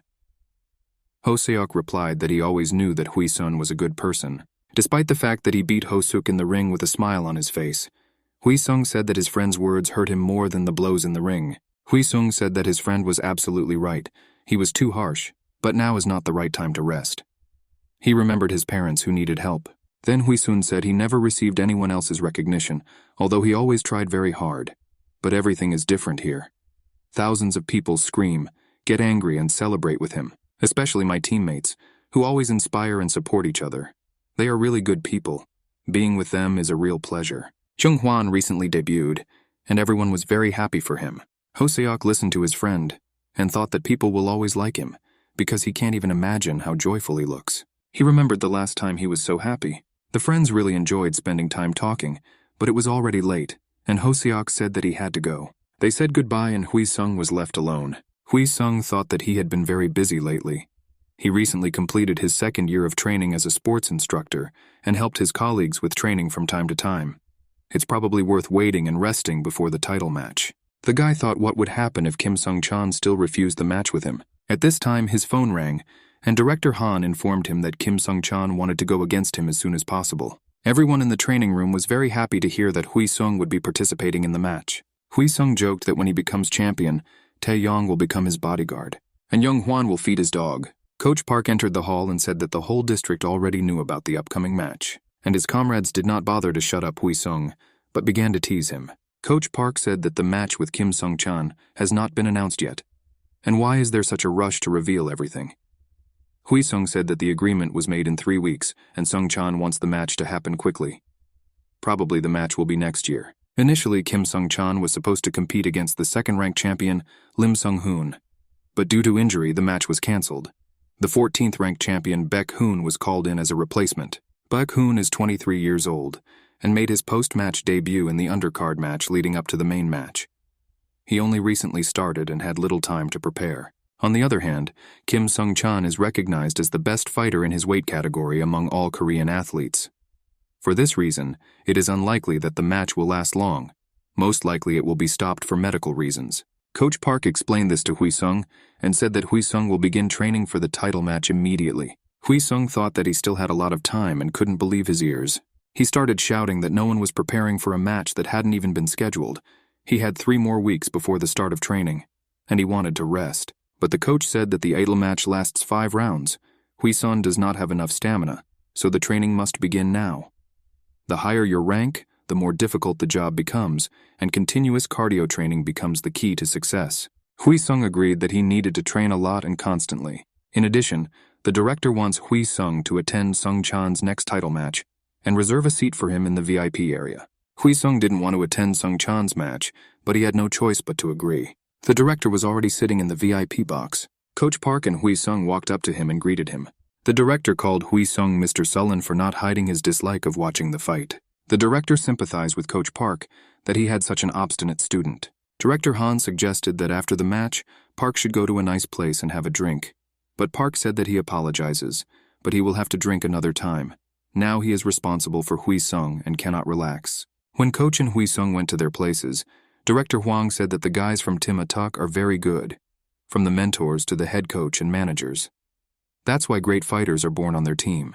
At this time, Coach Park gave the future great fighter a beating for behaving badly in front of the director. X176, the main event is about to begin. In the blue corner of the ring is the champion of the 14th rank, fighter Baek-hoon. In the red corner of the ring, the first place at the moment is Top Gun fighter Kim Sung-chan. The spectators in the stands explode with cries of delight. Sung-chan greets the audience and notices Wheesung sitting in the box. He thinks Wheesung can't stand him, but he came to watch the fight anyway. and Sung-chan is going to show him all his skills. Commentators say the fighters met in the match because opponent Lim Sung-hoo was injured. And now viewers will watch the confrontation between the first-class fighter Baek-hoon and Kim Sung-chan. Blue fighter is ready. The red fighter is ready. An interesting battle begins. Fighter Kim Sung-chan gains an advantage over his opponent, performs a confident deuce, and ends the combo with a body shot. Baek-hoon's body can't resist even in defense and loses his balance. Now Baek-hoon is gradually moving away from the center of the ring due to the excellent pressure of Kim Sung-chan. As the battle progresses, each fighter keeps his distance using direct blows. Both athletes can be seen watching each other closely. Kim Sung-chan is about to throw a left punch. He used a fake and threw a low kick instead. And another low kick. And now a deuce. After the deuce comes the high kick. Kim Sung-chan demonstrates his opponent's professional exhaustion. The force that comes from the punches will cause serious injury to any fighter, even with protection. The pressure on Baek-hoon continues. Now Kim Sung-chan has taken the initiative into his own hands. Kim Sung-chan's face remains impassive, a sign that a true champion is standing before his opponent. Wheesung watches the match and thinks that Sung-chan is not only strong, but also quite fast, combining both strong strikes and mobility in his technique. From the very beginning, the spectators knew the outcome of the match, and Baek-hoon had no chance of winning. However, the audience is wrong because they don't really know Baek-hoon, because in the ring you can't be sure of anything. Despite the overwhelming pressure from Kim Sung-chan, Baek-hoon began circling the octagon. After a few steps, Kim Sung-chan guessed the moment and made a jumping hook. He breaks Baek-hoon's defense perfectly. The blow received during the defense shook the fighter. And of course, Kim Sung-chan did not miss this opportunity. He didn't expect that it was a trap created by Baek-hoon. He lands a strong left jab right at Kim Sung-chan's head, and Kim Sung-chan falls to the floor of the ring. In order to lure him out of defense, he realized that he needed to be faster. This decision of Baek-hoon turned out to be a provocation that turned the entire course of the match. Baek-hoon began to attack. Kim Sung-chan had no chance to recover from the previous blows and came under a series of strong and merciless attacks. Baek-hoon slowly revealed his skills and used incredible striking techniques, especially the half-bent fast kick. If Kim Sung-chan were an ordinary fighter, he would have fallen long ago. But because of his inhuman endurance and strength, the match continues. Although several of his counters and simple straights landed, the stage was no longer his. In the end, Kim Sung-chan, who attacked as hard as he could, was attacked by Baek-hoon when he caught his moment and found a gap in his opponent's defense. A towel flew into the ring. The match ended with Baek-hoon winning. Kim Sung-chan was unable to pull himself together and fight to the last. However, the outcome of the match was impressive. After this title match, a new champion appeared. The new leading champion of the title match, Baek-hoon. A journalist immediately after the match asks Kim Sung-chan what he can say about the match. Sung-chan replies that he regrets how the match went. He should have studied his opponent better and formulated a battle strategy, but he didn't. He says that he is ashamed that he gave up halfway. He made such a decision to protect himself, and he had reasons for this. But this is not the end. He addressed all his fans who supported and believed in him, and said that he would become stronger and return to the ring. Wheesung prepared to leave. They came to say goodbye to Director Han. The director apologized for challenging them to the match, and they saw such a loss. Nobody expected such an outcome. At this time, reporters asked the new champion Baek-hoon who he would like to fight in his first title match. Baek-hoon replied that it looks like the matter is settled, and his opponent is Lee Hwi-sung. He continued that even Director Han promised this match, and as luck would have it, Lee Hwi-sung is also here today. Baek-hoon asked Hwi-sung from the stage if he was here if he wanted to say anything. He invited Hwi-sung to come up on stage and speak. Hwi-sung walked up onto the stage and the fighters looked at each other. Hwi-sung asked what Baek-hoon wanted to hear from him. Baek-hoon replied that he had just challenged Hwi-sung to a title match. Does he accept the challenge? Hwi-sung said that there is no need to provoke him. Before this, he was always the provocateur. Baek-hoon replied that this was the case before the championship belt changed hands. Baek-hoon pointed his finger at Hwi-sung and said that you shouldn't react like that. You could accept the challenge and say thank you. After all, he gives Hwi-sung a chance. Hwi-sung threw Baek-hoon's hand away and said, does he really believe that he won deservedly when he was only lucky enough to be a substitute and win the match? Baek-hoon asked in surprise. Why is his interlocutor so sensitive? After all, they didn't do anything bad to him? Wheesung got angry and replied that if Baek-hoon doesn't understand, then he's an idiot. If he's pretending, then he's a scumbag. Does he really think everyone around him is stupid? Wheesung continued that now that the guy has become a champion, he needs to attract attention. And to do this, you need to challenge some famous fighter to the match. And Baek-kun challenged him to a fight. Him, Lee Wheesung, who by chance happened to be here. Baek-kun, remembering Wheesung, was in a hurry so that Wheesung would not leave the stadium. And I dared to say that it gives him the opportunity. Wheesung said that he gives opportunities and will not fall for cheap provocations. Coach Park listened attentively to Wheesung's speech. Director Han listened with interest. Wheesung continued that, if Baek-kun wants to fight him, then he should make an official request and they will answer him. Baek-kun protested that there was a misunderstanding, but Wheesung told him to shut up. Wheesung was already shouting that what irritates him the most are the freaks who assert themselves by insulting others. And if Baek-kun wants to discuss misunderstandings, it should be done after the guy wins against Wheesung, although he is unlikely to succeed. After this speech, Wheesung turned and left. After a while, Sang-guk said that Baek-kun is a boxer. He explained that the fighter used a special counterpunch that only outfighters use. This is a boxing style in which the boxer fights from a long distance. Sang-guk, Coach Park and Wheesung watched the footage of the fight, and Sang-guk said that the next strike was a midway strike. And if anyone else had been in Song-chan's place, he would have fallen too. Baek-kun's steps are rhythmic and light. This is where Kim Sung-chan gave up. He defended himself from a hook with his left hand and, as a result, moved to the left. Baek-kun shifted his weight to the right and countered with his left hand. He has very fast hands, and his lines of attack are narrow and crisp. Plus, the fundamentals of boxing are such that the weight of the upper body must always be concentrated in order to have greater freedom of movement when changing positions. Wheesung noted that Sung-chan found it difficult to respond to his opponent. Sang-guk said he noticed Sung-chan opening up. It was at that moment that Baek-kun did a body shot. Sung-chan carried out a counterpunch. His opponent stopped as if he had lost control and allowed himself to be hit. Kim Sung-chan thought that his opponent would return to defense as soon as he came to his senses, but in boxing this is the perfect moment to counter. But Baek-kun will not be able to hold out for long, which means that everything in the battle must be completed very quickly. Now Wheesung needed a new coach. Tai-chun came into the training room and said that Sang-guk was saying everything correctly. It was an outfighter's blow. All you need to do is just slow down. He said that it's just one of many boxing styles, and he thinks it's realistic to teach Wheesung some techniques. Sang-guk said that Tai-chun will train Wheesung, and they need to organize sparring sessions twice a week. Sang-guk ordered Tai-chun's salary to be increased while he trains Wheesung. Coach Park asked if wrestling would be a better option against boxing. Sang-guk replied that wrestling will not help slow down the pace. Wrestling didn't help Kim Sung-chan. You can't tell from the video that he even tried to make a tackle, but wrestling veterans like Sung-chan don't just lose matches. There must be a reason for this. What this reason is, we need to find out, but for now we need to study Baek-kun's fighting style. The sparring in the training room has begun. Both fighters were in such sparring for the first time and agreed not to hit each other too much. Coach Park said there would be 3 rounds of 3 minutes each. Fighters must use light strikes, but in order to achieve results, hitting below the belt is prohibited. The athletes watched the sparring and said that Tai Chun-hyun was standing against Wheesung. He won the athletes' championship 3 times. The fight began. The guys went to the middle of the ring and took a stance. Wheesung attacked his opponent and threw a left punch to the head, but his opponent quickly avoided the blow. He thought that the speed of these punches corresponded to Wheesung's weight class. Wheesung decided that he needed to quickly close the distance and put pressure on his opponent, but he immediately missed a left blow to the head. At the same time, the opponent struck Wheesung in the body. Wheesung thought that Tai Chun-hyun was too fast, and his punches felt like an explosion. Tai Chun-hyun said that until Wheesung adapts to such blows, it will not be easy for him. The fight continued, Tai Chung landing a strong blow on Wheesung, but he instantly dodged him and inflicted a counterattack on the opponent. Tai Chung realized that winning the sparring would not be easy, and he needed to exert himself. At the same time, Baek-kun was training with a jump rope.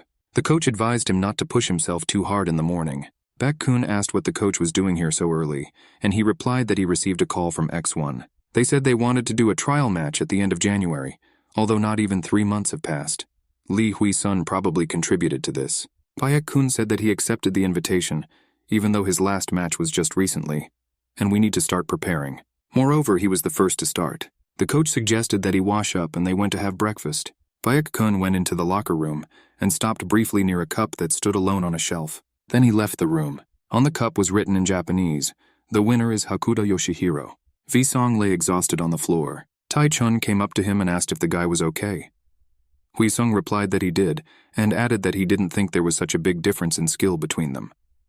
Tai-chun replied that Wheesung held up very well. Tai-chun said that Wheesung doesn't understand how Baek-kun uses counterpunching techniques. Wheesung asked, "Isn't it about shifting weight from side to side and speed?"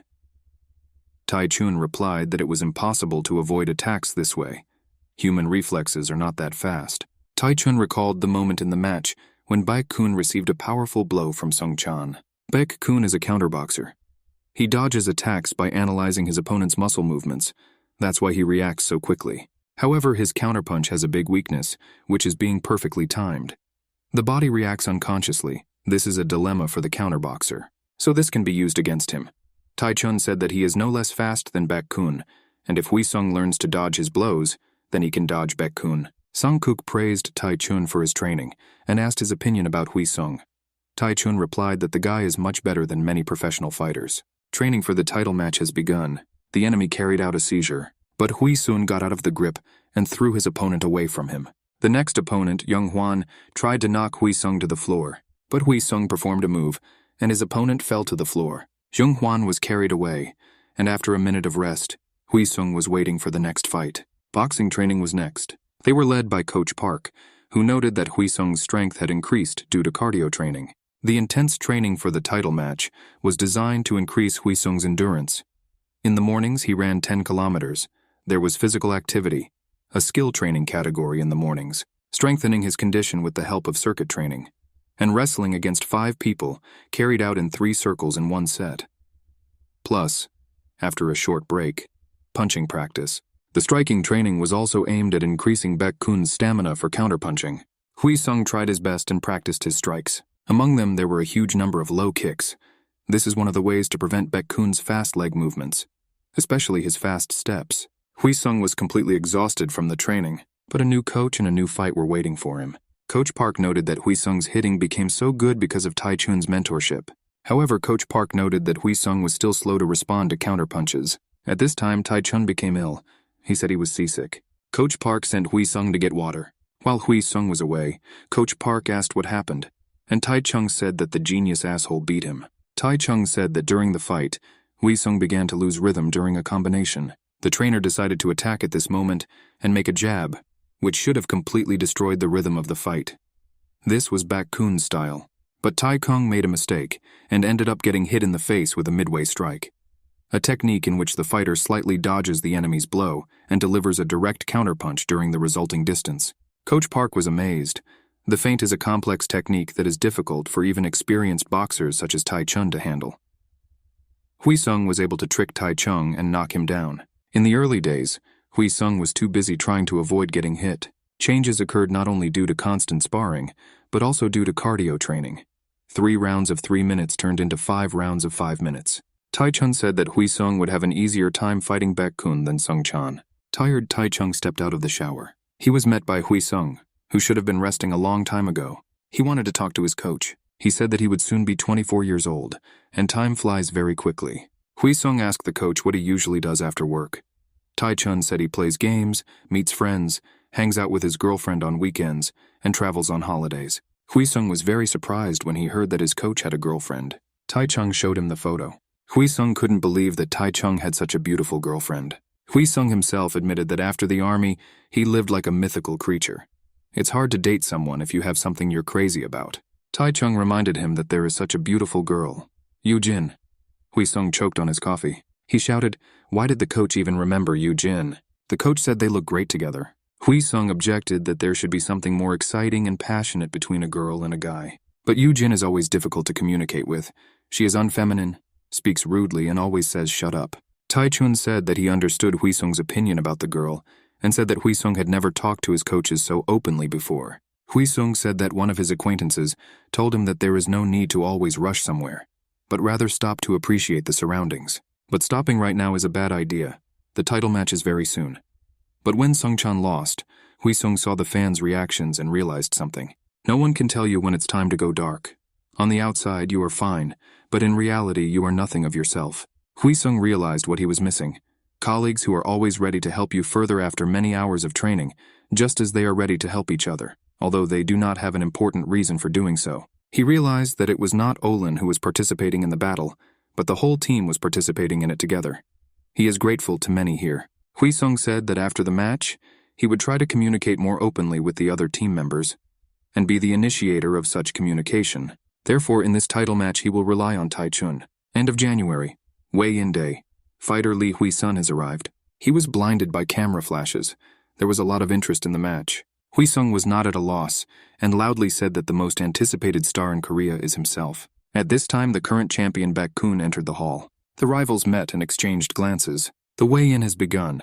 Fighter Lee Wheesung, official weight 70 kilograms 200 grams. Fighter Baek-kun, official weight 70 kilograms 400 grams. Both athletes stood opposite each other. The press conference began. The first question was addressed to Wheesung. He was asked, now that Baek-kun has the winner's belt, are there any problems with preparing for the match? Wheesung replied that there were no problems. Unexpected events are always taken into account when preparing for a match. The second question was addressed to Baek-kun. Although he made a nice appearance in the title match, no one has any information about his background. Won't he tell you about himself? Baek-kun said that since he was 18, he has competed for Japanese organizations such as Extreme Move and Gladiator, but he did not gain much popularity there. Coach Park considered these responses to be countries because he knew about these organizations, but there was no Baek-kun in any weight class. A fighter couldn't lie in an official interview. Sang-guk thought for a moment and suddenly said that he needed to check something and left. He called somewhere, and the information he found out unpleasantly surprised him. The day of the title match arrived. 11,000 people gathered in the hall. This number was recorded as the largest number of spectators in Korean MMA. Wheesung was finishing his warm-up before the fight. Sang-guk asked Wheesung how he was, and Wheesung said that he was absolutely calm. Sang-guk said that MMA is a sport for different fighters. There is no such fighter who would master only one type of martial art. Baek-kun can use wrestling, jiu-jitsu, kickboxing, or all three. Therefore, when Wheesung enters the ring, let him forget about strategy. Just be himself and fight. And now comes the X1080 main event that everyone has been waiting for. In the blue corner, the provocateur fighter Lee Wheesung enters the ring. Lee Wheesung was truly loved by the audience. Shouts of support are heard in his direction from all sides. In the red corner of the ring is the current lightweight belt holder, champion and fighter Baek-kun. The audience supports him loudly. The commentator goes on to say that fighter Baek-kun is a third-generation Korean who came from Japan, where he used to be a fighter known as Hakuda Yoshiro. Moreover, he has an amazing record of 19 wins in 19 matches. Coach Park can't believe his ears.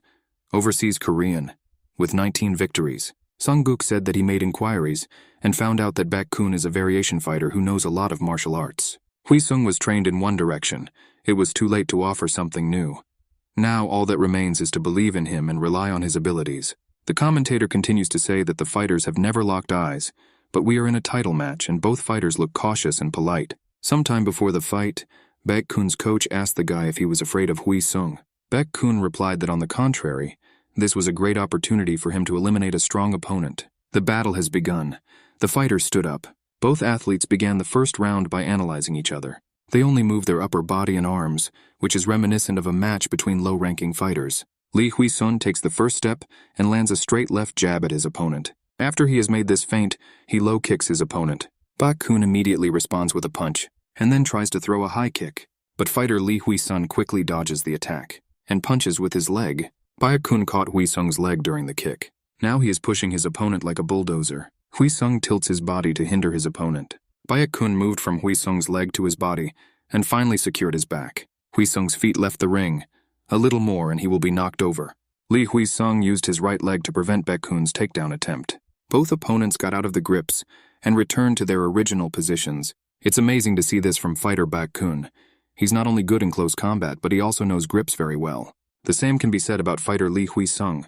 He has now shown that he can withstand good tackling technique. Wheesung throws a low kick and Baek-kun defends, and he throws a high kick, but Lee Wheesung easily dodges the blow. Now Lee Wheesung throws another low kick, this time successful. Baek-kun does a combo. Lee Wheesung's body can't stand it, and the fighter bends over in pain.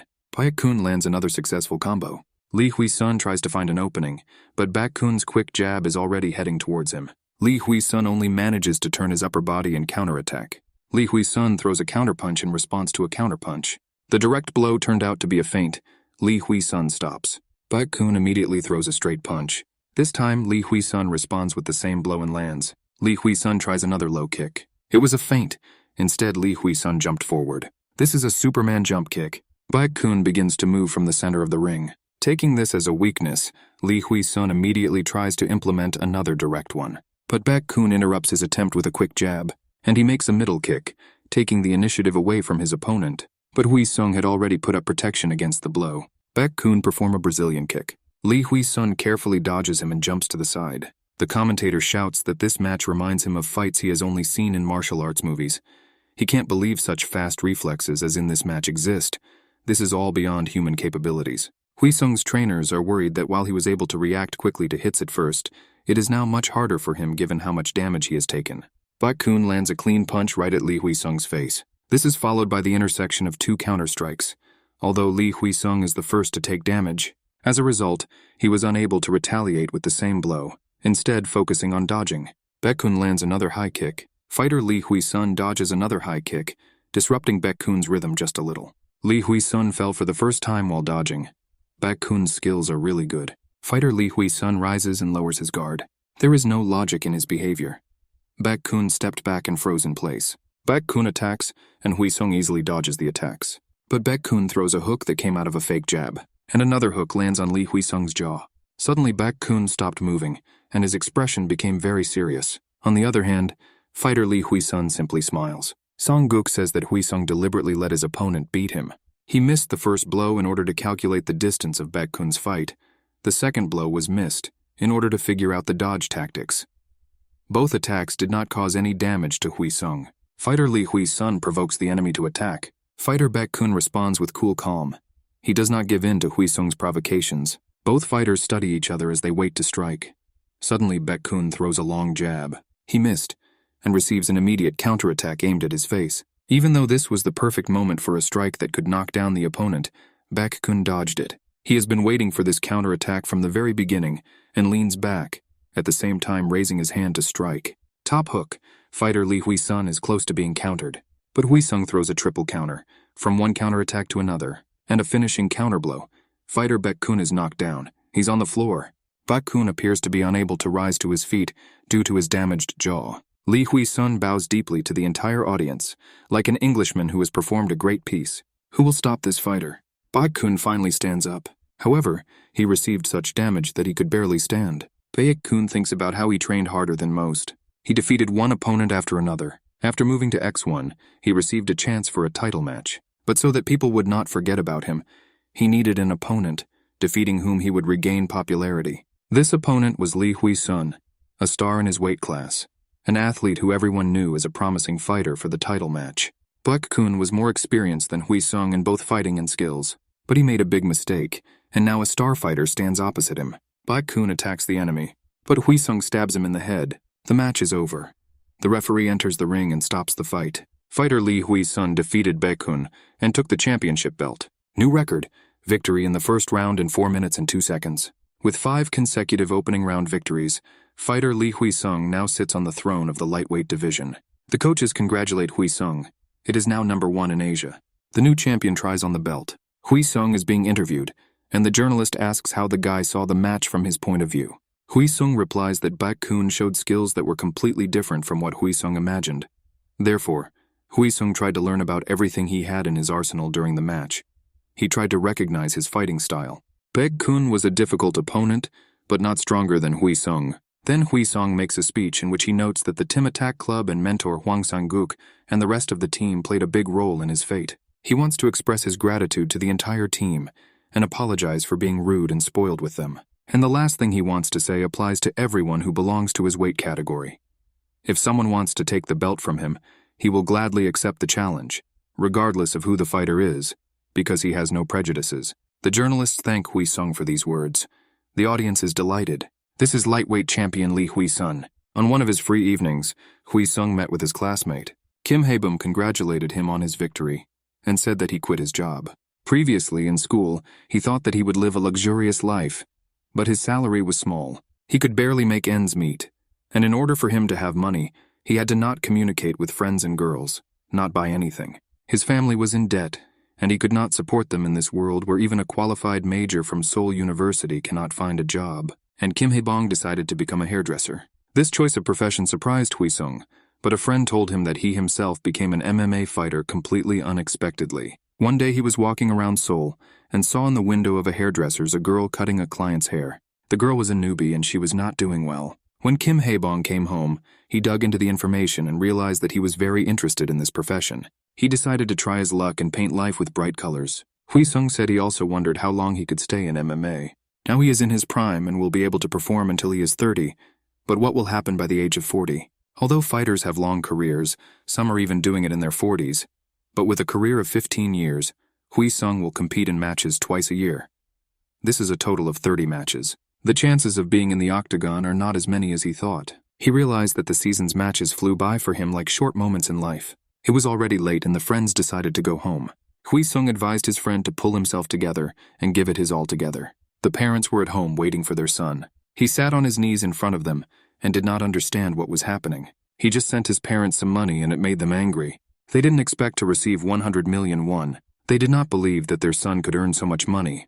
The father said that his son could tell him anything. He would forgive any of his actions. Wheesung asked his parents to listen to him. He earned 63,300,000 won from the last match. The money turned out to be more than the payment for all the previous 4 matches. The prize was 24 million won. The bonus, the best fighter of the night, brought in another 10 million, and the match's box office receipts turned out to be 40 million. Plus an additional fee of 36 million won that he received for views. Usually he was not paid for views, but this time the viewership was huge. Views increased by 50%. Director Han said that it was thanks to Wheesung and gave him a special bonus. In addition to this, a new sponsorship contract has arrived, and now Wheesung has 4 sponsors.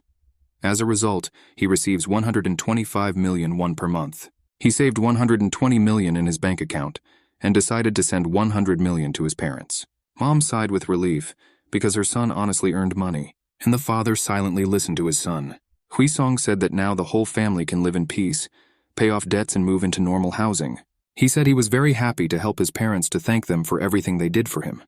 The father covered his eyes with his hand and said that he was very ashamed. He got dressed and went outside. Wheesung asked his mother what happened to his father, and his mother replied that he left to think. Mom said that they are very proud of their son, but the father needs time to understand that his son has grown up. The father stood on the street and smoked. His wife approached him. Mom said that everyone understood that this day would come sooner or later, and the father replied that he did not expect it so soon. Now he can do nothing to help his adult son, but his mother said that he would forever remain a father to his son, and that he would be the one who could bring him down to earth if he ever became arrogant, and they will always be together.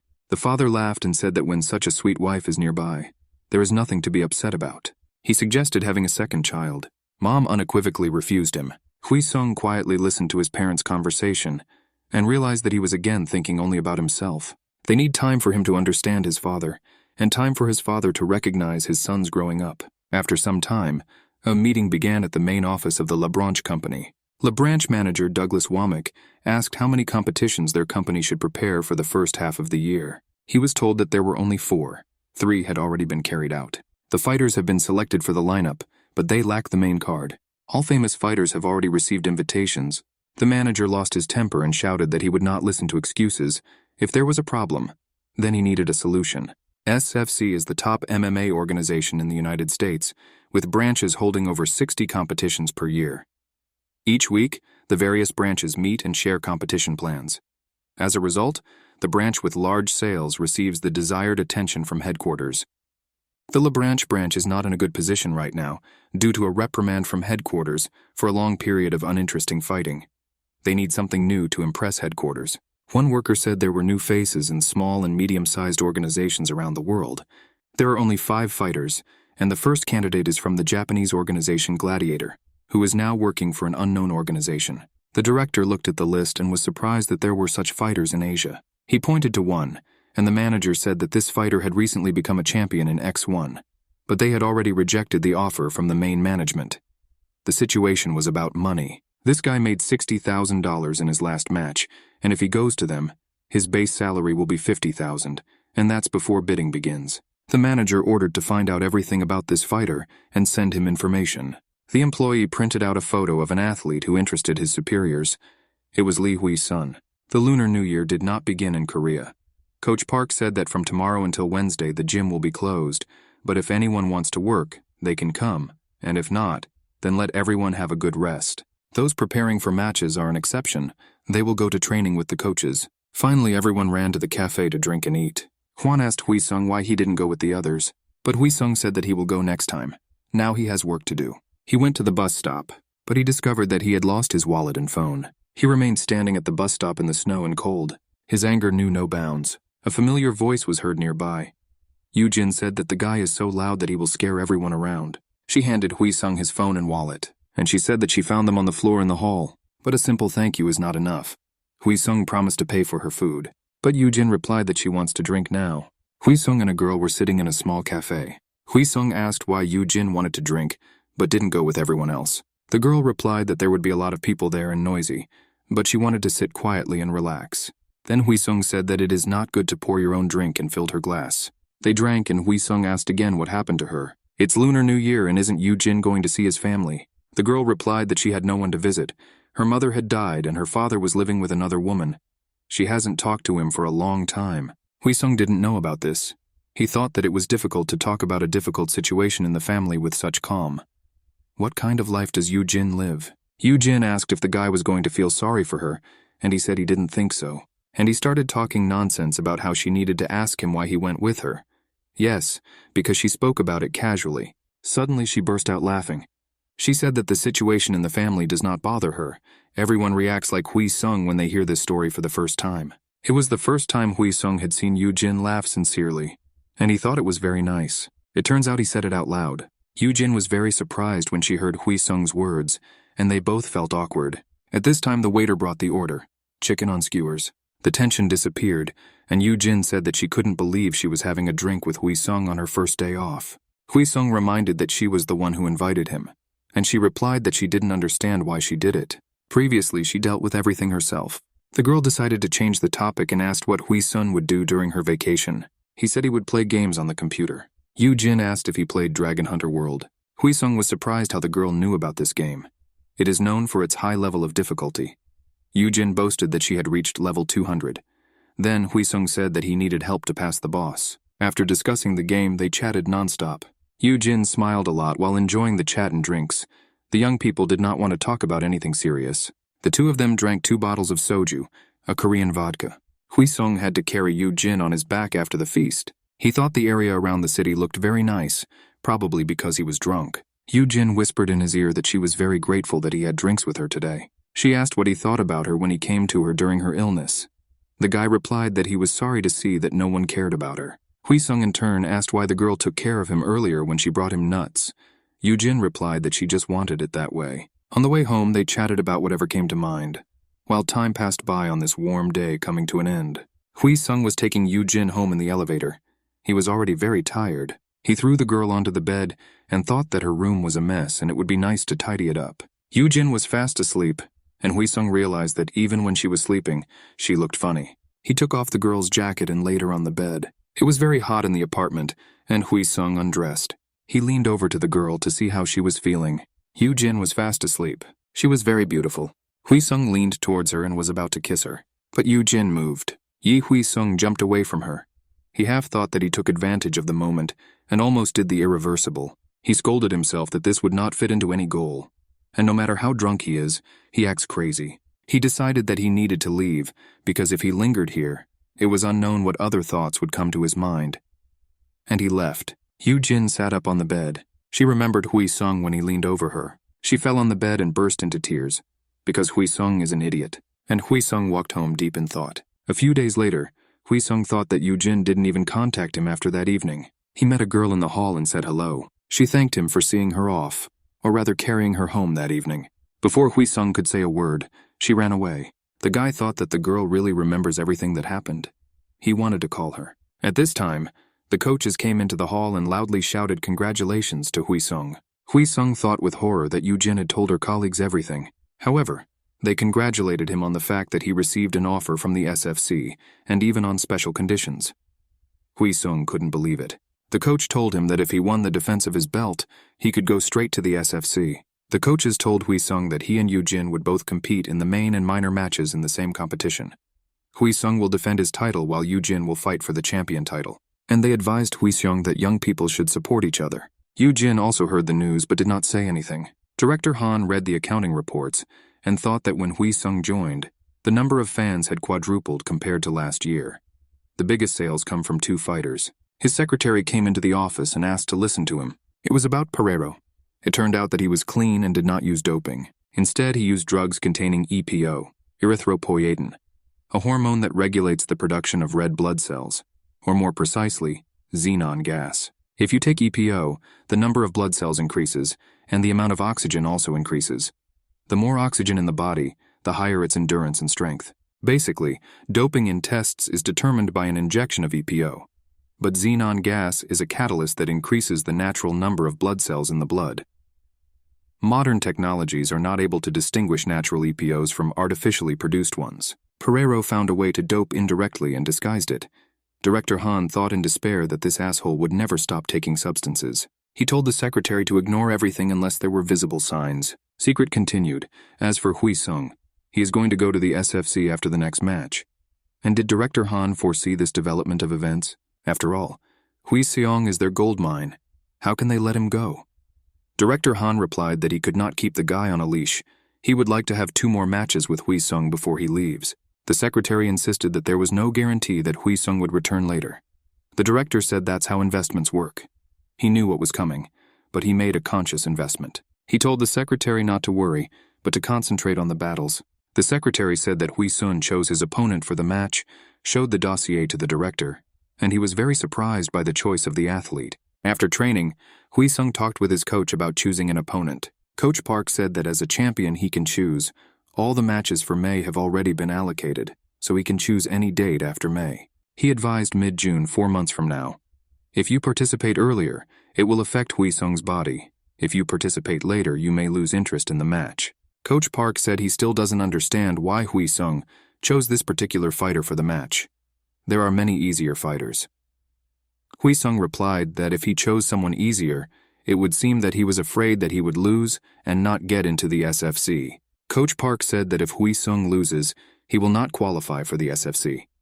Wheesung replied that he knows, but now he needs to fulfill one promise and he will go about his business. Then he ran into Yu Jin, whom he had not spoken to since that day because he was so nervous. He really wanted to know what she thought about what happened. Yu Jin was the first to ask, "Didn't Wheesung do anything that night?" Wheesung said it was nothing. He just put her to bed. Doesn't she remember? Yu Jin replied that she wouldn't have asked if she remembered. Wheesung said that it was decided to hold the matches in mid-June, and whether this schedule was convenient for her. The girl said that 4 months suits her. She will even be able to rest. After that, she said goodbye and got ready to leave. Wheesung thought that there was no chance that she remembered anything after such drinking, and decided to treat everything that happened as her own mistake. The guy thought that thank God that everything ended well, and Yu Jin thought that thank God that Wheesung was so naive and did not understand anything, that she was not sleeping. Wheesung went to the baseball center. Some guy was playing baseball there and hitting the ball with a bat. Wheesung laughed and said that the guy can't hit the ball. Does he really have a problem with baseball? Top X1 lightweight champion Kim Sung-chan replied that he would now see how the idiot who came would cope. But Wheesung was able to hit all the balls. Sung-chan asked how he achieved such success, and Wheesung replied that he played baseball in school. Sung-chan asked the guy why he chose him for the match, and Wheesung replied that he was the best fit. It's not fair to give a second chance to the same person, so he skipped Baek-kun. Third-ranked fighter Lim Seung-hyun will not be able to recover for the match, so he is also unsuitable. Kim Ji-hyun from 4th place lost to Baek-kun before, and Pereiro is now suspended. As for those in the lower places, if they win easily, everyone will think that Wheesung wants to quickly leave for the SFC, and Sung-chan and Wheesung have a reason to fight. Thus, circumstances decided everything for them. But Sung-chan warned Wheesung not to regret his decision, because when he loses, it will be very shameful. Wheesung said that he very much doubts that he will lose. He said that does Sung-chan think that if Wheesung beat someone else and easily got into the SFC, Sung-chan would be fine without him? Sung-chan admitted that it would hurt his pride, but he warned that the SFC is a completely different platform. All of their fighters were champions on other teams, and he thinks that Wheesung needs to postpone this proposal for a while. Now Wheesung is the most promising fighter in X1. Sooner or later he will move on. But if he gets into the SFC now and loses, then everything he earned will be lost. Wheesung said that if Kim Sung-chan knew what was being offered to him, he would immediately agree. The fee for the match will be $55,000, plus a bonus of 100%. If Wheesung wins the next match, The fee will increase by $5,000. Free accommodation for 5 days, including overseas flights, transportation. Song-chan said that he was wrong and should agree. True, Wheesung will not get anything because Song-chan will beat him. Wheesung said that he was very afraid and might think about changing his opponent. They talked and laughed loudly at each other. They soon said goodbye to start training, each wanting to beat their opponent. Wheesung and Sang-guk watched Sung-chan's fight tapes. Sang-guk said that Sung-chan relies on one strategy: heavy punches, wrestling, and finishing off the opponent. In addition, he is constantly growing in skill. How will Wheesung fight such an opponent? Wheesung suggested that he could run away, but Sang-guk said that you can't do that in wrestling. He would soon be exhausted from such tactics and he wouldn't have a chance. Then use counterattacks. If you miss, you will immediately be hit on the floor. What if Sang-guk uses a combo? It's too much of a risk. They decided to watch the fight again. They noticed that Baek-kun was standing in a left-handed stance and changed them constantly. It must have been hard for Sung-chan to fight something like that because of the distance and the straight right hand. If he lowered his stance, Baek-kun would take a southpaw stance, and if Sung-chan attacked, Baek-kun would take a right-handed stance. When Wheesung throws a left kick, his body automatically returns to a specific position due to his center of gravity. Although this blow does little damage, because the fighter does it unconsciously. Sang-guk decided to use this technique, but he knew that a clash in wrestling is inevitable. So Wheesung needs to pump up his body to survive. Wheesung said that his motto now is, "I will die to survive." Taeyong was leading the training and said that Wheesung does everything right when he squats the barbell. Wheesung started training the day after his conversation with Sang-guk. Taeyong created a balanced mental health program so that Wheesung could prepare for his fight with Sung-chan. First, heavy weights, pumping the back and squats, all in that order for 3 sets. These exercises will help Wheesung strengthen his entire core from his hips to his back. Then a workout to stimulate the abdominal region, including L-shaped and V-shaped exercises. The upper body, which follows the lower body and the front of the thighs, is strengthened using dumbbells and ropes with rings, and so on ad infinitum. Wheesung was very tired. Taeyong clearly heard how his student wished him to die a terrible death, but he only laughed and added to the load. Wheesung was losing his balance after a particularly hard exercise, but his coach was always nearby and lent a shoulder. He gently said that now they would do a couple more sets, and Wheesung seriously wondered if he should kill Taeyong. When Sang-guk saw Wheesung after practice, he decided to express his gratitude to Taeyong for his good work. Sang-guk informed the guy that in 20 minutes he was sparring with himself, but at this time something jammed in his back. Finally, the sparring began. Coach Park was very worried and asked Wheesung to be careful, because Sang-guk was no longer young. The battle began and the fighters took a stance. Sang-guk threw a left punch. Wheesung dodged, and he hit his sparring partner straight in the face. The coaches shouted at Wheesung to hit easier and more politely. Sang-guk very quickly closed the distance and approached Wheesung. He hit him in the body, and Wheesung was wondering if he should faint, and his fist slammed right into Sang-guk's jaw. He was very afraid that he had harmed his trainer. Viewers shouted that Wheesung should be ashamed of himself for such impolite behavior. Sang-guk sat on the floor, and Wheesung swore that he didn't hit him hard at all. He asked Sang-guk to tell him everything in theory. The sparring continued. Wheesung decided he would start with a light jab, but Sang-guk made a feint and immediately rushed to carry out the grab. Wheesung thought that the coach was too slow, and he would easily dodge. But to his surprise, Sang-guk's fist came up and crashed into the guy's jaw. Sang-guk said that this is how Sung-chan wins fights. Sang-guk was very tired and sat down on the floor. But Wheesung understood that he had missed a knockout from the coach, and this said a lot about his skill. Sang-guk began to explain why Wheesung could not dodge his blow. It's all about the square stance. Sang-guk pretended to make a tackle, aiming for his left leg, and this made Wheesung focus on this, when the real goal was the hook, which went unnoticed. In the upcoming fight, Kim Sung-chan's focus will shift due to his left-hand punches. If the number of grips increases, his movements will become limited. At this point, the training ended, and Wheesung thanked his coach and bowed to him. Wheesung trained alone and took various fighting stances. He also practiced new strikes. However, he was disappointed, because he saw that his stance was not stable, and he was in too much of a hurry. He decided to try again that night. He needs to work harder. In the corridor of the hall, he saw Yoo-jin. He called out to her and asked if she was leaving already. The girl said yes. Then he invited her to go together. They walked along the spring streets of Seoul. Wheesung thought that they live in different parts of the city, and what should he do now? Yoo-jin asked why he was silent. Didn't he want to talk to her about something? Wheesung said that he wanted to know how her preparations for the match were going. The girl replied that it was lonely and tiring as usual. Wheesung asked if she doesn't feel proud after training. and she replied that she had never felt this way, which really surprised Wheesung. Yujin said that no one likes to experience pain and suffering. Wheesung countered that it is possible to feel a sense of success and completion. The girl said that she only feels this after winning a match. She continued to say that when she loses weight or does intense training, her whole body aches and even breathing is difficult and painful. At such moments, she thinks, will this suffering bring her wealth and luxury? And then she thinks about quitting the sport 100 times a day.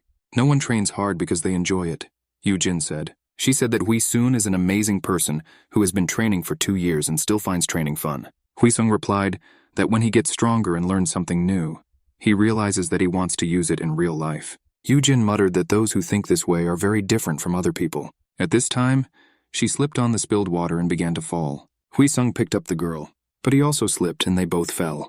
They looked at each other and asked if everything was okay, and then they stood up and turned away from each other. Eugenie said that it was late and went in her direction, and Wheesung went to his home. Yujin walked away and turned around but saw only the guys retreating back. Along the way, he practiced his punches. Yujin decided to follow his example and threw several punches into the air. She suddenly felt a surge of good humor and thought that she had become very strange because of this idiot. All the fighters and coaches gathered for a press conference before the match. The first question was asked by Yujin. She was asked about rumors that she only fights weak X1 opponents in order to maintain her popularity. Yujin replied that out of all her opponents, there were 2 in 4th and 5th place rankings, and she won not by chance, but because she was stronger. The next question was addressed to Lee Wheesung. He was asked about the fact that this is the second time he has received an offer from the SFC in the last year. Will he agree to this proposal? Wheesung replied that the SFC had not sent the contract yet.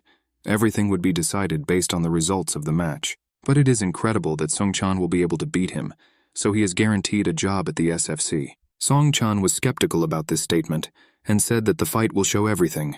Song-chan was asked what he, as a top wrestling fighter, thought about Wheesung's wrestling skills. But Song-chan said that he could not evaluate them. He had not seen them in action. Director Han thought that the press conference was going very well, and the two were not quarreling. At this time, one journalist asked if everyone thinks that everything is too smooth here. Fighter Lee Wheesung became a champion in just 5 matches, and may be promoted to the SFC after just 1 belt defense. The journalist continued that he had been watching Wheesung's matches and interviews, and they were full of contradictions and double standards. The director wanted to leave this question unanswered, but Wheesung wanted to answer, even though Director Han told him that this was a representative of the brutal press. The reporter continued that when Baek-kun took the belt, Wheesung said that Baek-kun was using it to get attention.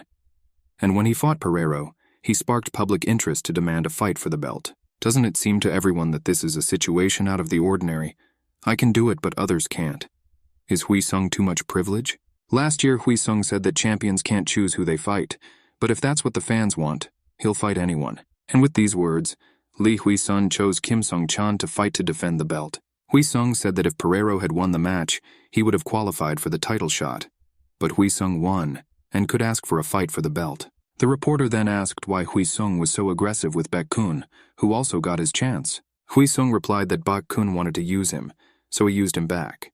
Wheesung asked the journalist what publication he represented, and he was confused and did not answer. Then the enraged Wheesung jumped into the hall to the journalists and shouted that let his enemies not hide, but show their faces. The interview has come to an end. The reporter who asked awkward questions was banned and will no longer be able to attend press conferences. He insulted an entire organization. The coaches discussed what happened and came to the conclusion that Wheesung had to be stopped. Otherwise, it would affect his reputation. Wheesung exchanged messages with Yujin. Yujin laughed a lot and was in a good mood. The video from the conference, uploaded by X1, spread across many platforms, including abroad. The number of views grew. In addition, the shooting range of foreign channels bought the right to broadcast the match. All 15,000 tickets were sold out.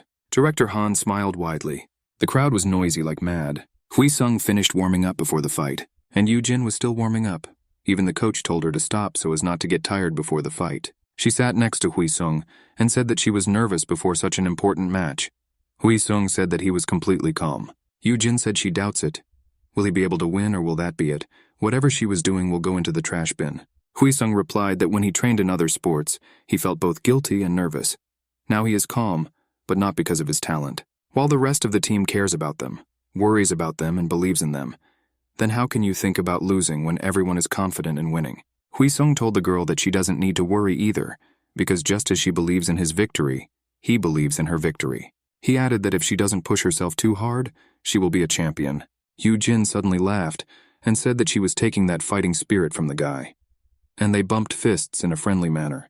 Wheesung promised the girl that he would wait for her after the fight. And now X185th Komain begins. In the blue corner of the ring, number 2 in the minimum weight category, super bullet fighter Min Yoo-jin. She focuses on striking, although her main basic martial art is judo. She has 7 wins out of 9 fights. In the red corner of the ring is the current champion, Lioness No Seung-jen. A veteran fighter who has retained her belt 3 times. She is a media personality and is rated as one of the top 11 strawweight fighters in the world. A monster among monsters, known for her knockout punch. It will be interesting to see how Min Yoo-jin handles No Seung-kyung's stunning and terrifying attacks. Touching gloves, the fighters went to the corners. The fight began. The rivals took fighting stances. Both fighters evaluate each other. Fighter Min Yoo-jin is the first to take control of the center of the ring. As usual, fighter No Seung-gen calmly gives the center to the enemy. They attacked each other at the same time. Min Yoo-jin counters Seung-kyung as she attempts a low kick, but No Seung-gen's fighter appears to have taken more damage. Seung-gen retreats to restore balance, but Min Yoo-jin won't let her do that. She ducks and quickly dodges the attack. Now No Seung-gen is trying to take over, but Min Yoo-jin quickly dodges, moving his body back, and uses this chance to strike with his knee. She puts pressure on her opponent's neck. No Seung-gen jumps out of the grip. What amazing mobility Min Yoo-jin has. She has destroyed her opponent's balance and is now trying to put pressure on her neck. And she continues with a series of knee strikes. What incredible strength is demonstrated by the athlete Nok. She literally broke free from Min Yoo-jin's grasp. Now we can see No Seung-kyung's face. The knee strikes were well landed.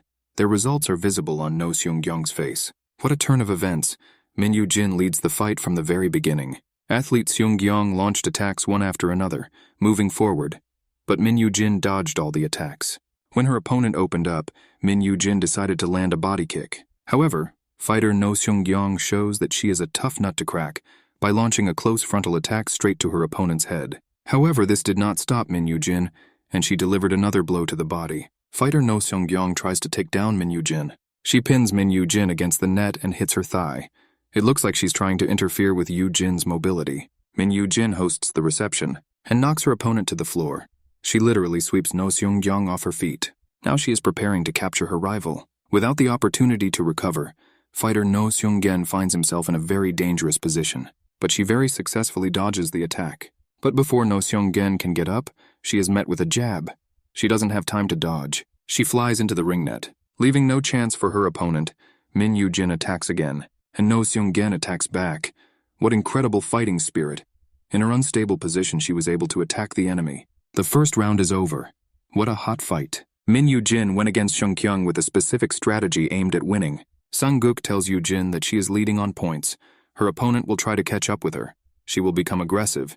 She needs to stick to the tactics, hit and run. The coach hopes that because of their fast start, No Seung-kyung will lose patience and start making more mistakes. Second round.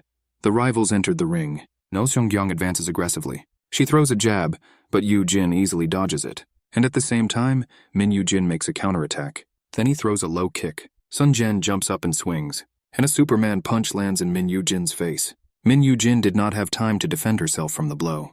No Seung-kyung first deceived Min Yoo-jin with a low kick. No Seung-kyung doesn't stop and continues with a series of strikes.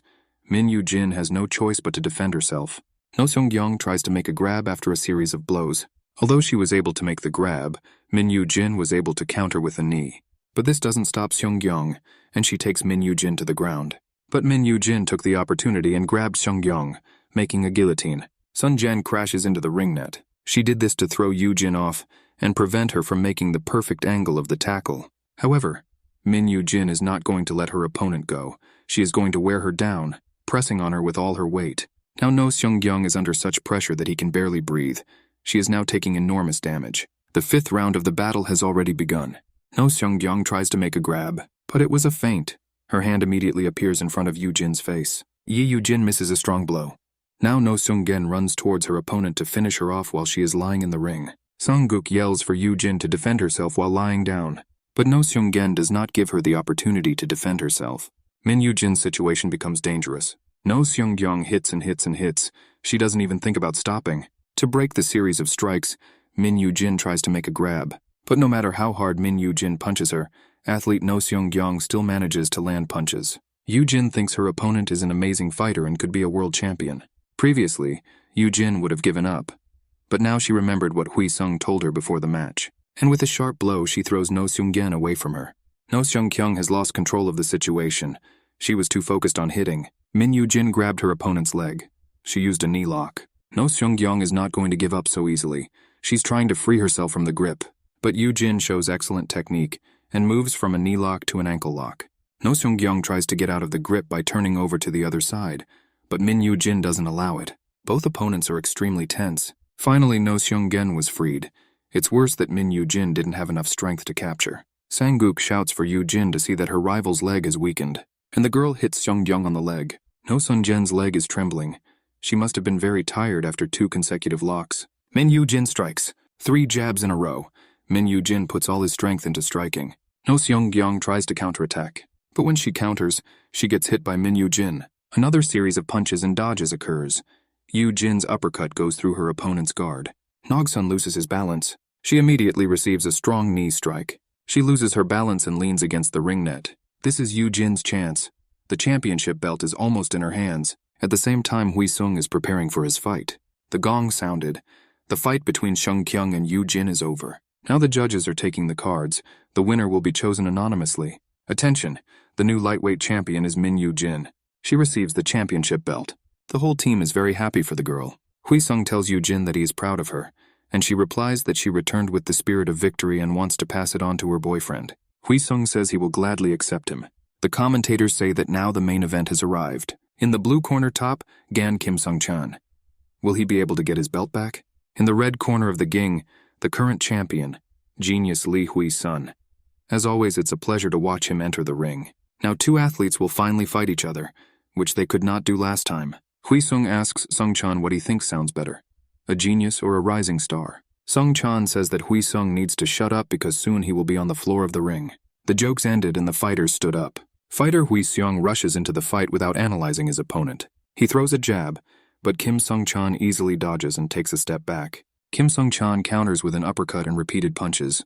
However, Wheesung does not move from the blows, but only breaks forward. He immediately makes a straight jab. Kim Sung-chan prepares to defend, but it was a feint before a blow to the stomach. Behind us, Wheesung performs a middle kick, but this time Kim Sung-chan blocks the blow. Wheesung lands a double leg circle.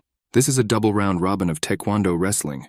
The blow lands on the side of Kim Sung-chan's head. Immediately after this, fighter Lee Wheesung jumps up and throws a knee strike. Kim Sung-chan barely manages to block this blow. Before Kim Sung-chan can stabilize his stance, Lee Wheesung attacks again. He delivers repeated finishing blows. As soon as Kim Sung-chan's defense weakens, he misses a blow to the stomach.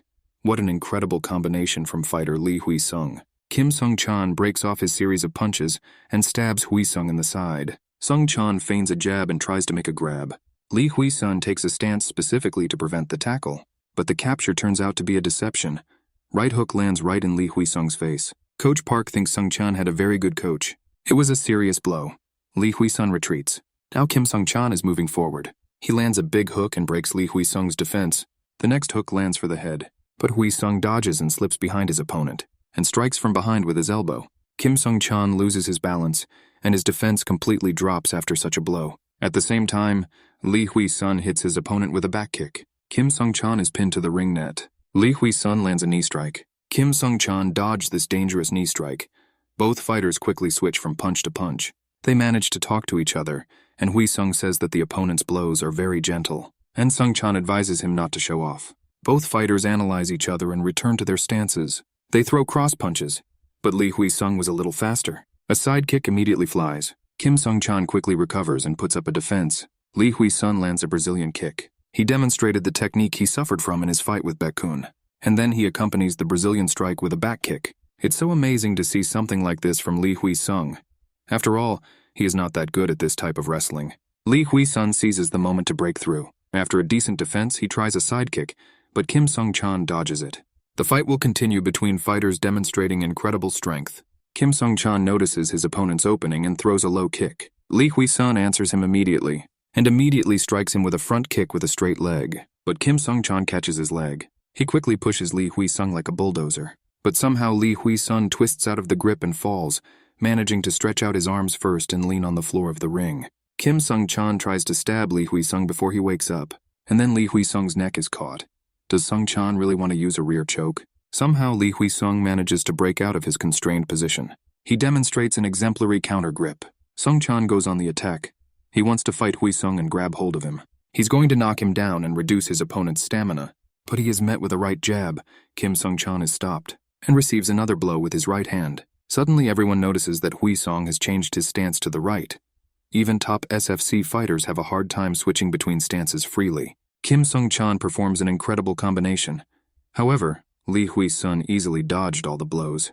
Kim Sung-chan gets hit with 2 jabs right to the face. He steps aside, but Lee Hwi-sung is not going to let him go and throws a high kick. Fighter Kim Sung-chan grabs Wheesung's leg. Lee Hwi-sung used force to switch positions and flipped Sung-chan over. Wheesung puts his opponent in a chokehold and attacks directly into the unprotected area. Kim Sung-chan stands up. He shows that he is not so easy to defeat. Incredible power comes from him. Lee Hwi-sung lets go of his opponent and falls to the floor. Kim Sung-chan is not going to miss the opportunity and tries to strike, but Lee Hwi-sung dodged the blow. Kim Sung-chan tries to hit again, but Wheesung holds the move. This is an omoplate, a painful hold. Despite this, fighter Kim Sung-chan quickly escaped from it, preventing his opponent from taking the desired position. As expected from Sung-chan, a quick response from a real wrestler. But before he could get up, an uppercut landed on him. Kim Sung-chan didn't have time to react. He flies back to the ring net. Lee Hwi-sung grabs him by the neck and knees him. Kim Sung-chan bends over. It looks like the blow went through his defenses. He gathered all his strength and began to carry out the seizure. But Wheesung breaks his hold with a fall, leaning on Kim Sung-chan, thereby allowing him to fall to the floor. He then applies the anaconda submission hold on Sung-chan. Lee Hwi-sung demonstrates many different techniques today. Next, Lee Hwi-sung also grabbed the opponent's leg. This is very dangerous for Sung-chan. The fight is over. The referee stops the fight.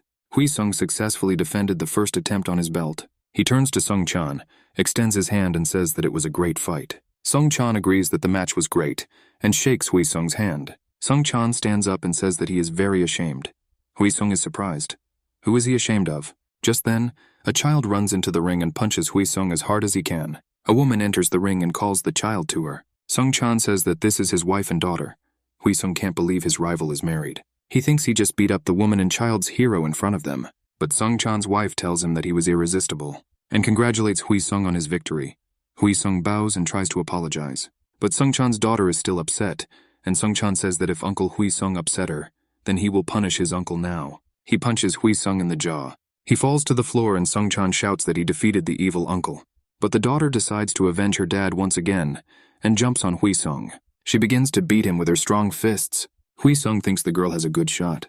The photographer sees this picture and he really likes it. Everyone in the bar drinks to both champions. In today's match, Wheesung won the event of the night, and because of this, Sung-chan also received a bonus. The evening was ending and Wheesung decided it was time to go home.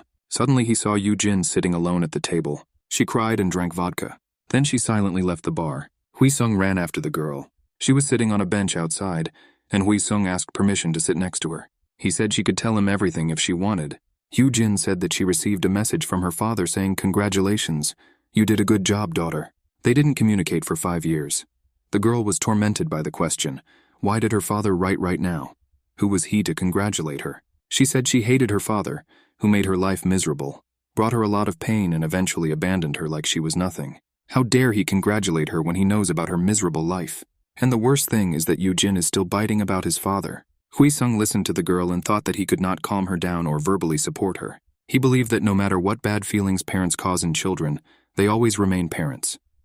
Wheesung was sure that his father loved Yoo-jin very much in the past.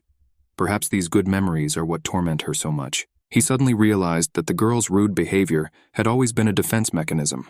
But in fact she was beautiful, and she smiled so much that she could outshine everyone. Yoo-jin looked at the guy and asked him to fight with her. He replied that he couldn't swear at her father. He didn't even know him. Then the girl suggested that he just swear into the air. Wheesung cleared his throat and yelled that all the fucking bastards should leave them alone and let them live in peace. Otherwise he'll use his uppercut and kick their asses. After finishing yelling, he asked Yoo-jin if she felt better. Yoo-jin also started shouting curses at the whole street. Then she threw herself on the guy's chest and burst into tears.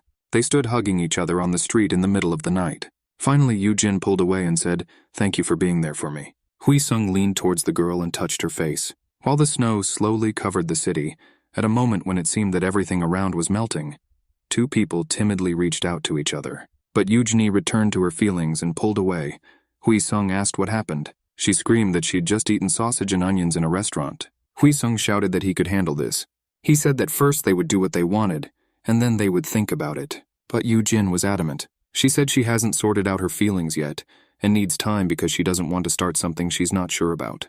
Hwi-sung decided that he had jumped to conclusions about how Yoo-jin felt about him. She walked up to him and kissed him on the cheek. At this moment, his soul left his body. The girl said that she also takes this seriously, so she doesn't want to rush things. Hwi-sung laughed and agreed. Everything they felt was written on their faces. An elderly passerby walked by, looking disapprovingly at the couple and muttering loudly about where this world was heading. The young people laughed loudly. At this time, both of them received messages from colleagues who wanted to continue the celebration and were waiting for the heroes of the occasion.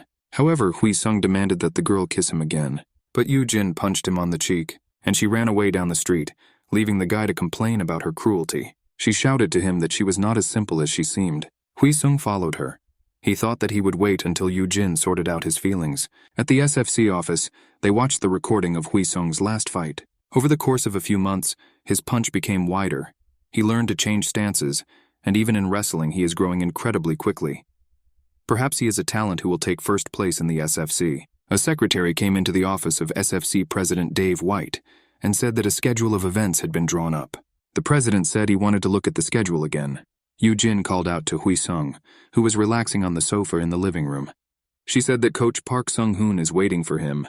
Hwi-sung asked why. The girl replied that it was probably about the salary. She already received hers. Hwi-sung blushed whenever he met Yoo-jin. The girl thought he looked like an idiot. She decided that alcohol could become a problem for her. Otherwise, how did she think of kissing this guy? Hwi-sung went to see the coach and thought he was irresistible to Yoo-jin. Coach Park said that he had a lot to discuss with Hwi-sung. He had heard that recently, some people were using all sorts of excuses to justify their indecent behavior. Hwi-sung asked indignantly, "Who says that?" Coach Park replied that absolutely everything. Then they got down to business, and the coach showed Hwi-sung the receipt from the last match. Hwi-sung's eyes widened when he saw the amount. He asked the coach if he was sure the amount was correct. Coach Park replied that he also could not believe that such a sum would come out for a regular tournament.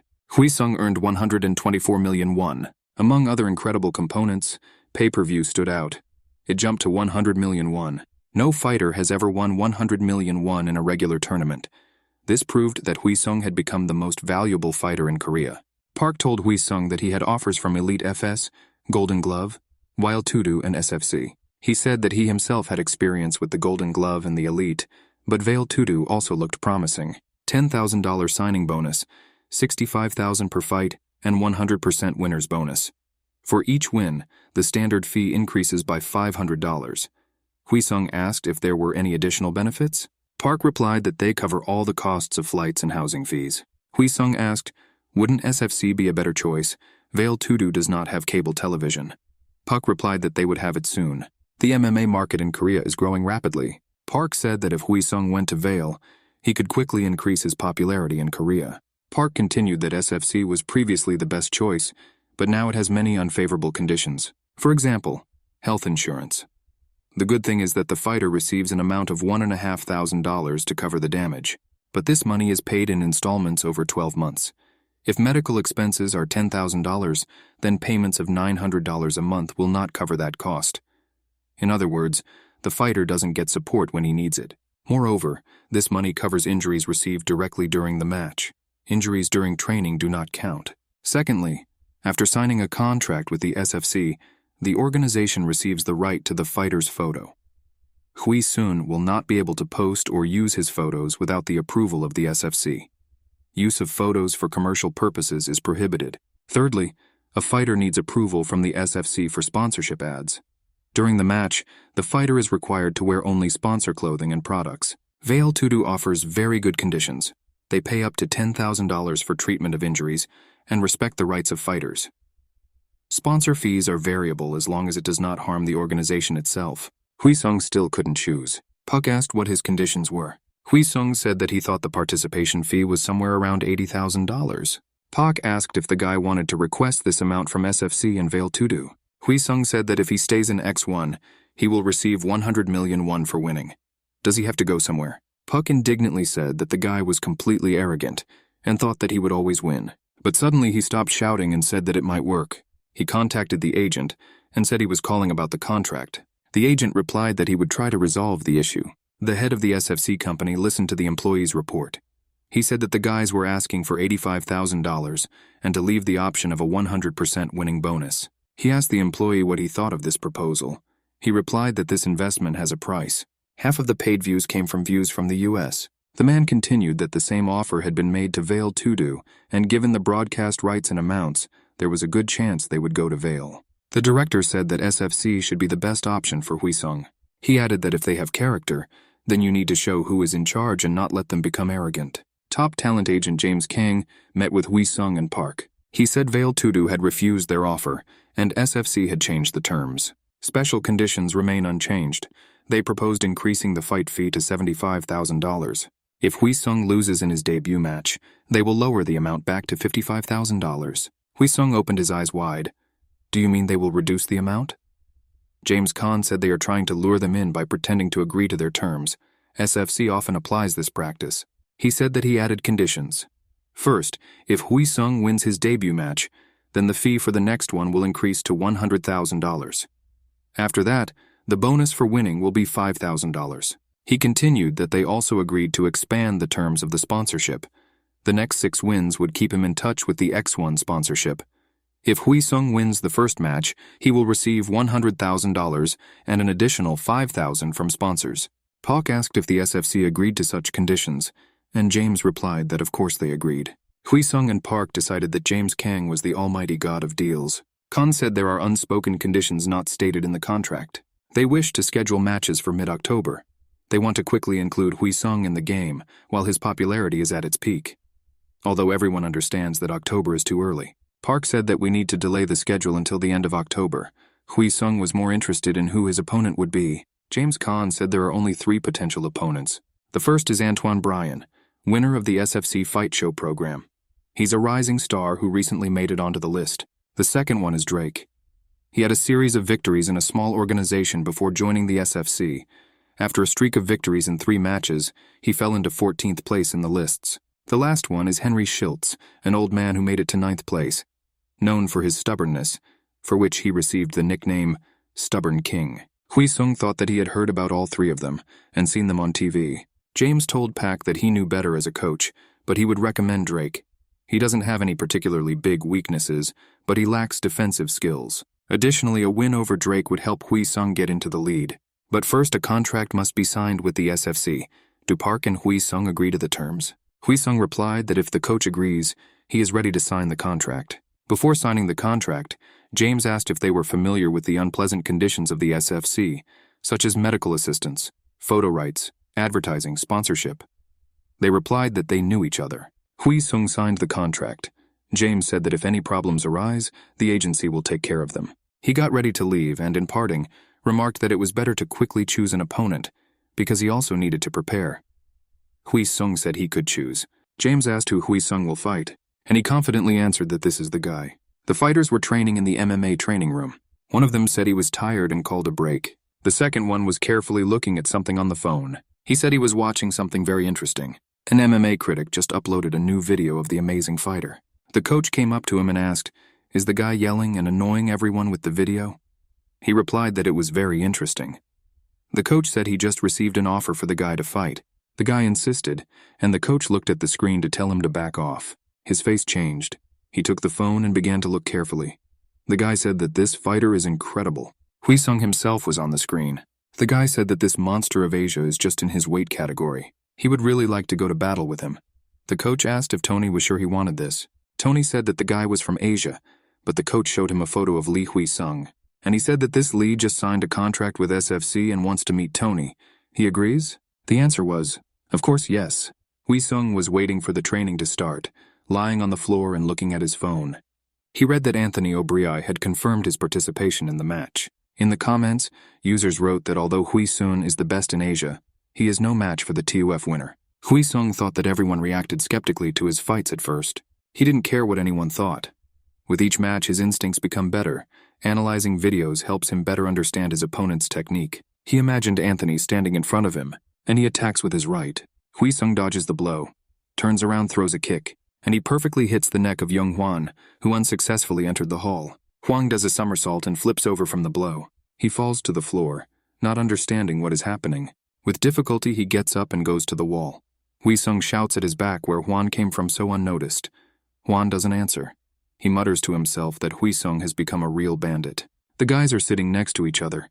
Wheesung asks how Hwan is, and he replies that everything hurts, and Wheesung is a rare asshole. Hwang says he came to visit a friend. They have been growing apart lately. Wheesung replies that when Hwang's match ended, he was there, and Wheesung will be there after Wheesung's fight. Hwan says that he heard that Wheesung chose Brian. Wouldn't Drake be a better choice? Wheesung says his position on the list will increase as long as he defeats the strongest and most famous fighters. Brian is the winner of TUF. If he beats him, he will get everyone excited. Hwan says that Wheesung has always been strange, and now he wants to tell him one piece of news. He has become a coach. There were many more team members, so more specialists were needed. Hwang thinks he will return to competition later, but now the number of offers has dwindled. For now, he will focus on coaching. Junghwan scored 2 debut victories.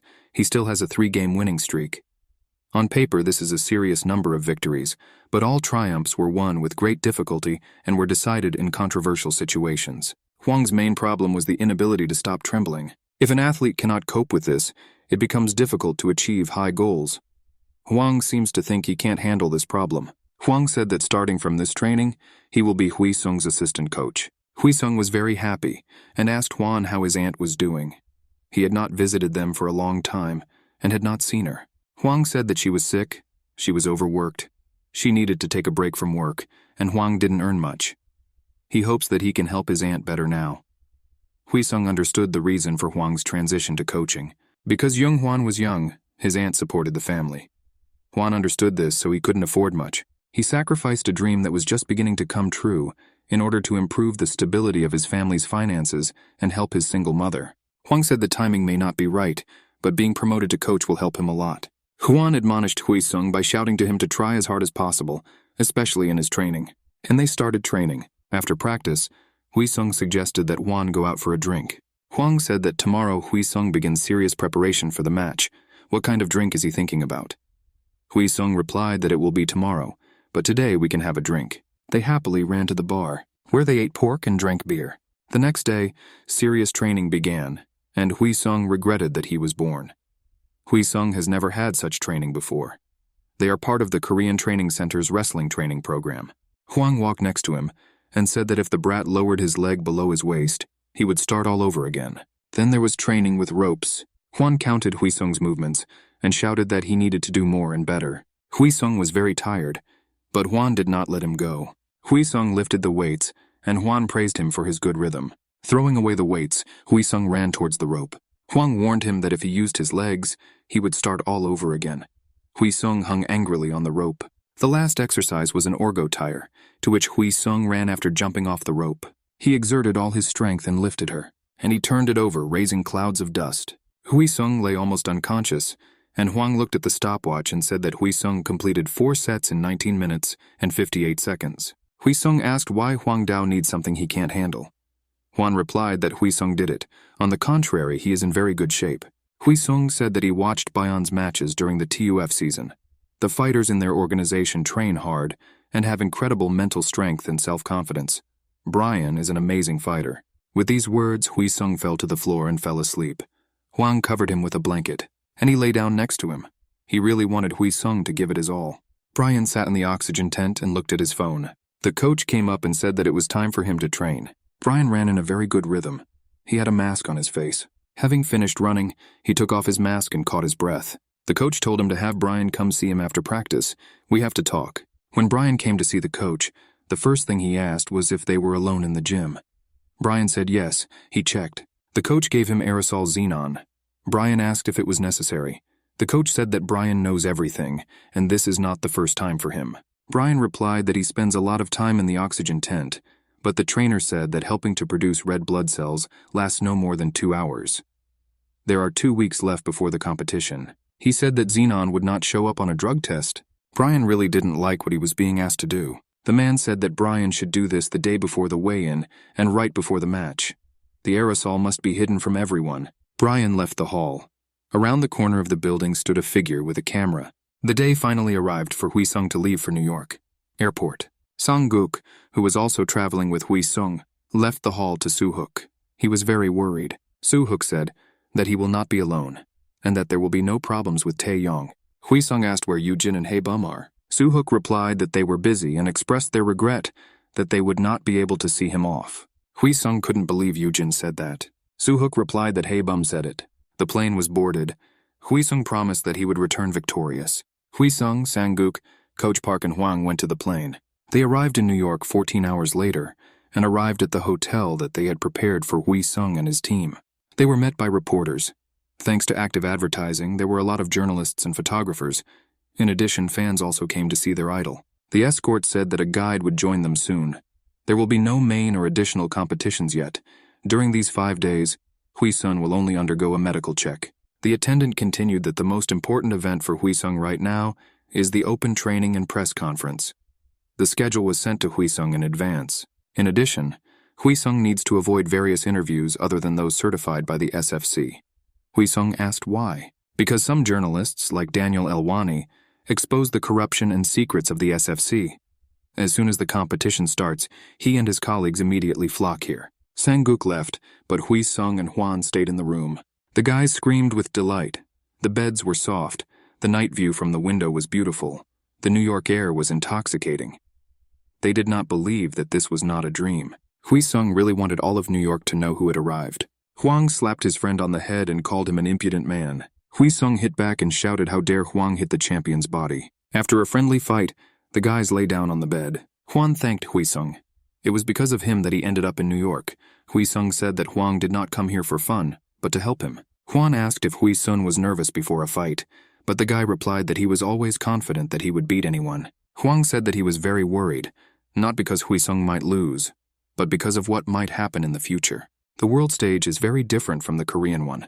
There are many organizations and fans here. There will be many people who will love and hate Wheesung, so he needs to be careful. Wheesung said not to worry. If someone doesn't like him, won't Wheesung himself care? All he personally needs is to win and rise even higher. What problems might there be? The problems still arose. James Caan reported on it. Anthony O'Brien made it to the front pages of the newspapers that he denied everything. Sang-guk asked Kang if what they wrote in the newspapers was true. He replied that he was not sure, but if everything turned out to be true, then the fight could be cancelled and a check would begin. Sang-guk asked, "What about the fee for the fight then?" James shook his head. Sang-guk said that everything is very bad. Wheesung asked if this newspaper article can be trusted. James replied that Elwani wouldn't go so far as to lie, so the probability was over 80%. SFC will not sit idly by. An emergency press conference will now take place. Wheesung thought there would be an opportunity to justify himself to the public. The fight is just around the corner. If everything is cancelled, SFC and all participants will suffer heavy losses. Wheesung said that if everything goes well, he will have to fight the guy who doped. Sang-guk said that in such a situation, Korean organizations will confiscate all the fees from the fighter who was doping. A press conference has already been scheduled, and Wheesung said that he wants to find out the truth. James was concerned that the guy would not ruin the reputation of SFC. James said that the consequences could be very serious. Wheesung could also be affected by this whole situation with the SFC. Wheesung understood this very well. Sang-guk supported Wheesung, and the guy began to prepare for the press conference. Day of the press conference, all journalists are assembled. Lee Wheesung and Anthony Bryan are already there. Each journalist received his own serial number and was the first to ask a question. He asks Bryan, according to the information received, he was taking illegal drugs. This is true. Bryan will answer that if the journalist did not personally see this, then why is it true? He says that Daniel reported this on social networks. Bryan replies that Daniel Elwani is the one who criticizes many players. The guy asks for facts, not the chatter of a journalist. The second journalist asks a question. He says that Bryan was suspected of using drugs last year, and the journalists also heard about the testimony of other people that the fighter made a deal with his assistant, Alex Griffin.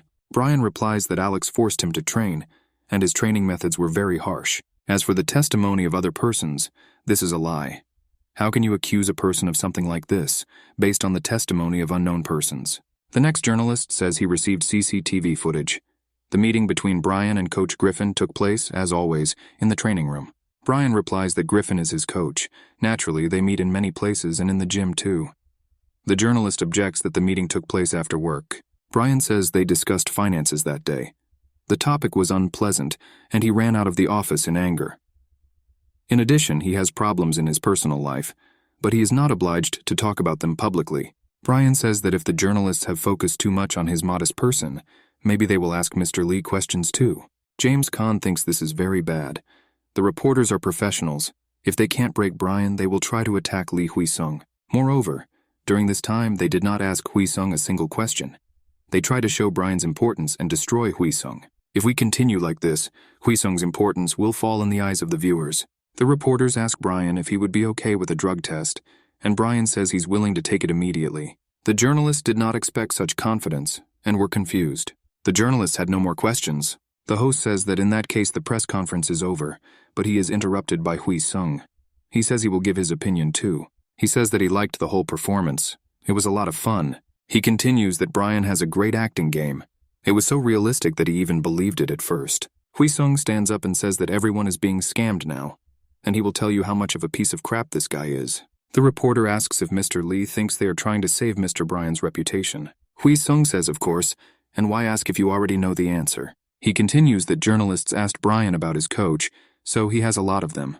What's the point of asking such questions? Why doesn't Brian want to talk about his personal life? Does the guy who Wheesung will soon beat in the ring have any secrets? Wheesung continues that Elwani's article mentions substances that promote the production of a hormone that increases physical strength and ensures rapid recovery. If the substance is inhaled, the effect will last 72 hours. Today there are just 72 hours left before the fight. That's why Brian hasn't taken the dope yet, so he calmly suggested doing a test. Wheesung continued that Brian posts a lot of videos of himself training in the oxygen chamber on social media.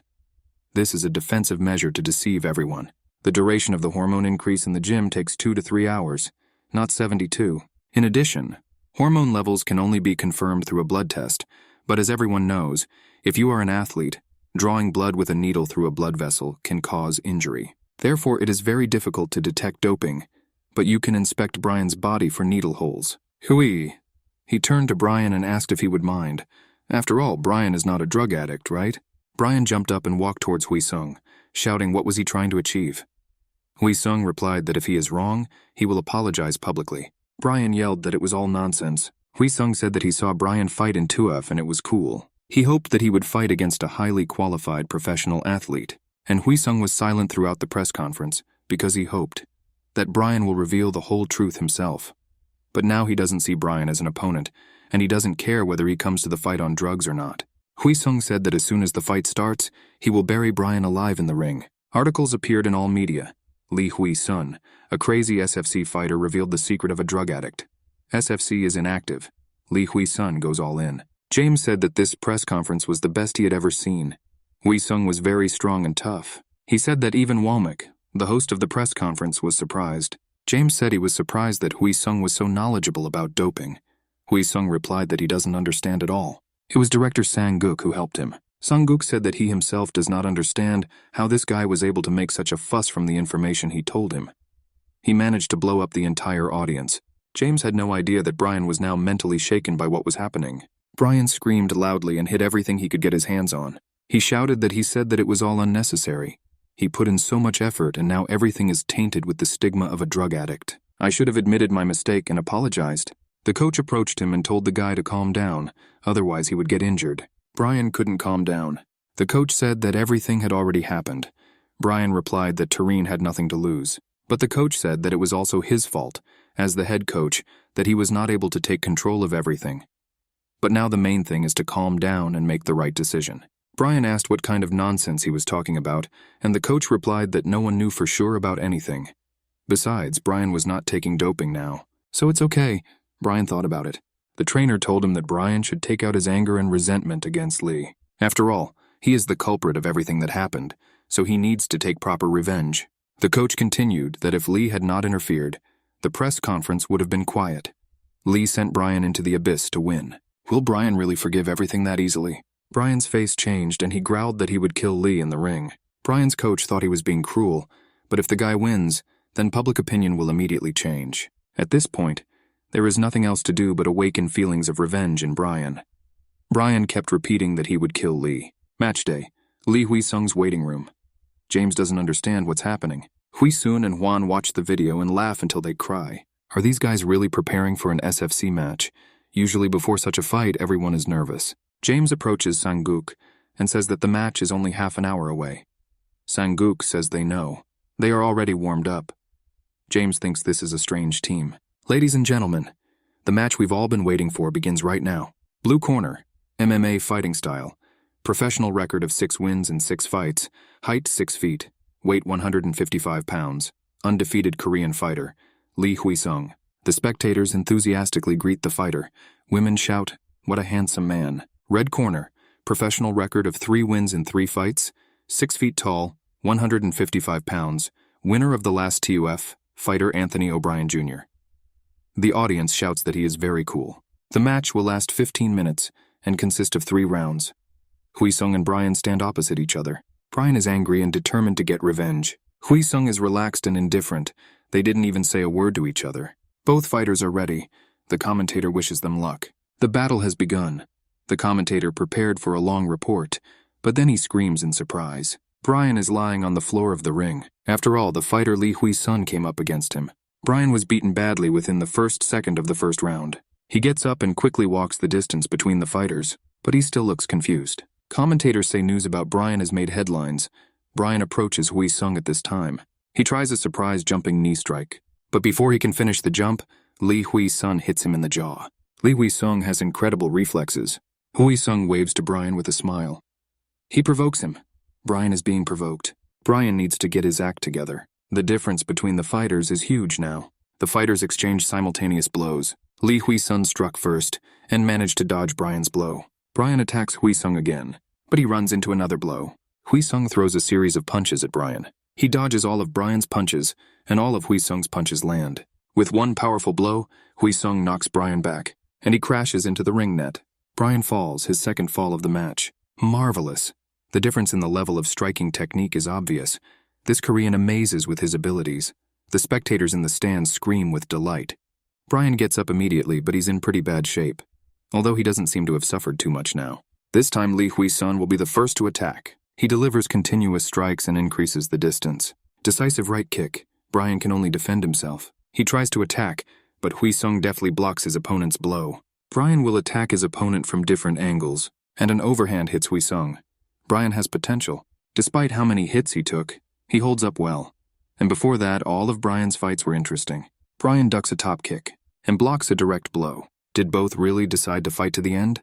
Lee Hwi-sung never stops throwing punches. Brian begins to attack his opponent, but Lee Hwi-sung anticipates the angle of the attack, dodges and delivers another blow. Brian attacks again, but Lee Hwi-sung again lands a strong blow to the side. Brian has not yet come to his senses when Wheesung hits again. Lee Hwi-sung demonstrates the perfect combination of all the punches. Each of his attacks is incomparable. Sang-guk watches the match and thinks that usually during a fight, fighters get nervous and confuse their actions, performing them differently than in training. Wheesung is completely different. Even in a desperate situation, he thinks with a cold head and calculation. His improv skills and work ethic are unmatched. But Brian is not an easy fighter. No matter how many blows he receives, he will not be defeated. Sang-guk sees that Brian is only using short punches and kicks, as if he is waiting for something. Brian pretends to throw a normal punch. Lee Hwi-sung seems to know this and avoids it. But Brian abruptly adjusts his blow, and he delivers an unexpected jumping blow right into Wheesung's face. This is madness. Lee Hwi-sung loses his balance, and Brian attacks again, preparing to deliver another crushing blow. Lee Hwi-sung has not yet come to his senses, but he managed to dodge a direct left blow. From a right blow, Wheesung dodges Brian's attack. During this time, he recovers and hits Brian. Commentators wonder how Wheesung can still move after such a blow. Wheesung asks Brian if this is his best shot. Lee Hwi-sung gives a thumbs up and shows that he is fine. Brian is led by Wheesung's provocation and becomes more and more incensed. He completely loses control and is hit hard in the side by Lee Hwi-sung. The commentator says that the fight today promises to be very interesting. Wheesung is in the middle of the ring waiting for his opponent to attack. Now he is showing his index finger. Apparently he is serious. Brian rushed forward. The battle continues. Lee Wheesung confidently dodges attacks. But Brian also dodges Lee Wheesung's attacks. Brian throws all the punches furiously. Lee Wheesung crouches and a kick goes over his head. The commentator notes that Lee Wheesung barely dodged the blow and increased the distance. He runs his fingers through his hair and gives another thumbs up. Even in such a situation, he is calm. He's just playing with Brian. Brian thinks about how he can avoid the enemy's attacks. He didn't expect Wheesung to be so strong. Brian deliberately approached him and kicked him. As expected, he ducked, sticking his head out for the trajectory of the next blow. The blow missed his head. In that brief moment, he reacted and bowed his head down. How can you even defeat such a guy? Lee Wheesung attacks Brian. A continuous series of blows follows. Brian can only defend himself. A powerful blow to the thighs follows. Brian manages to block the blow. Grabbing Wheesung's leg, Brian pushes him away from him, and then he receives a sudden blow with his knee. Brian can no longer stand on his feet. He is staggering. Lee Wheesung quickly approaches and tries to land the finishing blow. All Brian can do is put up a defense. Lee Wheesung breaks through Brian's defense with a false left hook. This blow is definitely the last one. Lee Wheesung's fight amazed everyone. Brian falls. He should get up now. Lee Wheesung runs towards his downed opponent. He falls on him, immobilizes his lower body and begins to strike. Brian tries to break the hold and get back up, but the enemy does not let him go and continues to strike. Brian managed to free himself and stand up. He is a true fighter who does not give up. Brian thinks he wouldn't have been able to get out if Wheesung hadn't let him go. He was clearly up to something. Lee Wheesung attacks head-on. Regardless of whether his opponent is defending or not, he attacks directly. This time he lands a knee strike. It looks creepy. Brian's trainer shouts that there are 30 seconds left in the round. Brian pushes Wheesung away from him. He wants to increase the distance. He decided to take his time and wait for the end of the round. But Lee Wheesung does not allow him to do this and throws a jumping knee strike. Brian was pushed straight into the bars. Lee Wheesung does not give his opponent time to come to his senses and delivers a series of blows. The iron bars almost dug into Brian's back. They keep beating him and he can't do anything. Brian thinks, how could this happen? He trained a lot and was sure that there was no one stronger than him. When he saw Lee Wheesung, he realized that he was a strong fighter. Yet Brian was confident that he would win. Brian feels like his body will soon give out. He gets a left hook, and his head almost falls off his shoulders. He remembers the first time Alex doped him to win TUF. He understands why he is no longer such a strong fighter. Lee Wheesung lands a flying knee strike. Game over. Lee Wheesung knocked out Brian in the first round. He's a real monster. Why did the SFC keep such a fighter a secret? This is a clear victory for a real fighter. Brian lost a lot because of his defeat, but SFC will not regret it. They have a promising favorite. Viewers see the birth of a new popular fighter. Hwan happily greeted Wheesung.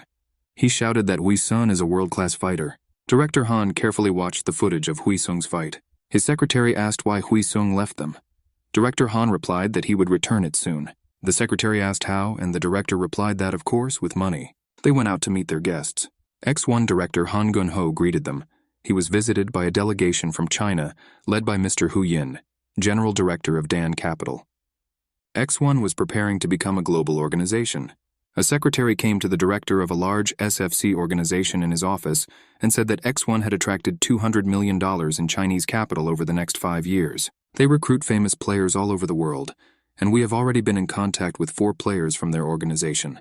The director said that the first 3 are irrelevant and can go wherever they want. The director asked if the secretary watched the last fight with fighter Lee. Did this Korean take doping? The secretary replied that it was unlikely. There are no Korean athletes who take drugs. The director asked how he then beat Brian himself. This looks like a cheap script. Secret replied that Lee's skills are very good. Each of his fights stuns the audience. He is the best not only in Korea, but throughout Asia. The director thought about it, and he asked how long it had been since they held competitions in Korea. The secretary replied that about 3 years. The director said it was time to start again. They need to break into Korea when the X1 is getting ready for global release. Right now, they need to strengthen their influence in the Korean market. Besides, they have Lee in their organization. 2 weeks have passed since the fight. Wheesung was relaxed. Coach Park called him and asked if Wheesung would like to go to the recording of the show. The guy didn't expect such a question. The Life Bar is a place where there is an entertainment show, where you can drink and chat. Wheesung didn't know that Park liked places like this. Puck said it's just a vacation. There's nothing wrong with it. Park said that he was invited by TV's Do Kyung-hoon and Yoo Jin. There may be footage of fighters living their everyday lives. Yoo Jin passed by Wheesung after training. He remembered that he had not communicated with her for a long time, although they had often chatted before. Wheesung decided that going to the variety show's taping was a great opportunity to meet Yoo-jin and agreed. Yoo-jin listened carefully to their conversation. No one knew then that Lee Hui-sun would go so far that day. The goal of the project was to create a nice group of friends who cook for each other. Kyung-hoon and Wheesung stood next to each other at the stove. Wheesung heard that Kyung-hoon was helping Yoo-jin on TV. Although there is a preconception that actors are arrogant, Wheesung thought Kyung-hoon was a nice guy. Kyung-hoon asked him how long he and Yoo-jin have known each other. Wheesung replied that it was about 2.5 years. The recording of the show has begun. The presenter said that today they had special couples. The first guest is actor Do Kyung-hoon, who has been very popular lately. New actress Seo Tae-hee, who appeared as his girlfriend. The third guest is famous athlete Min Yoo-jin. And finally, the popular martial artist Lee Hui-sun. Wheesung was complimented on how he looked more like an artist than a fighter. He said that he did not become friends with Yoo-jin right away. At first, they had a strained relationship. To everyone's laughter, Wheesung said that at first Yoo-jin was aggressive against him. She always walked around with a dissatisfied face. The members confirmed that Yoo-jin always walks like this. Wheesung turned to Yoo-jin and said that they are now the closest of colleagues. The meeting went great. Everyone was friendly and nice. The conversation continued, and Wheesung was asked if he was now in his early 20s and at the peak of his energy. Has Wheesung ever seen Yoo-jin as not only a colleague, but also a woman? Wheesung replied that this is unlikely to happen. Yoo-jin is of course a good friend and has a cute face. Yoo-jin asked since when did he call her cute. Kyung-hoon laughed and asked if there was any chance that Wheesung and Yoo-jin would become lovers. Wheesung did not expect such a question and was dumbfounded. Yoo-jin admitted that when she was sick, Wheesung brought her food, gave her medicine, and cleaned her house. She said he also washed her underwear. Wheesung yelled that he didn't touch her underwear, and her socks stank so much that it was impossible not to wash them. Ken-hook still insisted on the answer. Is there really no possibility that they will become lovers? Wheesung was beginning to understand what was going on. The actor deliberately focused on this topic of conversation. Apparently he is interested in Yoo-jin, so she keeps her distance from him. And so she conveyed an invitation to Wheesung through Park. He said there's a 99% chance that it won't happen. He would say 100%, but he is afraid that he will be considered selfish. Wheesung said that Yoo-jin and Kyung-hook are regular guests on this show. So Yoo-jin said that she was very uncomfortable being on the same show as the actor, and now Wheesung understands what she meant. The actor said that he only sees Yoo-jin as a cute little sister. Wheesung replied that Yoo-jin needs a good person. Ken-hoon asked, is he bad? The quarrel grew. Yoo-jin intervened in the conversation and silenced the guys. The filming ended and Wheesung stood next to Yoo-jin. He apologized for how things turned out this way. She said that everything was fine, but Wheesung was worried that he should have been more rude to the actor. Ken Hong came up to them and said that everyone was going to have a party. He asked Wheesung to go away with him for a minute. Yoo-jin said that he can talk to Wheesung here, but Wheesung said it's okay, he'll talk and come back. The guys went out into the yard and Kyung-hoon offered Wheesung a cigarette. Wheesung replied that he doesn't smoke. The actor lit a cigarette and asked if Wheesung thinks Yoo-jin is beautiful. Wheesung replied that objectively, yes. Ken-hoon said that she is a beauty, and few girls can compare with her. But despite this, Kyung-hoon thinks that Wheesung is going too far. Everyone sees that Wheesung has a crush on the girl. He admitted that he was drunk, and that was the only reason he started this conversation. He is a famous actor and Wheesung has his eye on the wrong girl. He asked if Wheesung ever hit on Yoo-jin, or did he decide to play the role of the right guy in public? After all, friendship between a man and a woman is nonsense that cannot exist. The expression on Wheesung's face spoke volumes, and the actor said that if he wants to hit him, let him hit him. But let him remember that he is forbidden to use his power outside the ring. He continued that all girls are the same. They need money and power. And why did Wheesung surrender to them? With these words, Ken Hong left. Wheesung knew it was time to go home and went into the hall to say goodbye. Yoo-jin rushed to him and asked if things had come to a fight. Wheesung replied that it didn't come through. Yoo-jin said that Kyung-hoon will provoke the guy, but he doesn't have to react. Ken Hong invited the young people to have a drink with him. Wheesung walked over, took a bowl of soup from the table and poured it on Kyung-hoon's head. Those present did not know how to react to this hooliganism. Wheesung did not stop and further dipped the actor into the plate that was in front of him. The actor jumped up shouting what the bastard was doing, and Wheesung asked him to repeat all his words. About the fact that there are a lot of women who only want money and power and everyone dreams of sleeping with him. Kyung-hoon shouted that this was slander, and he didn't say that. But Wheesung showed him the recording on his phone. Ken Hong realized that things were bad. Wheesung said that he would release the recordings if Kyung-hoon behaved inappropriately, after which he politely said goodbye and got ready to leave. Yoo-jin left with him. They walked along the night streets of Seoul, and Yoo-jin asked what Kyung-hoon said. Hwi-sung replied that Yoo-jin ignored him, so he got angry. Yoo-jin said that she was also disappointed with the show, and Hwi-sung's words about 99%. Hwi-sung noticed that he couldn't say that they were in a relationship or that they were dating. This is not the case. Yoo-jin replied that he did the right thing. She said that before she didn't care who said anything about her, but now Hwi-sung's words hurt her. Hwi-sung stopped, sighed heavily, put his hand on the girl's shoulder, and he asked her to go on a date with him. Yoo-jin was dumbfounded and asked what got into Hwi-sung. Hwi-sung said that friendship alone is not enough for him. Kyung-hoon will not stop, and Hwi-sung will not be able to put up with this. Yoo-jin reminded him about 99%, and Hwi-sung yelled that he couldn't risk it. Yoo-jin threw herself on the guy's neck and said that they would be dating. They had 1% and that was enough. The two lovers finally kissed. On a November morning, Hwang was checking the director's email. He looked at the computer and realized he needed help figuring it out. Coach Park looked into the office and asked what happened. Hwang said that a letter arrived addressed to Wheesung from SFC, proposal with venue, Seoul. Park also didn't believe that SFC would come to Seoul. In addition, it is proposed that the first fight should be fought by Wheesung. This is an amazing opportunity for him. And who is his opponent? The journalist asked his interlocutor. He's worth £6 million but still fights in MMA. What's the point? His interlocutor laughed and replied that MMA is a hobby for him, to which he wants to devote himself without reserve. The journalist said that this is a dangerous sport and you can get injured. The second one told him that he enjoys the ups and downs, which is why he became a stockbroker. But he has an unquenchable thirst. He loves to fight and his energy cannot be fully expressed even in the ring. He likes to fight in the Octagon, where among many there is only one winner. But with such a life, of course, it is difficult to start a relationship and take care of your personal life. At this time the phone rang. The man apologized, picked up the phone, and the news he heard made him very happy. SFC lightweight fighter Robert Taylor said that he is not in a relationship. He will have a fight. Wheesung finally bought a car and met his friend. A friend congratulated him on his purchase and said that 6 months ago Wheesung said that he did not need a car.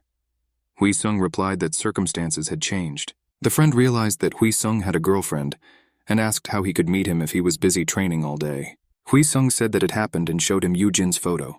The friend immediately recognized the famous athlete. He got really angry and said that he had actually been a fan of Min Yoo-jin for a long time. He asked Wheesung why he called him to meet, just to brag about your relationship with a girl. Wheesung replied that not only that, he said that he has a match scheduled in Seoul in March. The friend was surprised that SFC came to Korea and that Wheesung grew to such a level of fighting. Wheesung said that this time his opponent is very difficult. Robert Taylor takes 7th place in the ranking. He is known for his straightforward and exciting fighting style. In the past, Wheesung was always confident that he would win, but now he has doubts. He just wanted to talk to his friend so that he could dispel his doubts. A phone call interrupted the conversation between friends. Wheesung received a call from Kim Sung-chan and said that he knew that Wheesung had a fight scheduled with Taylor. Taylor himself called Song-chan, said that they were holding a training camp and asked if Song-chan wanted to come as a sparring partner. The pay there was attractive, but Song-chan refused. Not because of Wheesung, but because Sung-chan is the X1 champion and has nothing to do with SFC.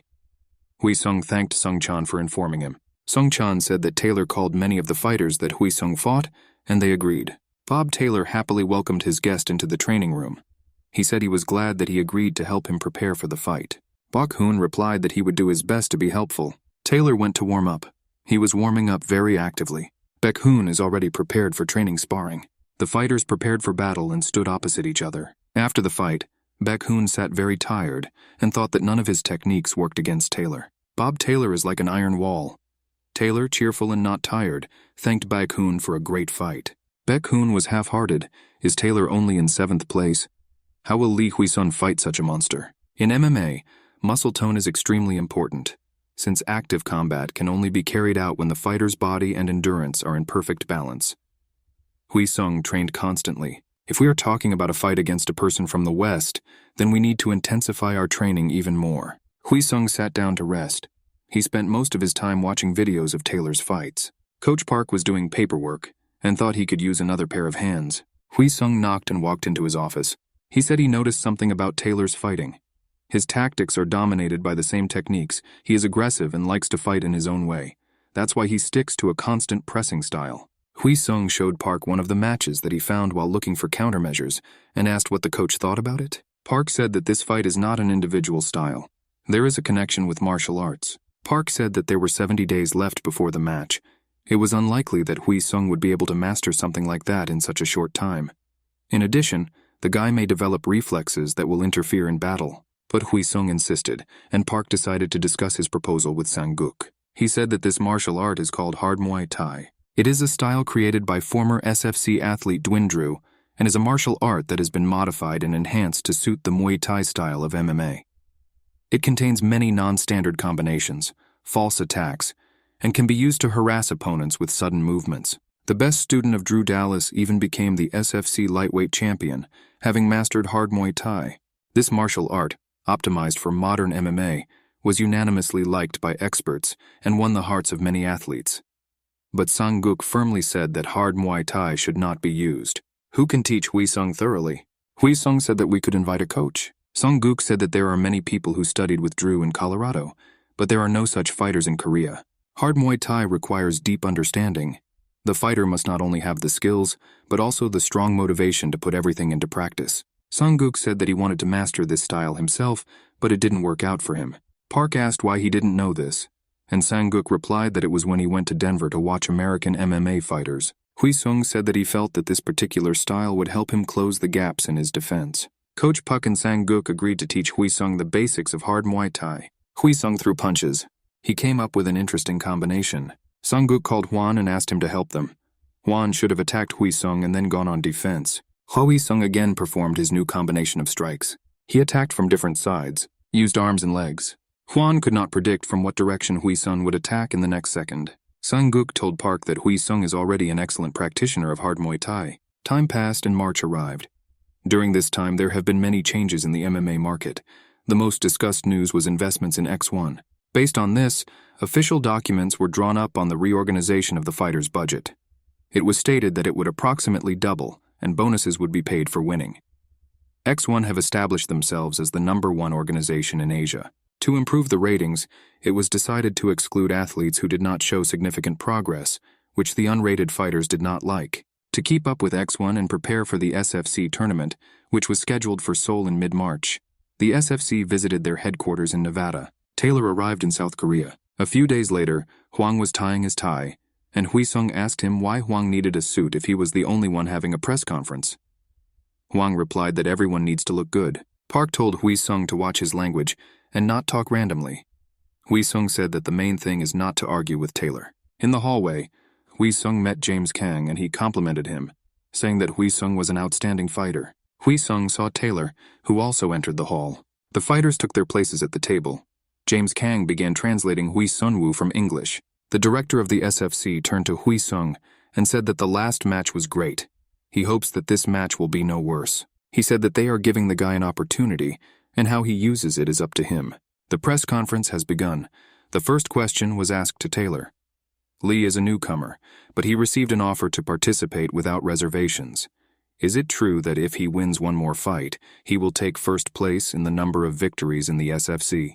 Taylor said it was nonsense. There is no point in making predictions now. They are both strong, and anyone who watched Lee's fight with Bryan knows about his capabilities. The second question was again for Taylor. He was asked why, given his status, the fight was not booked in the UK, and why he agreed to come to Korea. Taylor replied that he didn't care where he fought, he had a lot of experience. And Lee is a beginner. It's more convenient for him to fight at home. Taylor was asked if it was true that he invited the fighters who fought Lee as sparring partners. Taylor confirmed this. He noted that Lee has serious strength, so Taylor will do anything to defeat him. Finally, the question was asked to Wheesung. He was asked how he felt after 2 victories in the main competition. Wheesung said that if the reporters expect him to make a fuss like he did at the press conference with Bryan, then they are wrong. Now he is all in anticipation. The SFC scene is every fighter's dream, and Taylor is one of the top players. Wheesung admires him as an athlete and looks forward to the fight. But Wheesung also had questions for Taylor. He said that SFC is a paradise for sports pharmacology lovers, but Taylor never had a single problem. Did he not accept or did he not get caught? Taylor laughed and replied that he had not taken doping and had no plans to. After all, he is also a stockbroker. He needs a clean brain and body. He asked the same question to Wheesung. Did he really never take doping or was he lying? Wheesung said only vitamin C. Wheesung was asked how he felt about Baekhoon's invitation to the shadow camp. Wheesung replied that this is a great opportunity for Baekhoon. He said he has a lot of respect for Taylor and will put his heart and soul into this fight, because to show respect to a fighter like that is to fight him with everything you have. For the sake of the economic development of Great Britain, Wheesung promised that he would do everything to get Taylor to leave the ring and return to the securities industry. Taylor laughed. The fighters stood in front of each other. They looked piercingly at each other. They each spoke in their own language. There was no translator, and the fighters did not understand each other. Taylor said that Wheesung talks a lot, and Wheesung introduced the guest to the best dishes of Korean cuisine, in his opinion. The director thought that both of them had such a fierce look that they seemed to attack each other at any moment. This match is worth looking forward to. At this point, the duel of glances ended and the fighters were ready for battle. The day after the weigh-in, SFC 173 was declared open. For martial arts fans from South Korea, this tournament, where 5 Korean fighters took part in 11 fights, became a real holiday. But unfortunately, the first performances of the Korean fighters did not live up to the expectations of the fans. At the moment, based on the results of 3 fights, there are 2 defeats and only 1 victory. And now it's the turn of the 4th athlete. Fighter Kang Yoon-jong landed a great hook to his opponent's face. Kang Yoon-jong did not miss the opportunity and continues to rain blows without stopping. And now the battle is over. Fighter Kang Yoon-jong wins by technical knockout. The stands support the winner with joyful cheers. He won after a long and stubborn struggle. The athlete's joy knew no bounds. Wheesung and his comrades were very happy about this. Yoon-jong did his best. It was a tough fight. His opponent put moral pressure on him, but the guy's will to win did not let him down. Director Sang-guk and Coach Park were discussing this fight.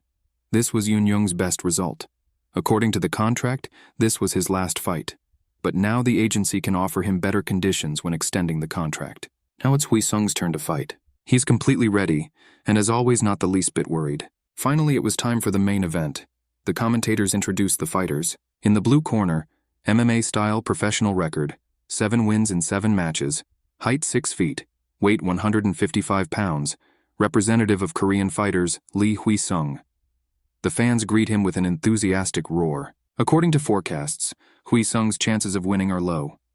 But no one really knows for sure. In the red corner, a professional record of 31 wins, 7 losses, height 6 feet 1 inch, weight 165 pounds.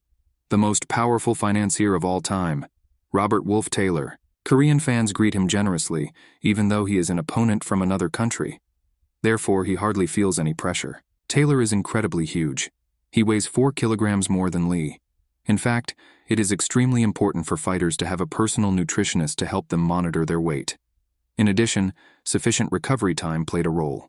Wheesung asked his opponent if he tried Korean cuisine, or if he couldn't because of his weight. Taylor replied that he now understands what the enemy is babbling about, and after the fight, he will definitely try all the Korean delicacies. After touching gloves, the athletes went to their places and prepared for battle. The judge announced the start of the fight. As soon as the gong rang, they crossed their fists, but both punches were blocked. The opponents retreat again and begin to pass each other to the left. Taylor is the first to approach. His fist flies forward, but it was a false blow, followed by a right hand to the body. Lee Wheesung responds with a right middle kick. Taylor's fist flies towards Lee Wheesung's face, but the guy shows excellent defense. At the same time, Wheesung throws another right middle kick, and immediately after that, he increases the distance with a pushing blow of his left leg. Taylor flies towards the net. Next, Lee Wheesung approaches the pushed-back Taylor and throws a brilliant high kick with his right foot. But Taylor is no less brilliant at dodging. Double yap, successive strikes with one hand and one leg, middle kick, push kick, and even head kick. Lee Wheesung doesn't skimp on his kicks these days. Without losing momentum, Wheesung approaches his opponent, swaying from side to side. This time, both strikes are delivered almost simultaneously. Wheesung's fist flies towards Taylor's face, but Lee Wheesung himself receives a counter-attacking left kick. Lee Wheesung begins to lose the battle against the clock. It was Taylor's turn to attack. He comes with successive strikes. Lee retreats on defense. He blocks blows one after another. Taylor was clearly up to something. He attacks with lightning speed. Wheesung understands what the enemy will do. Anticipating the left strike, Lee Wheesung counterattacks with a right hook. But Taylor has already read his movement and dives forward to avoid his opponent's fist. He is ready for an immediate counterattack, and that's why it's Lee Wheesung who gets the right hook. Taylor is pushing his opponent. The gap already seems quite noticeable. This is the skill of an old-timer in the lightweight division. Taylor. This match is definitely not going to be easy. Lee Wheesung gets hit again. It is pushed away from the center and shifted to the corner. Are Taylor's shoulders really an impregnable wall for him? Wheesung assessed his opponent as very strong with lightning-fast reactions. He perfectly parries the counterattacks that Wheesung carried out against Baekhoon, so he will not be easy to deal with. Most would feel helpless against him, but this is only fair to others, not to Wheesung. And he smiled. Taylor didn't like his opponent's smile. Is he smiling instead of writhing in pain? This means he still has some strength left. This is very much to Taylor's liking. He rushed to attack. Let the guy show what else he is capable of. Taylor instantly closes in on Lee, who throws a counterpunch to the body. Deceptive maneuver. Lee Wheesung uses an uppercut, but Taylor dodges it. He is no stranger to insight.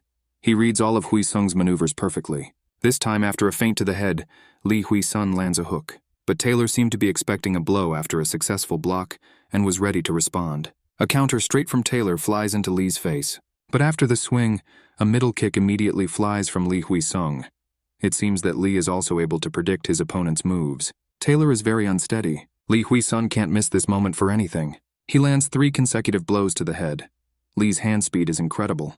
And then a side kick to the body. Taylor pulled himself together again and stood up straight. Another middle kick from Lee Wheesung. This time Taylor blocks the blow. Lee Wheesung advances and approaches Taylor. He's going for a body shot, but this was a deceptive maneuver.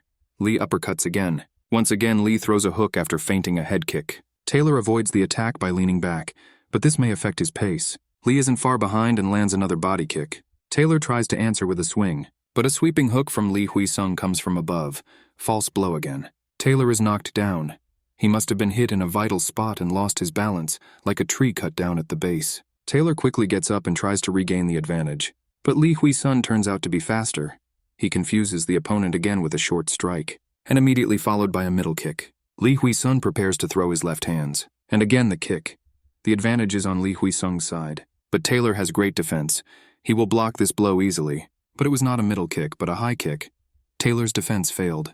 The stadium and commentators erupt in screams. Knockdown. This is already the second knockdown in such a short period of time. How is this possible? Why did Taylor fall? Sang-guk was very happy. Everything is going according to plan. A set of blows with a hook to the head, an uppercut to the body, and a middle kick. The repetition of such a series encourages an experienced fighter like Taylor to subconsciously read these blows, anticipating already familiar attacks. But such tactics distract the opponent. He gets used to the systematic pattern of incoming attacks, enters into a cycle, and simply does not notice when a powerful, unexpected blow suddenly arrives. Such tactics would not work against a stupid opponent, but Taylor, an experienced, intelligent fighter, is up against them. Taylor gets back up. He received significant damage. He tries to move to the side, but Lee Wheesung moves after him. Kick, hit, hit. Taylor is unable to dodge, so she takes all 3 hits. Taylor responds, but Lee Wheesung counters, which ultimately turns into a powerful counterattack from Lee Wheesung. Taylor gets countered in an attempt to launch a counterattack of her own. He seems completely helpless. Lee Wheesung lands a jumping knee kick and hits the top of the block. Then he grabs an again no kick. 3 no kicks in a row. Just a non-stop onslaught. Although Taylor manages to block them, his back is shaking violently. Will he really fail? Wheesung grabs the opponent's neck. Sang-guk screams at the top of his lungs for Wheesung not to carry out the takeover. Taylor breaks Wheesung's hold and throws an uppercut to avoid being grabbed. Lee Wheesung's head threw back and shook. Taylor swoops in and lands big right hands. Sang-guk is worried. Parrying the blow with his knee, Taylor caught the moment when the grip weakened and immediately threw an uppercut. This is what it means to be a seasoned Thai boxer. Taylor lands continuous straight punches. The situation changed in an instant. Reverse of reverses. Taylor feels that something is wrong with his jaw. It took him a long time to recover, but you can't really rest. He throws a backhand at Wheesung, but he dodges it. Taylor is at a loss as to how the enemy managed to evade. His focus of vision must be disrupted. But he decides that Wheesung just accidentally stumbled away. Lee Wheesung blocks on his next strike. Taylor knows this can't be an accident. His opponent had already come to his senses. He breaks distance with his opponent. Wheesung is completely unharmed and ready for further battle. This is simply a wonderful restoration of strength. Or did he not take any damage? Viewers cheer in support of Lee Wheesung. After watching Lee's fight with Brian, Taylor found the fighter to be very tough, but it seems his fitness was better than he expected. There are still 2 minutes left to damage Lee Wheesung, but Taylor decided not to overexert himself now and make a plan for the next round. Lee Wheesung comes out of the corner and starts moving. He is preparing to act. He attacks first and his movements are very fast. Wheesung continues with a series of strikes, but Taylor blocks and does a backstep. It's nice to watch these blocks and attacks. The fighters read each other's strategy like an open book. Taylor ducks left from Lee Wheesung, but he attacks with his left foot and gets into the block. He doesn't even give you a chance to retreat. This time Taylor is going to dodge to the right. But this movement has already been calculated, and the audience sees a stunning direct jump kick from Lee Wheesung. Taylor is also shocked by how his opponent quickly switches from right to left.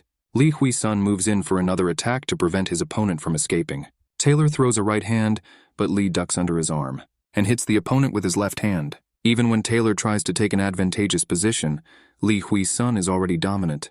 And when Taylor tries to get close to strike, he runs into multiple combinations of kicks, which makes the task much more difficult. Commentators say that Lee Wheesung uses the Ludwig technique, knock Muay Thai style. Taylor couldn't handle him. Sang-guk knows that this is a complete new style, combining the strengths of knock Muay Thai and the techniques of Wheesung himself. Taylor is backed into a corner. He feels pressure from Lee, and then the audience screams in amazement. Lee Wheesung makes a heart with his hands. Who else could put on such a spectacular show for Taylor? Lee Wheesung lands 3 blows in a row. It doesn't matter whether he hits Taylor's block or not, he continues to attack. It looks like he has no intention of slowing down. Taylor was already very tired of standing on defense. With such an onslaught, the psychological burden is enormous, and therefore it is extremely difficult to stop it. Taylor has calculated that Lee is now in a winning position. He believes that Taylor's momentum is lost, and he cannot act aggressively. In this case, the best defense is attack. And Taylor throws an unexpected hook, and then another one. Taylor attacked with a double hook. The stands erupted in screams. But Lee Wheesung counters and gets blocked by a double hook. Lee Wheesung throws a double hook to his opponent's face again. It looks like Taylor can't keep up with the changing rhythm of Lee's punches.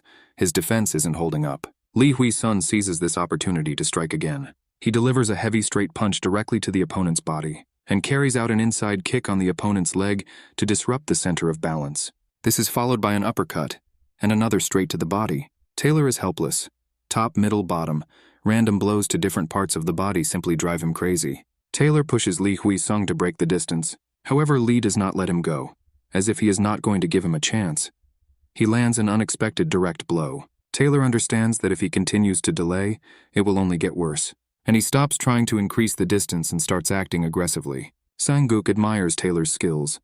He is so skilled that he entered into battle even at the risk of running into a counterattack. However, Lee Wheesung dodges the direct strike. How well he moves, Taylor's punches just can't reach their target. It looks like Lee Wheesung can now easily avoid any of Taylor's combinations that he couldn't avoid in the beginning.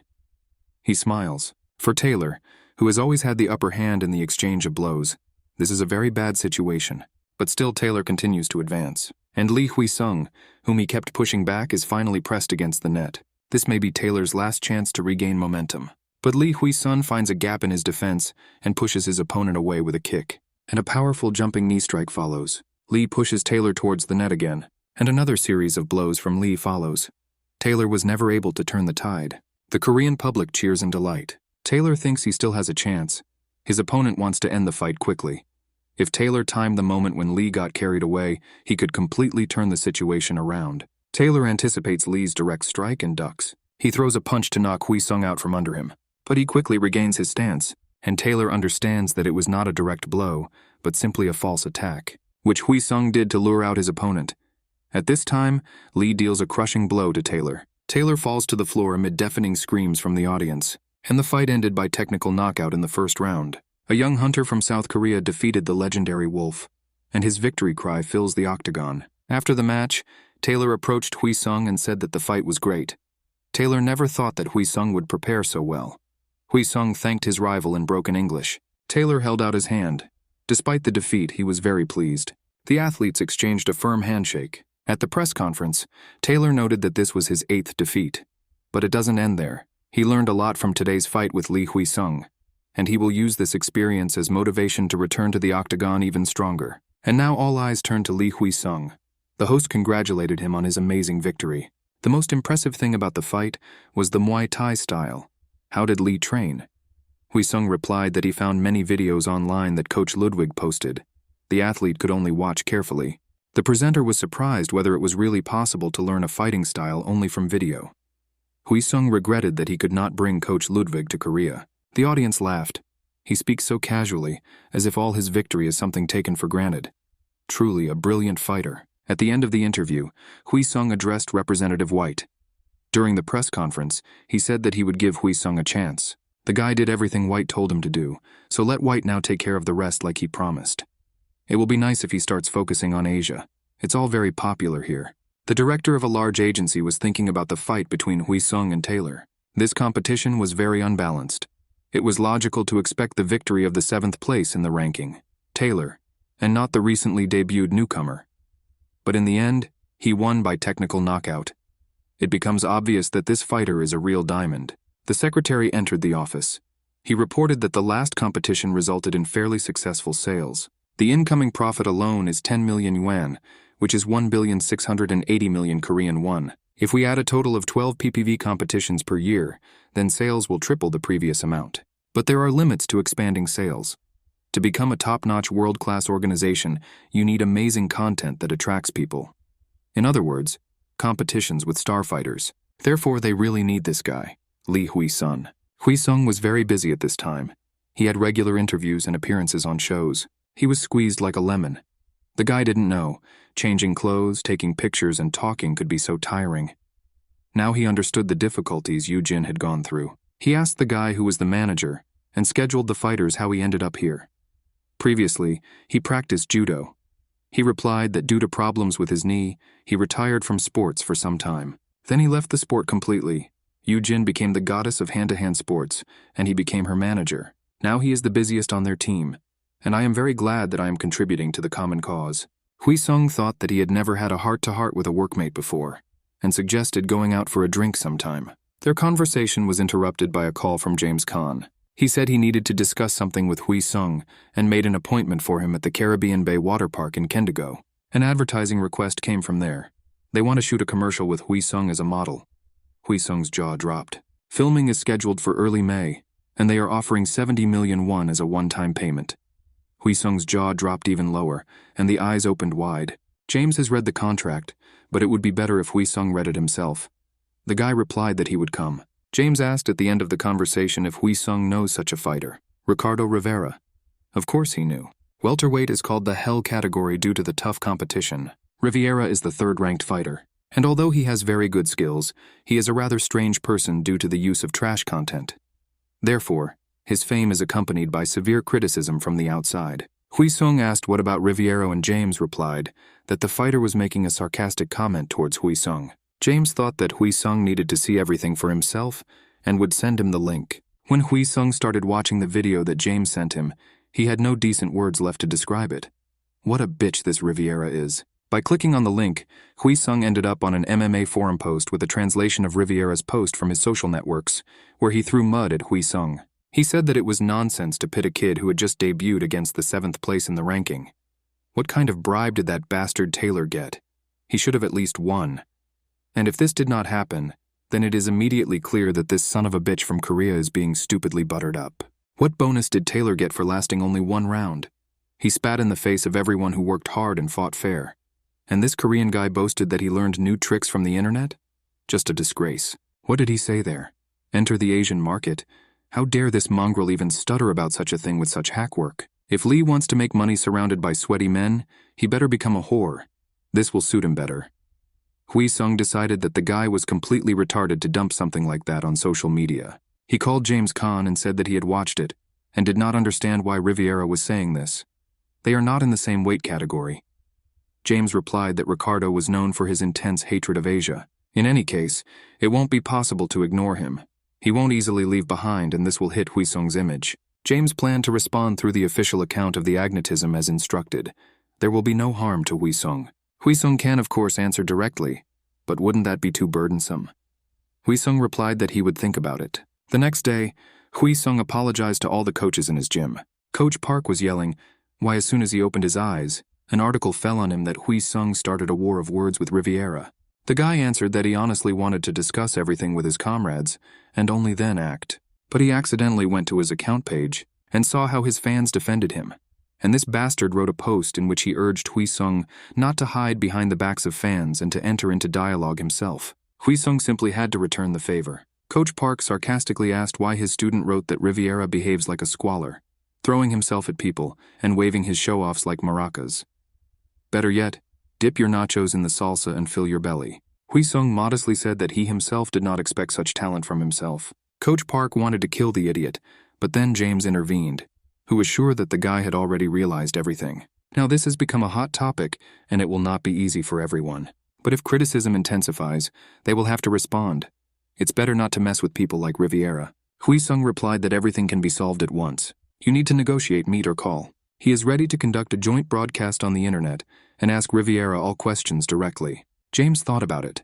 Riviera is now looking to steal Wheesung's popularity. Attention in this world is money.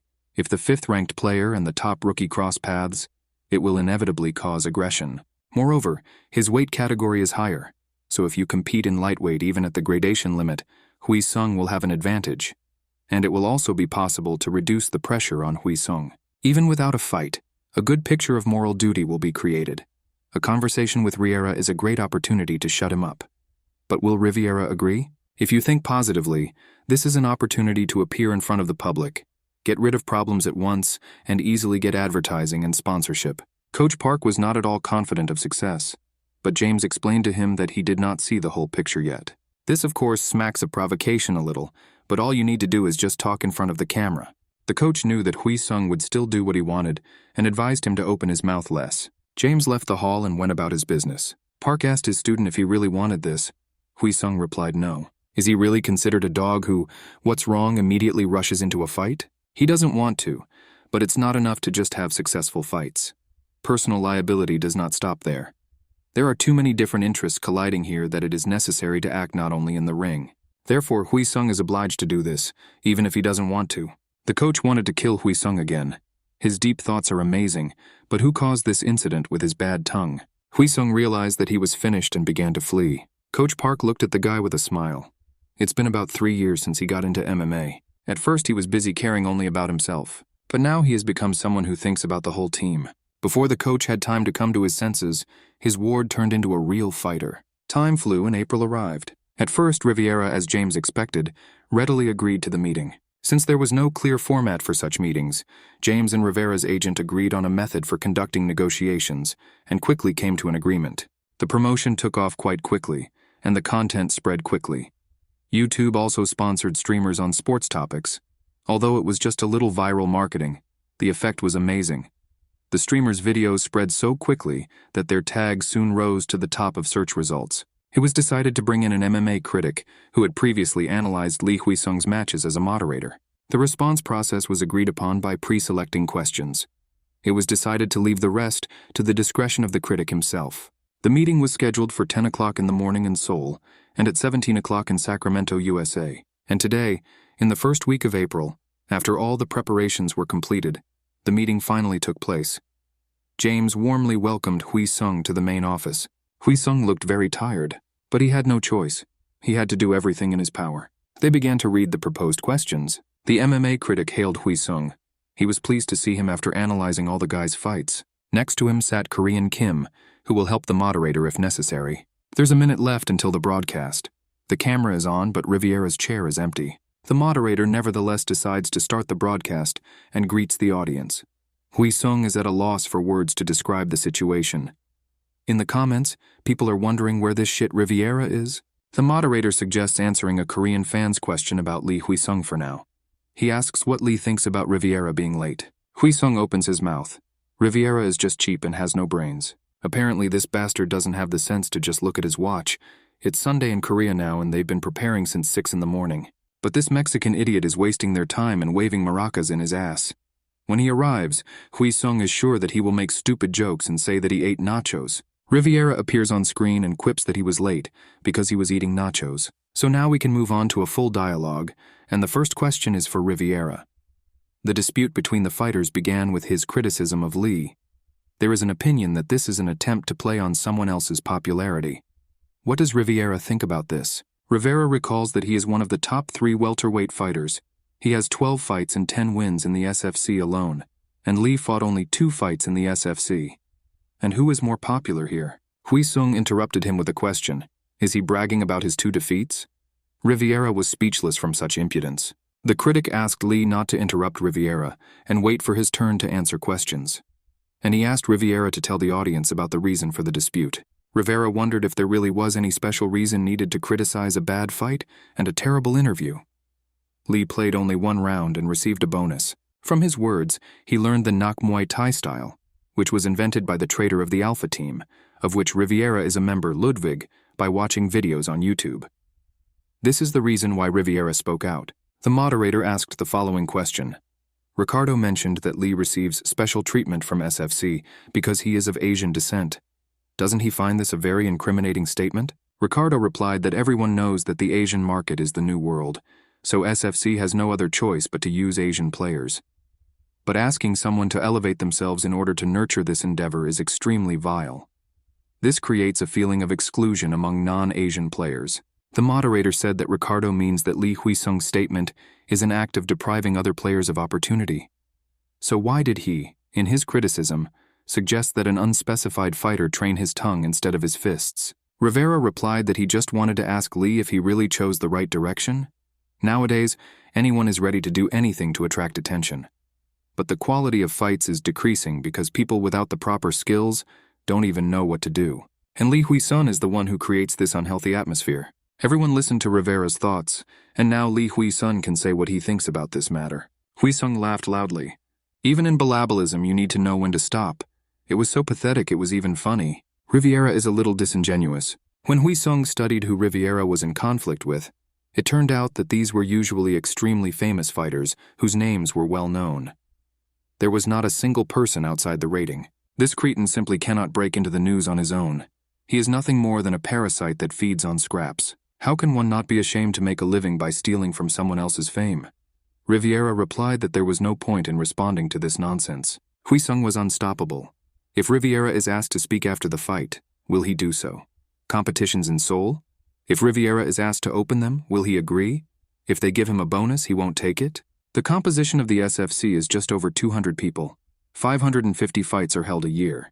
That's an average of 2 fights per fighter, and Hwi-sung Lee fought in 2 fights. From whom does he take what? Even if it takes away? Everyone takes care of their own bowl of rice. After all, Riviera himself is trying to use Wheesung for his own benefit with his aggressive provocations. But how did Wheesung prevent the 200 remaining fighters? And with Nak Muay Thai, he calls Ludwig a traitor, and he himself resembles those fighters who are not capable of anything without doping. The fighter who ranks second in the SFC rankings in the featherweight category, Andrew Otis, intervened in the dialogue from Riviera. He advised the Asian Wheesung not to spout so much nonsense just because he knows how to open his mouth. Wheesung asked what kind of scarecrow was talking to him, and why the hell was it going on air. He immediately understood this guy's intentions. He also wanted to remind everyone of his existence. And then an Asian baby appeared, weighing 11 kilograms less, and they decided to devour him immediately. But Wheesung doesn't avoid anyone in his weight class. Rivera really wants to fight with Wheesung. Let him admit it honestly. Finally, Wheesung called Rivera and his friend brainless idiots. Riviera did not see the point in further conversation. He said that they would see each other later and turned off the connection. The moderator said in confusion that without Riviera there was no point in continuing the broadcast. Wheesung suggested that Ricardo appreciated his humor and was offended. The moderator expressed the opinion that the most important question for viewers is whether the fight between Wheesung and Rivera will take place. Wheesung replied that he was not going to follow anyone's lead, but if the fans so desire, he will look at this opportunity in a positive way. The critic was shocked. Will Lee Wheesung fight Riviera? Wheesung couldn't give a definite answer right now. He didn't know if Riviera himself would want this. Officials will need to be consulted. This was just his personal answer for now. The moderator recalled that 60,000 viewers were watching them, many of whom approved of Wheesung's decision. His statement will be considered official. Wheesung said that, of course, if fans want to see this fight, then his statement can be considered official. The critics shouted that it was incredible. Viewers of the broadcast were the first to learn the plans for the fight of the most popular fighter. The broadcast ended. James congratulated Wheesung for his excellent work. He shut Riviera up and was very convincing. Wheesung, in turn, thanked James for his excellent work as a translator. James asked if Wheesung is aware of the situation. Riviera is ranked 3rd in the welterweight division. He has strong skills. If Wheesung loses, everything he has worked hard for will burst like a bubble. Is he ready to take such a risk? Of course, the guy was ready and didn't doubt it for a minute. The situation developed quickly. The 30-minute video quickly spread throughout countries where the MMA market was developed and received 3 million views. Articles appeared in the sports media that analyzed the fight between Wheesung and Rivera. The official SFC account also reposted the video, and Dave left a comment that he would respond as soon as possible. Soon after, Rivera agreed to fight Wheesung. 9 days later on Monday, Wheesung received a fight offer from Rivera. When the SFC promotes a mixed suit fight between fighters of different weight classes, the teams directly agree on the terms. Allowing the parties to negotiate is a measure to avoid holding the SFC liable, even if problems arise. The conditions put forward by the Rivera team sounded like this. The fight will be held from September to October. The match will take place in lightweight, but the limit under the contract is set at 73.5 kilograms. The venue will be California or Nevada. Other rules correspond to the internal regulations of the SFC. Coach Park was unhappy with the conditions. They crushed all the conditions to themselves. James reminded him that this was just a suggestion. The coach believed that Team Alpha was in California. They are essentially saying they will compete at home. The coach was ready to agree to the states, but it would be better to have the fight in Nevada. The coach demanded that the fight be moved to an earlier date. Rivera will adjust to the lightweight around mid-August. James believed that main and co-main events should also be avoided, events that attract great interest from the public. For example, several famous athletes can meet in one evening. If your schedule is full of press conferences or public training sessions, it may be difficult to control your condition. Coach Park believed that they should take part in the preliminary competitions. Further, if the weight limit according to the contract is 73.5 kilograms, then it can go up to 85. Fighting someone taller than that at lightweight is just crazy. Wheesung agreed with all the suggestions. He only wanted to make one change, which left both the coach and James speechless. In the training room, journalists interviewed Ricardo Rivera. Why did he join Team Alpha, which trains mainly lightweights? Ricardo replied that Team Alpha was the most prestigious in the world. There are not many gyms that have produced numerous champions and can boast of a consistent training process. Is there any special training for Team Alpha? There is nothing like that. All athletes do the same thing: fundamentals and physical training. The difference lies in the analytical skills of the coach. Team Alpha coaches are excellent at analyzing opponents and suggesting appropriate strategies. The journalist asked, "Don't other teams do the same?" Rivera responded that there are many trainers who can train fighters, but less than 1% can fill the gaps and ease the excesses. And this 1% of trainers work in the Alpha team. The next question was, will Rivera's fight with Lee Wheesung take place? Rivera asked to turn off the camera and secretly whispered in the journalist's ear that there was no official announcement yet, but they had sent a proposal and were waiting for a response. The match should be expected in about 5 months. This will be announced soon. At this time, Rivera was called over by the coach.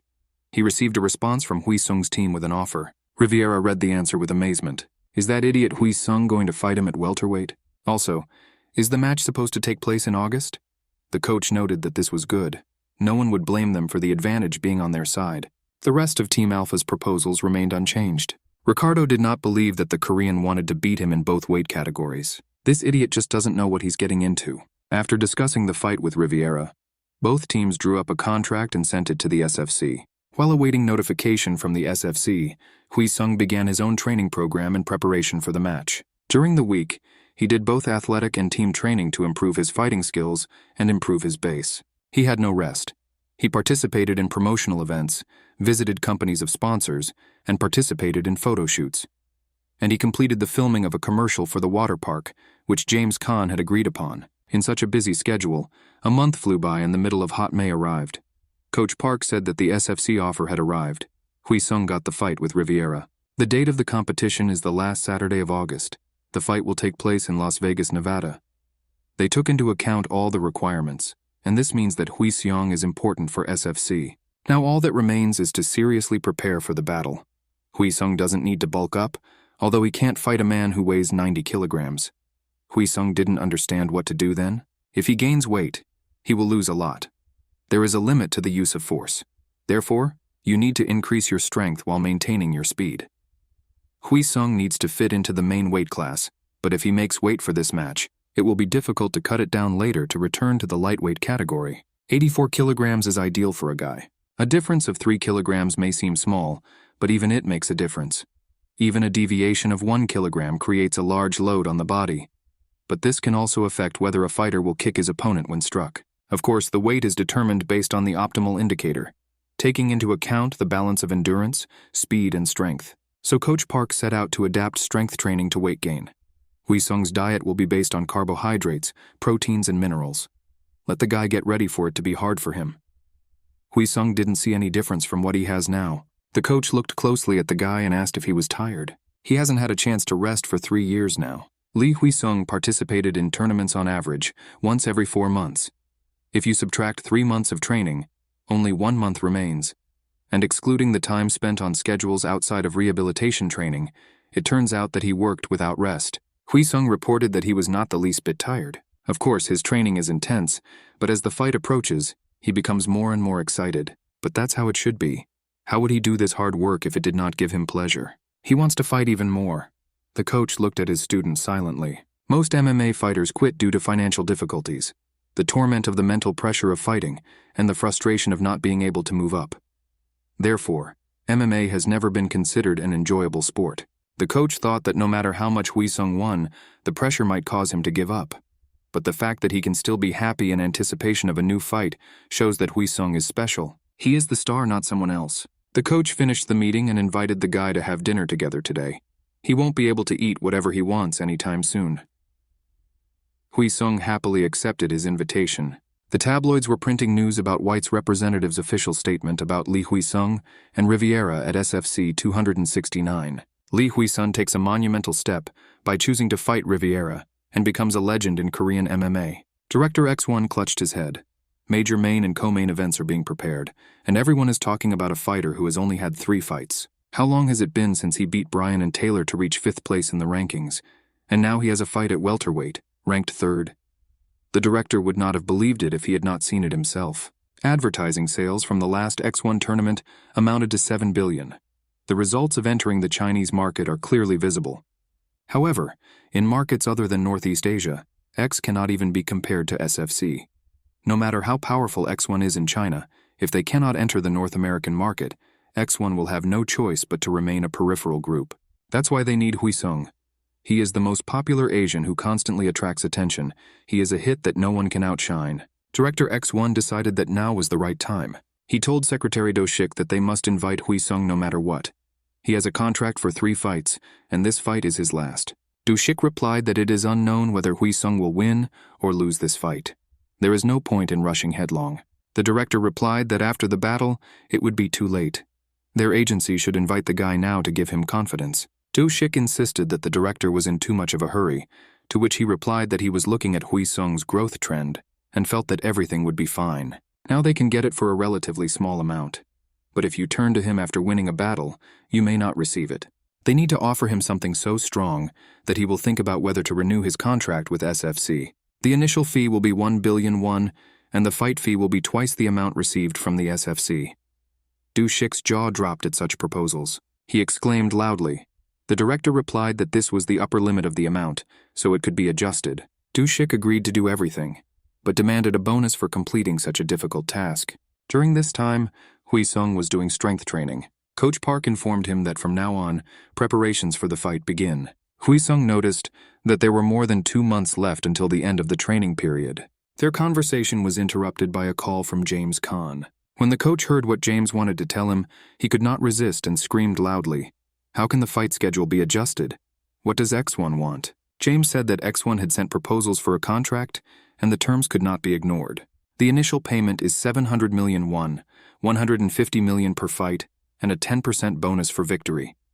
If Wheesung wins, he will receive a base salary of 10 million won. There is room for growth and a contract for 3 fights. Coach and Wheesung together said, "Wow." Wheesung noticed that he was still part of the SFC. Why did X1 send him the contract now? The SFC has priority rights to negotiate a contract extension within 90 days after the expiration of the current agreement. First, SFC will provide its terms and conditions, and Wheesung will review them. However, if X1 offers his terms in advance, SFC will not be able to offer lower ones. They will have to either back down or offer a contract with at least X1 terms. From Wheesung's perspective, it's a win-win situation. Regardless of whether he wins or loses, he can sign a contract with X1 on favorable terms. If he wins, SFC will have to treat him better than X1, or they will lose Wheesung. Moreover, when it comes to renewing his contract with SFC, Wheesung's team may face a problem. Now that Wheesung is in the rankings, when he renews his contract, there is a clause related to his championship. And this point is quite toxic. If the contract expires while Wheesung is champion, then his contract will automatically be renewed for 1 year. It will be tied to the SFC. All this will be included in the next contract. Not only is it difficult to hold all 3 ranked battles in a year, but the SFC may intentionally not organize them. In fact, this is the same as not having the opportunity to move to another organization if you remain the champion. There is nothing you can do about this point. If Wheesung is going to move somewhere other than the SFC, then this must be done before he became a champion in the ratings. That is, after the fight with Riviera. Wheesung thought about it. The reason he was able to grow so quickly was largely due to the fact that he competed on the world stage with the best fighters in the world. It's unclear whether this advantage will continue in X1. However, he had 2 more months to think about it. But James had another immediate message. 3 fighters who were scheduled to compete in the 268 tournament failed the doping test, and 1 did not pass the medical examination. Because of this, 4 fights will not take place. Therefore, the lineup for Tournament 268 is supplemented by fighters from Tournament 269. Coach Park quickly decided that in this case, Wheesung's fight should take place in mid-July. James replied that for now this is only a proposal, and there is time to think about it until tomorrow. Coach Park immediately refused. There is only a month left. Wheesung has just gained weight. It will be difficult for them to complete the preparation in 1 month. James suggested sticking to the original education. The main event fighters have already moved on to Tournament 268, so Wheesung's fight will be scheduled as a co-main event. But there are scheduling problems. Wheesung noted that it would also be normal to fight in July. Coach Park looked at his abnormal student in amazement. Rivera was the best in the NCAA. He is a top 4 fighter in the US. He will completely drain Wheesung's stamina. Wheesung responded by letting the coach watch the video on his phone. Puck's eyes widened. This is a video from yesterday's training session. Wheesung measured 3 units and calculated the weight of this disc. 180 kilograms. This is more than twice Wheesung's weight. And squats and bench press are 240 and 260 kilograms. Total for 3 units is 680. Wheesung added that this is not the end of the video. He was sparring with Yoon Young. In this video, he made a bet with Yoon Young that he would survive 3 rounds with a takedown. Any transfer of the opponent to the ground within 3 minutes. And Wheesung held out. Riviera is in the same weight class as Yoon Young, so Wheesung thought it would be great practice. Coach Park thought that Wheesung had not only caught up with the original plan, but had also surpassed it. It was decided to fight in July. Riviera was hanging out at a club with friends. He told funny stories from his fights. But suddenly the friends fell silent. His coach appeared behind Ricardo. Riviera began to swear that he had not violated the regime and drank only soda. But the coach told him to go out. Riviera followed him and said that 1 beer does not mean anything. There are still 2 months before the fight. The coach answered harshly that there was 1 month left. Riviera was amazed by this. The coach replied that they agreed to adjust the schedule and the fight would be in July. And experts give 6 to 4 results of the battle. Riviera laughed. Welterweight fight in July and they give Lee Wheesung 4? Are you crazy? The coach replied that they gave 4 to Riviera. He was petrified by such a turn. Who's lobbying for this asshole? How could he be given 6? The coach asked if Ricardo truly believed that Taylor lost on purpose. He even organized a training camp and spent a lot of money on recruiting tactical coaches and sparring partners. Riviera laughed. It was a competition for scumbags. In any case, he is ahead in weight category and fighting skills. The coach argued that this could be compensated for by technique and mechanics of battle control. And it just so happens that Lee Wheesung is really good at this. Riviera replied that he could afford to rest, especially since his sparring partner was busy today. The coach could not contain his indignation. This is not a reason to drink beer. If Lee Wheesung were in his place, he would once again beat the punching bag. He demanded an apology from Ricardo and a promise that this would not happen again. But this was not expected from Riviera. The coach demanded that Riviera give up all entertainment. We must not let our guard down. Riviera agreed grimly. Lee Wheesung is smaller than him, weaker, and his fighting skills are inferior to the Rivierans. If Ricardo loses, it will mean he didn't try hard enough. Looking after the departing Riviera, the coach thought that his ward was very pathetic. The fight between Wheesung and Riviera has been postponed to July, and it will take place in the middle of the SFC with the 268th third fight. Although there was a lot of talk about it, the reaction was mostly positive. In the midst of the turmoil, July arrived and Wheesung flew to Las Vegas. Now he didn't think going to X1 was such a bad idea. You won't have to fly for 11 hours. Everyone was so tired that they never wanted to fly to the US again. The guys got out of the elevator and ran into a crowd of people greeting them. They weren't very friendly. They all chanted the word fall. Coach Park had no doubt that after the last fight this would be the case. One of those who met Wheesung sent him an obscene message. Wheesung swore angrily in response, "Who dares to send him?" He rushed into the crowd, which did not stop shouting "fuck you" and fall. Wheesung gave them the middle finger and told them to shut up. It was the first time James had seen a fighter swear and fight with fans. Wheesung modestly lowered his eyes and admitted that he still doesn't know how to do that. Wheesung's group of coaches demanded that he think about his behavior. There is hardly anyone other than Wheesung who rushes at people in the same way. James stopped the argument and asked Wheesung if he was interested in open training. The lightweight champion has been out for 6 months due to injury, so there will be an interim championship match between number 1 Felipe Alves and number 2 Kuz Maguire. James thought it would be a good idea to take a look at who Wheesung might fight in the future. Wheesung agreed with him. A few days later, open training of fighters took place. The spectators were delighted. They whistled and shouted. Wheesung watched the fighters in the ring from the audience. James asked him how he rates fighters. Wheesung replied that he didn't expect their preparation to be so bad. James replied that this is a kind of fan service and should not be given much importance to it.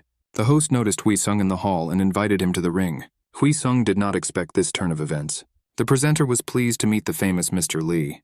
He was a fan. The host asked if Wheesung was here to watch Alves and Maguire. Wheesung confirmed his guess. The host asked if Mr. Lee had enough time to prepare for the fight, since it was postponed. Wheesung replied that he was ready to fight the moment he received the invitation. Didn't he meet Riviera on the streets of Las Vegas? Wheesung admitted that he wandered around the streets for 3 days, but didn't even see this degenerate's nose. The host replied that Mr. Lee could now tell Riviera everything he wanted to say. Wheesung immediately responded that this idiot had been bad-mouthing him online, so he wanted to ask Director Beck. If Wheesung loses, his ring name will be Mouth until his next fight. And if he wins, Riviera will have to change his name to fucking Nachos until his next fight. The presenter laughed and said he hoped Principal White would see it positively. At that moment, Riviera himself emerged from the crowd of fans. He asked the host if he could get into the ring. "Of course you can." Riviera heard everything and could not ignore it. Wheesung waited for him to say. Riviera asked, "Is Wheesung's ring name just a joke? No fighter pride at all?" Wheesung replied that judging by the way Riviera exploded, he has no brains in the first place. Let Riviera not attack but simply answer. Riviera grinned. He himself will decide what Wheesung will be called in the ring. Asshole suits him best. Wheesung replied that he would never be called that in the ring. He extended his hand to Riviera and wished him luck. Fucking Nachos Riviera. Both fighters looked into each other's eyes. The large hall was full of spectators, who enthusiastically supported the fighters in the ring. Wheesung was doing a warm-up. Sang-guk wondered if his body seemed too heavy. Wheesung replied that there was no problem. Sang-guk asked why Wheesung started thinking about his stage name, and why did he come up with such an idiotic idea.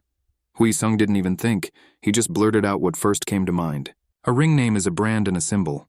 It may be nice to attract people's attention, but that doesn't mean a guy can run around naked on the street. Sang-guk was very annoyed. From now on, Wheesung needs to think carefully before bringing up the topic of his stage name. Sang-guk came up with a good name for the guy. Next time he can use it. He didn't have time to name it. Coach Park entered the room and warned that the undercard fight had just ended, and it was time to start preparing for the main card fights. Sang-guk decided it was time to do some stretching to warm up his muscles. The third fight of the main card of SFC 268 begins. Lee Wheesung comes out first in the blue corner. His greeting is unique. He changed the text Macho Man to Nacho Man. The commentators remind viewers that Lee and Rivera made a bet. The loser will use the name given to him by the winner until the next fight. The crowd chants the name Lee has dubbed the Riviera. Fucking Nachos. In the red corner is Ricardo Riviera. He burst into the hall screaming, his loud roar echoing throughout the arena. If Lee Wheesung wins this fight, he will be entered at both lightweight and welterweight. If he loses, it will serve as a springboard for Riviera. The winner of this confrontation will win a big jackpot. Perhaps that's why Lee started the battle with glances. After all, a lot of grievances have accumulated between them. As expected, they went to their corners, ignoring the touch of gloves. The fight has begun. The fighters stand in the center of the octagon. Lee Wheesung starts from the right side stance. The goal is to increase the distance and prevent Riviera from attacking freely. It's not easy for Riviera to get close to his opponent. He carefully looks for open spaces, and Lee Wheesung makes the first move. He starts with a series of right hands, and then follows with a straight left. Without pausing, Lee Hwi-sung lands a body kick. Riviera launches a counterattack. Hwi-sung dodges a hook aimed at the head. Hook from Riviera interrupts Lee Hwi-sung's attacks. Riviera continues to land punches with successive hooks, and tries to overcome the defense. He grabs Lee Hwi-sung by the waist. Just like a rhinoceros, he throws his opponent into the bars. Riviera is pressing with all his might. It appears his plan is to use wrestling techniques to wear down his opponent against the wall. It's a shame that Riviera rushed forward when Hwi-sung had not yet taken the correct position. Not only is Riviera a wrestler, but he also has a good sense of striking. It's not for nothing that he takes third place in the SFC. Riviera lands a jab to Lee Hwi-sung's inner thigh. He plans to immobilize him from the very beginning. But Lee Hwi-sung pushes Riviera to the side with a knee strike and tries to change position. He completes the change of positions. During the knee strike, he completely destroyed the support. A left elbow immediately flies to Riviera, and Lee Hwi-sung immediately breaks the distance. The first critical moment has been overcome. Sang-guk supports Hwi-sung. It works with Riviera too, as he uses a combination of wrestling moves. Hwi-sung needs to keep this up a couple more times. This time, Lee Hwi-sung performed a traditional stance. Once he was sure that the stance had changed, Riviera had nothing to worry about anymore. He becomes close to Lee, bypasses the defense with a double strike, and sends a direct blow. Lee ducks with a head slip. Along with dodging, Lee attacks with a left and right hook. Riviera puts up a defense, and then comes the counterattack. Even his defense inspires fear. Lee Hwi-sung, pushed back by the opponent's strength, increases the distance with a backstep. Sang-guk sees that the defense Riviera used is Crazy Monkey Guard, a defensive move that involves bending the upper body deeply and raising the arms upward for a cross-kickback defense. This technique is based on actions similar to those of monkeys. Although it is difficult to use for a counterattack, this is to be expected from Riviera. He has a great sense of combat. Hwi-sung and Riviera scout each other's openings. Sang-guk yells at Hwi-sung not to push, but to try from afar. Lee Hwi-sung changes position again. Riviera approaches him again, and at the same moment he tries to carry out a lower grip. He seems to fall to the ground. Lee Hwi-sung blocks Riviera's shoulders with both hands to prevent the maneuver. Lee Hwi-sung's leg slips out of Riviera's grasp. Riviera's idea failed, and he quickly rose, immediately landing a double hook. Once again, Riviera tries to take over, but he was blocked by an oncoming tripwire. Riviera's legs slide around the ring. Lee Hwi-sung handled the critical situation and broke the distance. Now Lee Hwi-sung carries out a series of continuous strikes, but Riviera has taken guard and is sharply approaching. This is very impressive. Riviera perfectly performs Crazy Monkey Guard. At the moment of rapprochement, Riviera immediately throws a hook. Instead of counterattacking, Lee increases the distance. Seeing Riviera's flexible movements, you can understand why he is called the best wrestler. Using step, Lee Hwi-sung swings. There is no other choice. After all, with the slightest mistake, the risk of getting caught is too great. Will Hwi-sung be able to regain his original pace? Even though Riviera is a wrestler, Hwi-sung takes a lot of hits from him. And if Hwi-sung tries to move aside, Riviera immediately blocks his path with his hook. He not only knows how to attack, but also how to strike and then retreat. Hwi-sung could not even imagine that his opponent was so smart and intelligent. While Hwi-sung is thinking, he gets an overhand hook from Riviera. Lee Hwi-sung flies towards the net with all his might. Hwi-sung is cornered. Riviera does a powerful instep. He understands that Lee has decided to launch a counterattack and wants to take advantage of this. Lee Hwi-sung extends his hand, but Riviera notices this and puts up a guard. This is dangerous. He risks running into a counterattack. The commentator bursts into screams. Lee Hwi-sung did it. The uppercut hits the target. And then Lee delivers a direct blow to his opponent's face. This is followed by direct blows from Lee Hwi-sung. Riviera is helpless. What happened to Riviera? How come he missed a punch to the upper body? That's how it was intended. Lee Hwi-sung deliberately excluded the uppercut from his punches in order to lull his opponent's vigilance. This is a great strategy based on Riviera's habits. Riviera lowers his stance and aims for his opponent's chest. He grabs him by the hamstrings, and stretching becomes impossible. As soon as Riviera blocks the movement, Lee Hwi-sung immediately switches to one leg, and turns to the right to drop him on his knees. Riviera grabs Lee Hwi-sung's back as he tries to get up. At the same time, he puts his foot up. Lee trips Riviera's leg and his grip begins to loosen. Lee grabs Riviera's knee, makes a grab and lifts the opponent into the air, and throws him into the ring. Riviera is very tight. Lee Hwi-sung catches the moment and performs a back mount, after which he delivers a series of strong blows to the enemy. Having risen to his feet again, Riviera breaks the distance. Lee Hwi-sung tells his opponent to come to his senses. Now the real battle will begin. Lee Hwi-sung begins to step forward. Blows rain down on the Riviera like hail. The speed is such that it is quite difficult to catch the right moment. Riviera launches a counterattack. Lee ducks with a head slip. Rivera tries to move out of the way with a counter-strike, but Lee Hwi-sung had already anticipated this. Riviera puts up a defense, but it's too late.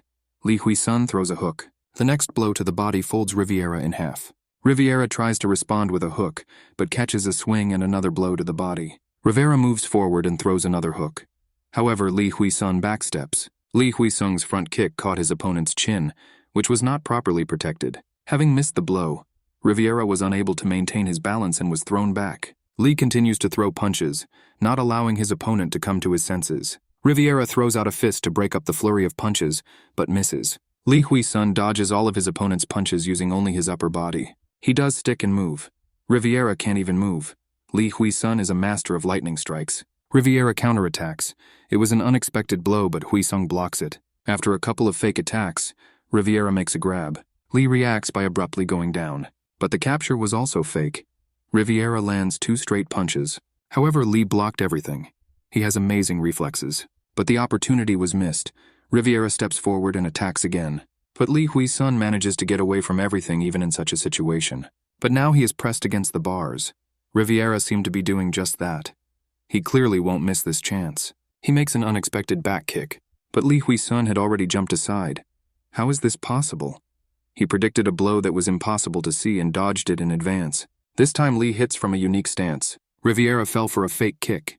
He lowered his guard and now risks getting hit in the face. Lee Hwi-sung goes on the offensive. Rivera retreats and blocks, but unlike Lee's previous position, he doesn't have much freedom. Riviera is almost at the net. Lee Hwi-sung tenses his legs. Now there will be a direct kick from Lee Hwi-sung. But instead of a straight kick, Lee grabs the fence and performs a spinning kick. However, Rivera manages to dodge, although Lee's punch barely missed the top of his head. Hwi-sung had a big swing. Now he doesn't have time to change his stance and Riviera can counterattack. But instead of stopping, Lee Hwi-sung continues his debauchery, and he elbows Riviera in the face. Riviera is knocked down by Lee Hwi-sung. Here it is, savage art in all its glory. Riviera stands up and slowly approaches Lee, who has lowered his guard. Lee teases him, beckoning him closer. However, Riviera does not succumb to provocation, but only strengthens his defense. Without any preparation, Wheesung strikes directly. Lee Hwi-sung continues to furiously break through the defense, but Riviera does not give in yet and retreats. Lee stubbornly aims only at the enemy's body. This time he entered the clinch and rained down punches to the body. Can Riviera survive? As soon as Riviera weakened his defense for a second, he immediately caught an uppercut. Blood pours down Riviera's face, but he was able to reduce the damage by tilting his head slightly. A front kick follows, but Riviera intercepts his leg mid-flight. Having pinned Lee Hwi-sung, Riviera tries to hit his supporting leg, and the Korean fighter is now in danger of a takedown. Lee Hwi-sung is great. He managed to avoid the blow and at the same time hit Riviera with his knee. Riviera is pushed to the net. Lee Hwi-sung continues to press with direct blows, not allowing the opponent to come to his senses. How many shots did Riviera miss? No matter how persistent he is, things will take a dangerous turn for him. He understands that at this rate he will lose. He needs to somehow turn the situation around. There is only one way to do this. He grabs Lee Hwi-sung's legs. Somehow Hwi-sung managed to prevent the top hold, but now his legs are completely immobilized. From now on, it is a battle of strength and endurance. Hwi-sung is still holding on. Despite the restriction in his movements, he resists the onslaught of the Riviera with all his might. Rivera doesn't understand how Lee can resist his power. He is inferior to him in weight, and was actively attacking before. In the end, Riviera can't stand it anymore and his hands fall. As soon as Lee Hwi-sung had the opportunity, he immediately took his opponent to the guillotine. Riviera got scared and quickly got up. Now he has nowhere to go. He grabs Lee Hwi-sung and pushes him forward. He plans to hold ground and pound. Lee grabs Riviera and flips him in the air. Instead of the performed technique, Riviera ends up in the mount position. He dug his own hole. This is a critical moment for Riviera. He doesn't believe that he's losing to some Asian guy. But the fight is already over. Lee Hwi-sung wins at the end of the first round by submission. To the roar of the audience, the commentator asks, could anyone else have defeated Riviera by submission? Could anyone else even get to this point in the first round in a similar situation? Riviera's will to win until the very end was amazing, but in such a situation, he had no other option than to give up. It looks like he doesn't have any serious consequences. Lee immediately responded to the referee's command to stop the fight. Lee Hwi-sung is a winner again. He remembers the stage name Sang-guk chose for him. Blessed, one who receives a blessing beyond his own talent. In the evening, the entire team congratulated Wheesung on his victory. He said he was confident he would beat Riviera. Coach Park ridiculed him for having such an ego. Wheesung replied that even if he becomes champion, Coach Park will call him an asshole. But that Pak said that he would bow to the guy's feet for the title of champion. Wheesung asked Sang-guk to remember these words, but Sang-guk gloomily said that the guy was just lucky. Wheesung screamed loudly in anger. Junghwan recalled that Riviera not only lost, but also received a humiliating nickname. Wheesung replied that they don't insist on it. You shouldn't go too far after all. They are all sailing in the same boat. They make a living by painting each other's faces. The fight was over, and Sang-guk had news for Wheesung. As of today, he is no longer bound by a contract with SFC. James promised to rip off more from the SFC, but some unpleasant details cannot be avoided. X1 won't be left behind either, so you'll have to really gather your courage. 2 weeks after the fight, many MMA-related articles appeared in the media. Some articles, which talked about the possibility of Wheesung becoming the first Asian men's champion from the SFC, insisted on the fairness of the fight for the championship title. In others, it was revealed that X1 interfered during the fighter's contract renewal, which led to many rumors about Wheesung's plans for the future.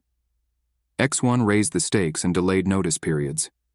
SFC had no choice but to proceed with caution, as this could lead to an increase in the total purse for the fight. Lee Wheesung's future, which remained unclear for so long, has finally become clearer. Director X1 was in a good mood, but things were not so brilliant.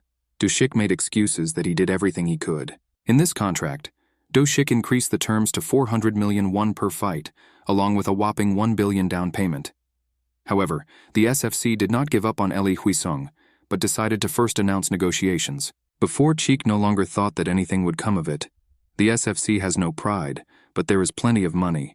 It's unlikely they'll release a guy who wins every fight, so Wheesung is no longer available. X1 director Yang Gong-ho said that he would handle everything himself. His calm angered him to the point of chic. He was well acquainted with the boss's stubbornness. He lay down calmly on the sofa and listened to Do-shik yelling to him that everything was lost. You just need to wait. In all situations there are exceptions. Do-shik didn't know what the boss was up to, but he hoped that his expectations would be met. The head of the SFC, White, and the main match manager, Shelby, met in the fight hall. White had something important to talk about.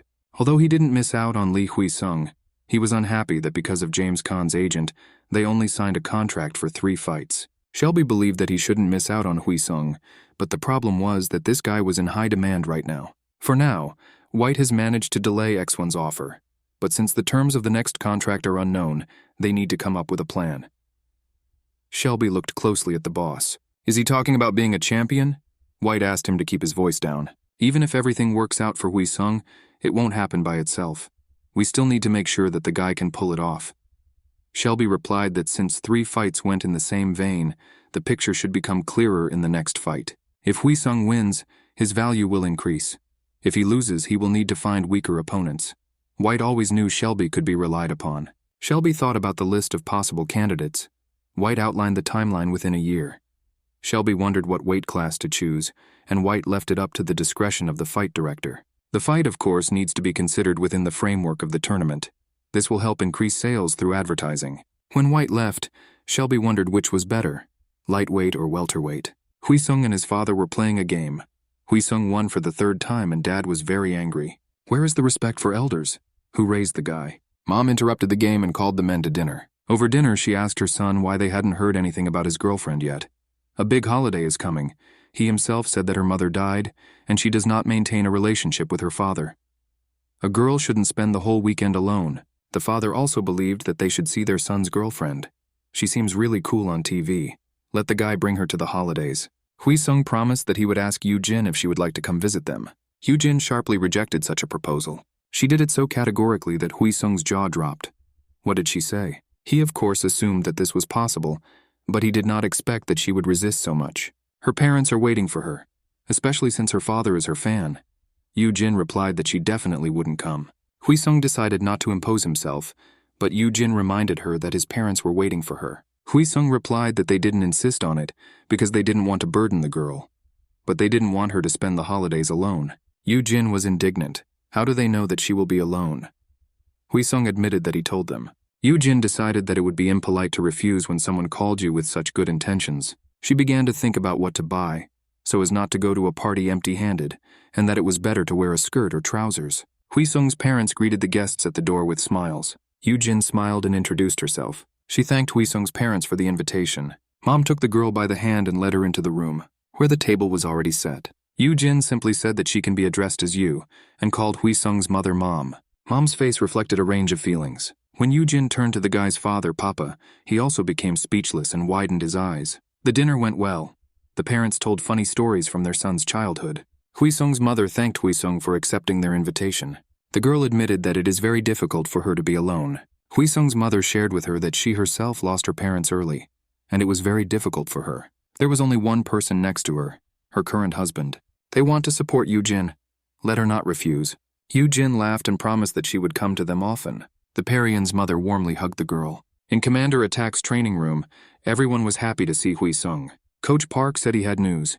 I received an offer from the SFC for the last Sunday in December, but it is unusual. If Wheesung wins, he will get the opportunity to participate in the championship fight. Wheesung was shocked by the news. Finally, he will receive such an offer. And who is his current rival? In a nightclub, a man was rocking the dance floor. A bored girl was sitting behind the bar. A tall, fair-haired man approached her and asked why she was so sad. He assumed that it was because there were no attractive men nearby, and suggested having a drink in a pleasant place with a charming gentleman. She replied that the proposal was interesting, but she came with a man. The guy was sure that this was someone who went wild on the dance floor. A bald man with a tattoo was heading towards them. The girl said in fear that her interlocutor had better leave.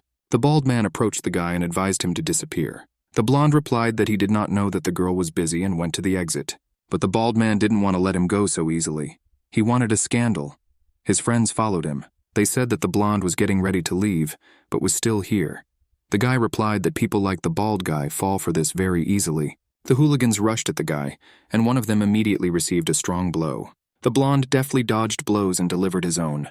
The bald man realized that they were targeting the wrong person. He took out a knife and went at the enemy. He warned that if his opponent used a knife, he would die on the spot. Baldy decided not to risk it and ran away. The blonde lit a cigarette, thinking that the girl was beautiful. A man appeared next to him and took his cigarette away. The blonde asked what the coach is doing here. The coach sighed. Again, his ward was pestering women and got into a fight. But it doesn't matter. He handed him the text of the application. What's on the line in this proposition is a championship fight. The coach said that before 10 in the morning, the guy must make a list of desired changes. He warns in advance that if the guy is not in shape, he will not join the team. Wheesung watched the X1 fights. Sung Chan became stronger and therefore rose to 4th place. Coach Park said that the level of their fighting has changed significantly. James sent what they discussed with the SFC. The coach and Wheesung began to look at the proposals. SFC offered more than $500,000 in payment for the fight. Wheesung will receive this amount regardless of whether he wins or loses. James Khan was a very tough negotiator. Wheesung wanted the fight to be third rather than co-main, and waiting for the end of the year is too long. Wheesung would like to fight as soon as possible. Puck wrote everything down carefully. But October is coming soon. Does the guy assess the situation soberly? Wheesung replied that October would be nice.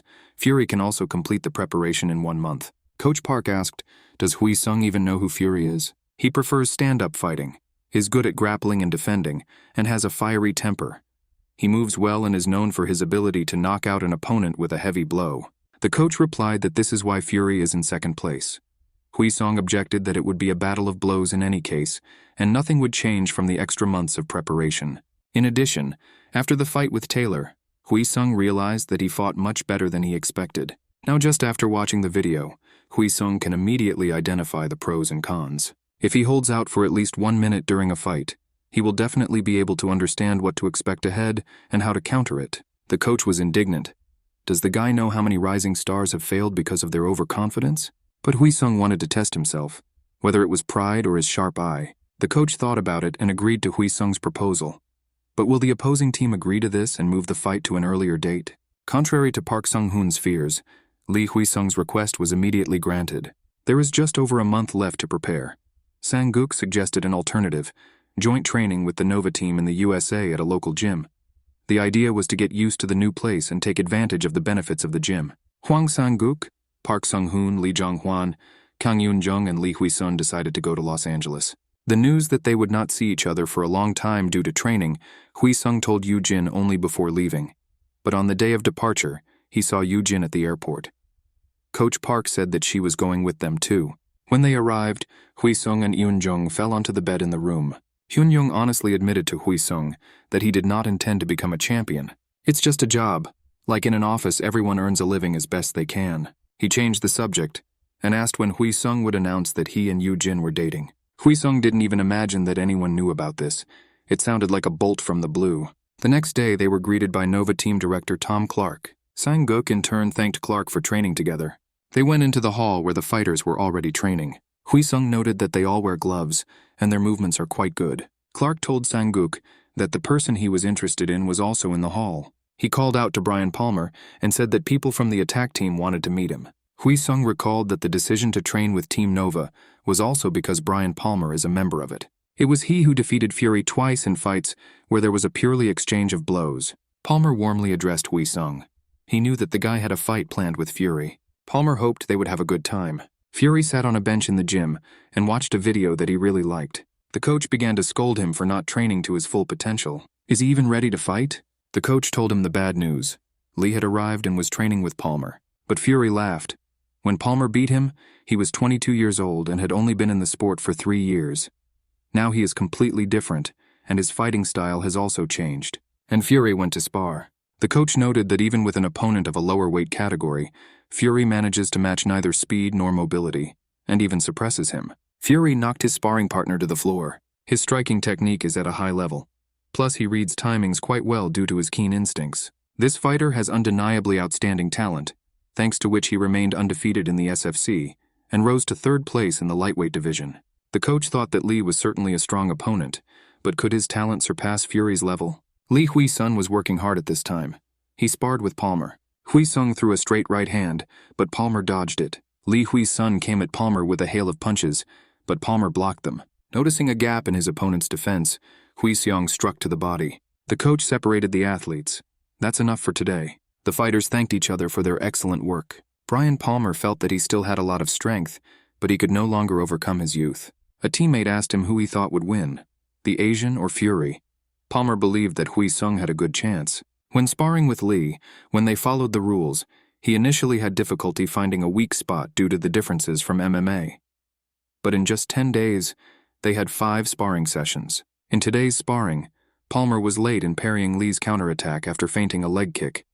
Wheesung would have been able to catch such a moment in such a situation only if he tirelessly monitored his opponent's movements. It's as if he sees right through the enemy. Of course, Fury had grown a lot in recent years, but looking at Wheesung, Palmer believed that Fury had cause for concern. 5 days before the competition, Wheesung began losing weight by continuing his intensive training. Yoo-jin gave him every support. She took him for walks before training, which helped the guy feel better. It was the hardest weight loss of his life, but he did well. Wheesung was very pleased that his girlfriend was worried about him. Yoo-jin went to the toilet and was gone for a long time. Wheesung went to look for her and saw her standing with Fury. He went to them, loudly asking where the girl had gone. Fury laughed. He really didn't know that Lee Wheesung's girlfriend was next to him. Yoo-jin said that Fury offered to buy her a drink, and no matter how much she refused, he became more and more insistent. Fury had no intention of leaving. He leaned over to Yoo-jin and said that she would regret sending him away, and would she like to know his room number. Wheesung stepped forward. This idiot keeps hitting on a woman who has another boyfriend. Fry replied that it is natural for women to be attracted to attractive men. Wheesung advised Fury to get out. He added some strong words. Fury was very surprised. This Asian man swore at him. Yoo-jin tried to prevent an argument. Too many people were already paying attention to them. She dragged Wheesung out of the hall with difficulty. The guy promised that he would beat Fury up during the fight. But Fury had no intention of stopping. He called out to Wheesung, and when he turned around, he punched him. Wheesung immediately dodged. He thought his opponent was a big idiot. Fury was unpleasantly surprised that his opponent was able to dodge at such close range. Wheesung clenched his fists. He calmly wanted to retreat, but they could end the argument here too. Both opponents took a stance, but Yoo-jin was the first to react and delivered a powerful blow to Fury's face, screaming that he was completely out of his mind. She shouted that she was disgusted to look at the idiot and let him get lost. Wheesung widened his eyes. He grabbed Yoo-jin by the waist and pulled her away from Fury. It was difficult to do this. The girl was furious and resisted. Fury couldn't take his eyes off her. What a woman. The next day, the recording of the conflict spread across the internet, and everyone was discussing the relationship between Wheesung and Yoo-jin. Finally, the day of battle arrived. Wheesung was very quiet, which worried his comrades. Sang-guk approached Wheesung and advised him to throw all unnecessary thoughts out of his head. Wheesung replied that he was completely focused on the fight, but everyone saw that he was not himself. Sang-guk hoped that the guy was no longer a beginner and would cope. You just have to trust him. The third fight of the main card of SFC 271 begins. In the blue corner, Lee Hwi-sung, blessed with talent, but his appearance is sharply different from usual. Is that the problem? Usually he actively responds to attacks, but this is the first time viewers have seen such a reaction. In the red corner is Anthony Fury. However, the song he comes out to is very specific. Girl, I love you. Anyone understands that this is a provocation. Fury wants to provoke Lee Hwi-sung. What was Fury up to? He went to the enemy half. What is he doing? This is bad form. He approached Yu Jin and said that she is still beautiful today. And the place where she was hit still hurts. Does this mean he can demand compensation? Yu Jin replied that if Fury had not been a fool, nothing would have happened. But the fact remains that she hit him. So he came up with a great deal. And he immediately reported her. If he wins, she will sleep with him. Yu Ding realized that in front of her was a crazy idiot. Fury was approached by members of Wheesung's team, and he was forced to say that it was all just a joke, and he was leaving. But if Yu Jin changes his mind, let him come to him after the fight. His trainer was already running towards him, dragging the idiot back to his place. Fortunately, Fury entered the ring safely after causing a commotion. The fighter stood in the center of the octagon. Fury has 15 victories, of which 13 ended in early victory. He is currently on a 7-fight winning streak via TKO. Today, one of the fighters suffered the first defeat in his career. Fury asked in Wheesung's ear if he was interested in what he was talking about with the girl. Although the Asian does not speak English, both fighters went to their corners, ignoring the contact with their gloves. Experts predict that everyone has a 5-5 chance of winning. The battle has begun. As soon as the start of the fight was announced, both fighters began to rapidly move around the octagon in search of their opponent's weaknesses, and so they simultaneously shortened the distance, literally in the blink of an eye. Fury struck his opponent with his left hand with lightning speed. Lee Hwi-sung took a hit from the start. How did he make such a mistake? While he comes to his senses, Fury closes the distance. He seizes the moment and throws a series of punches, performs a feint and simultaneously throws a right hook. However, Lee guesses this move and prepares a counterattack. Fury dodges the blow. The right hook was false. After dodging, Fury throws a left hook. Another series of blows follows. Lee Hwi-sung can only defend himself. Coach Park bitterly tells Sang-guk that Hwi-sung was never able to concentrate. Apparently, he is not one of those who can forget about a problem with a snap of his fingers. Sang-guk silently watches as Lee Hwi-sung defends himself from Fury's powerful attacks. Fury continues to throw straight punches. Lee Hwi-sung makes an unexpected attack, but in the end he himself takes the hook. Fury tries to punch again but this time misses, and now he is breaking the distance. Even though his position is currently quite advantageous, he is very skilled in hit-and-run tactics. Lee Hwi-sung makes an unexpected direct attack. Fury dodges all attacks and throws a control hook. While Lee Hwi-sung recovers from the counterattack, Fury jumps to the side and breaks the distance again. Coach Park clutches his head. What's happening is crazy. Normally, Wheesung would have already tied his opponent's body with his legs or started throwing punches. Sang-guk is in doubt. Lee Hwi-sung doesn't look nervous. He's even calmer than usual. Wheesung, meanwhile, analyzes the enemy's actions. Check hook, counter, then dive. Fury is disappointed. They told him that the idiot had trashed Taylor and now he was helpless. Fury lands another straight punch. Lee counters him. It looks like Lee is going to counterattack after parrying, but Fury sees the blow and moves away. Without even trying to reach out, Lee Hwi-sung gets closer with an instep. Fury naturally retreats, but Lee Hwi-sung moves forward with his fists out. In the blink of an eye, Fury is at the net. Lee shifted all his weight to his front leg. It looks like he finally decided to fight seriously. Fury decides to pretend he's cornered and finish it off with a counterattack. Lee Hwi-sung dodges Fury's punch. Fury dives and then Lee Hwi-sung looms over him. Fury is in a very disadvantageous position. Lee Hwi-sung lands a downward kick to Fury's head. Fury's head cannot withstand such a powerful blow. Punches land on Fury. He's unable to put up a guard due to such an unexpected attack. Fury tries to retreat any way he can, but Lee quickly catches up with him. Fury doesn't have time to stop a flying knee to the face. Everything is swimming before his eyes. He needs time to come to his senses. But Lee Hwi-sung doesn't give him a chance to come to his senses, throwing punches to the body. Next comes a hook to Fury's jaw. It's less of a punch and more of a slap in the face. The stands are roaring. How is this possible? Fury gets slapped unilaterally. Sang-guk figures out that Wheesung was intentionally getting hit and using careless attacks to make sure Fury was on the same page. Lee Wheesung hits Fury on the thigh and he instantly loses his balance. Fury deflects the next blow and wants to push his opponent hard, but he easily dodges. Now Wheesung easily avoids something that only recently he could hardly block. It's as if he sees right through the trajectory of his opponent's attack. Lee Wheesung ends up at the net, pushes off with his foot, and gives Fury a Superman punch. This is a very strong blow. The movement is so spectacular that it literally looks like a circus performance. Fury falls. As expected, Lee Wheesung is in the ring, and is by no means a fighter who is easy to unsettle. Lee launches a counterattack. Unlike what viewers have seen before, Lee Wheesung immediately rushes at Fury as soon as he falls. However, Fury quickly gets to his feet. But a back kick follows from Wheesung, and Fury cannot keep his balance. He is thrown back. The fighters move towards the net too quickly. Fury needs to get into a defensive stance as soon as possible. Fury defends his head but gets hit to the body. Fury is in big trouble. Lee Wheesung grabbed him. Knee strike, another. Fury continues to get hit. The trainer yells at Fury not to stay in the corner but to leave. Fury tries to twist and step aside. He tries to throw a punch to get out of Lee Wheesung's grip. Lee holds Fury tightly in a headlock. Fury tries to strike the opponent's body, but Lee read all his movements and puts up a defense. All of Fury's attempts are blocked, and he gets hit with his knee again. Lee Wheesung delivers a simple roundhouse kick to his opponent.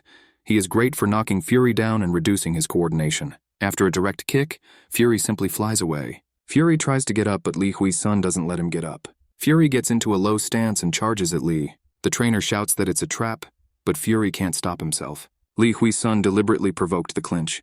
Fury already sees the danger, but he can't do anything and gets hit with a jumping knee. Lee Wheesung randomly punches the fallen Fury.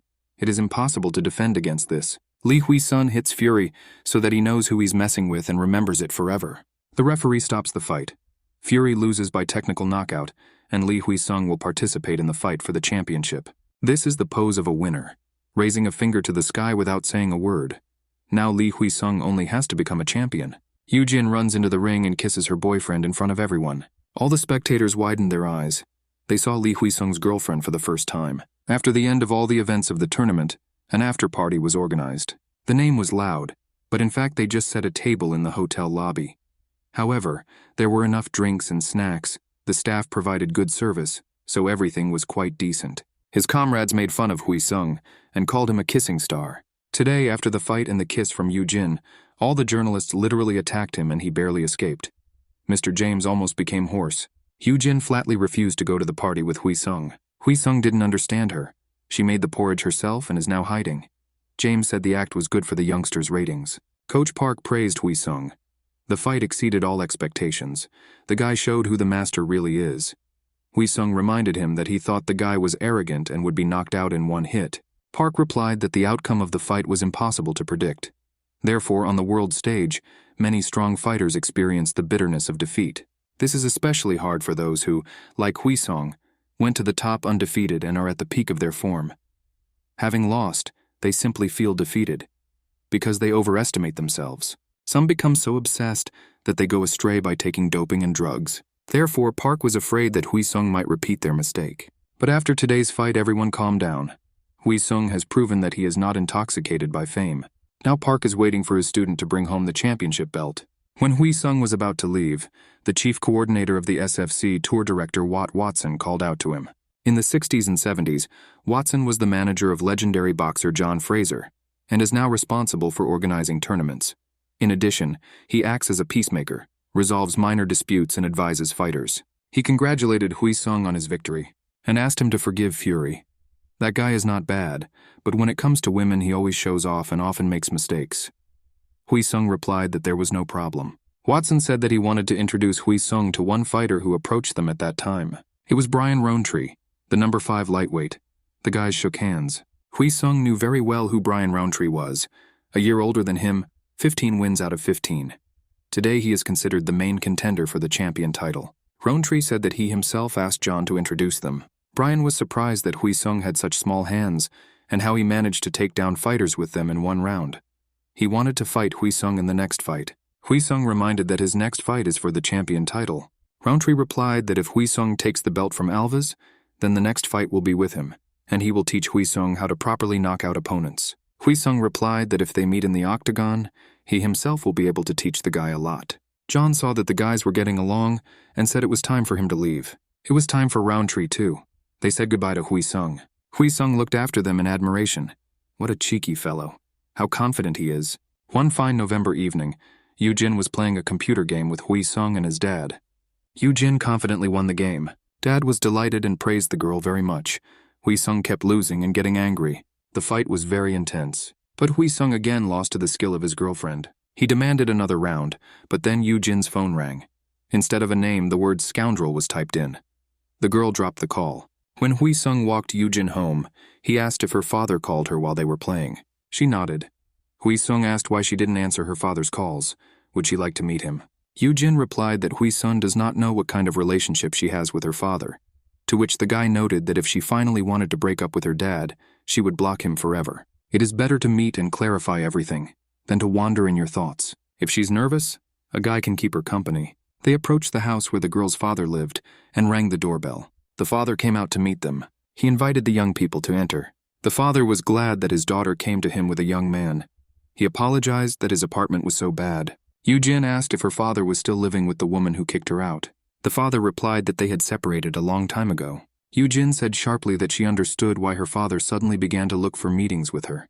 He was left alone in a squalid apartment, but he himself is to blame for this. The father said he wanted to apologize.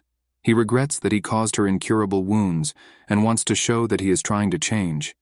He doesn't drink or smoke, is looking for a job and saving money. He wants to become a father for whom his daughter will not be ashamed. Yoo-jin did not lie to her father. He left her and went to another woman to live happily ever after. It was very difficult for her. And why does he make her feel guilty for coming to him too late? Dad continued to ask for forgiveness. Hwi-sung intervened in the conversation. Yoo-jin is a wonderful girl and it's sad that she just listens to apologies.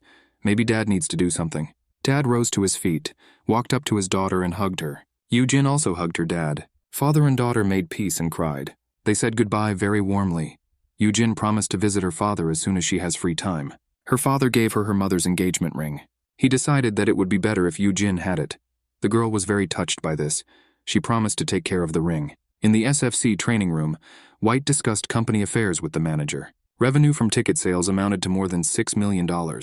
This is the second highest sales figure of any tournament this year. Fights between famous fighters did not bring such profits, and Lee Hwi-sung was able to single-handedly raise sales to this level. But White was still unhappy.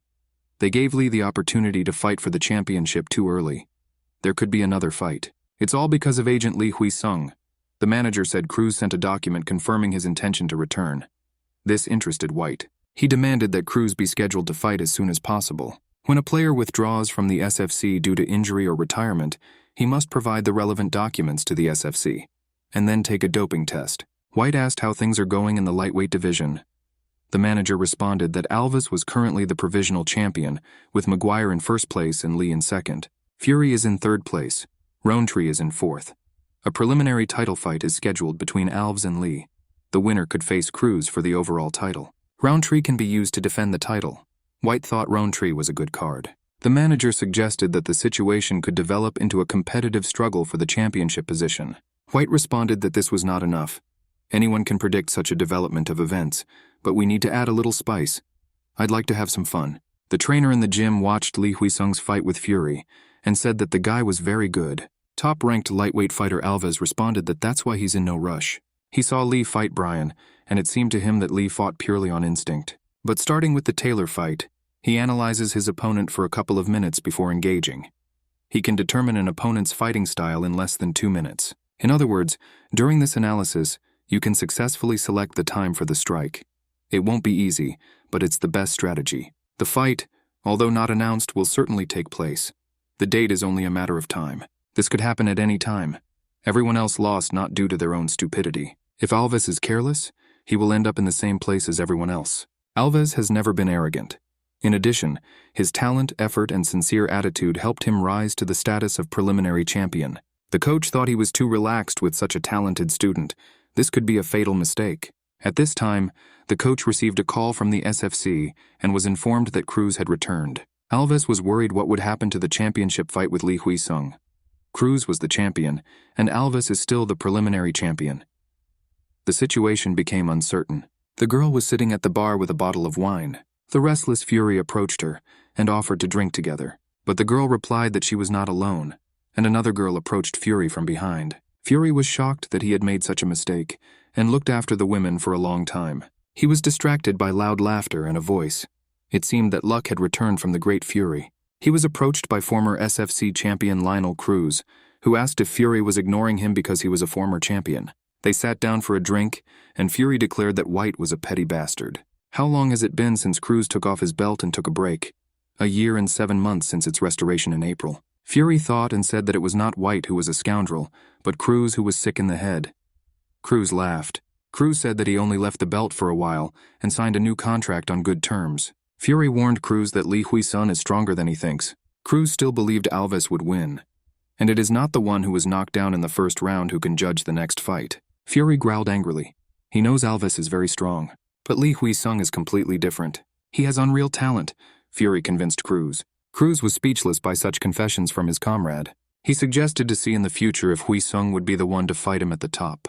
Cruz was officially stripped of his title. He is scheduled to face a lower-ranked fighter at the April tournament, and the bout between Lee Wheesung and Alves has been billed as an overall title fight. Lee Wheesung and Park Sung-hoon discussed the results and conditions of the title fight, as reported by SFC. Almost everything that Lee Wheesung's team asked for was rejected. Only the champion conditions have been preserved. Only the date was not changed. The last Saturday of March. That is the SFC 276 tournament, which is held in Brazil at the Lunes Arena in Rio de Janeiro. And weighing on site. This shocked Wheesung. Coach Park confirmed that Alves' team knows that the Koreans will have difficulty adapting to the wet Brazilian weather and are trying to reduce Wheesung's skill in this way. There is no direct flight, so Perla takes almost 30 hours. Plus participation in the main event, and most importantly, the fact that Brazil is conservative in the sport involving its athletes and will try to tear Wheesung apart. The guy admitted that these were truly the worst of the worst conditions. The only plus is that the amount for the fight is $900,000. This encouraged Wheesung. And this is just what the guy will get for participating in the fight. Just the fact that Wheesung's fight is included in the program guarantees a turnover of hundreds of billions, Coach Park thought. This makes Wheesung the goose that lays the golden eggs. Everyone must be crazy to interact with him in any way. But Taran was not going to say this to his student, so as not to see his smug face.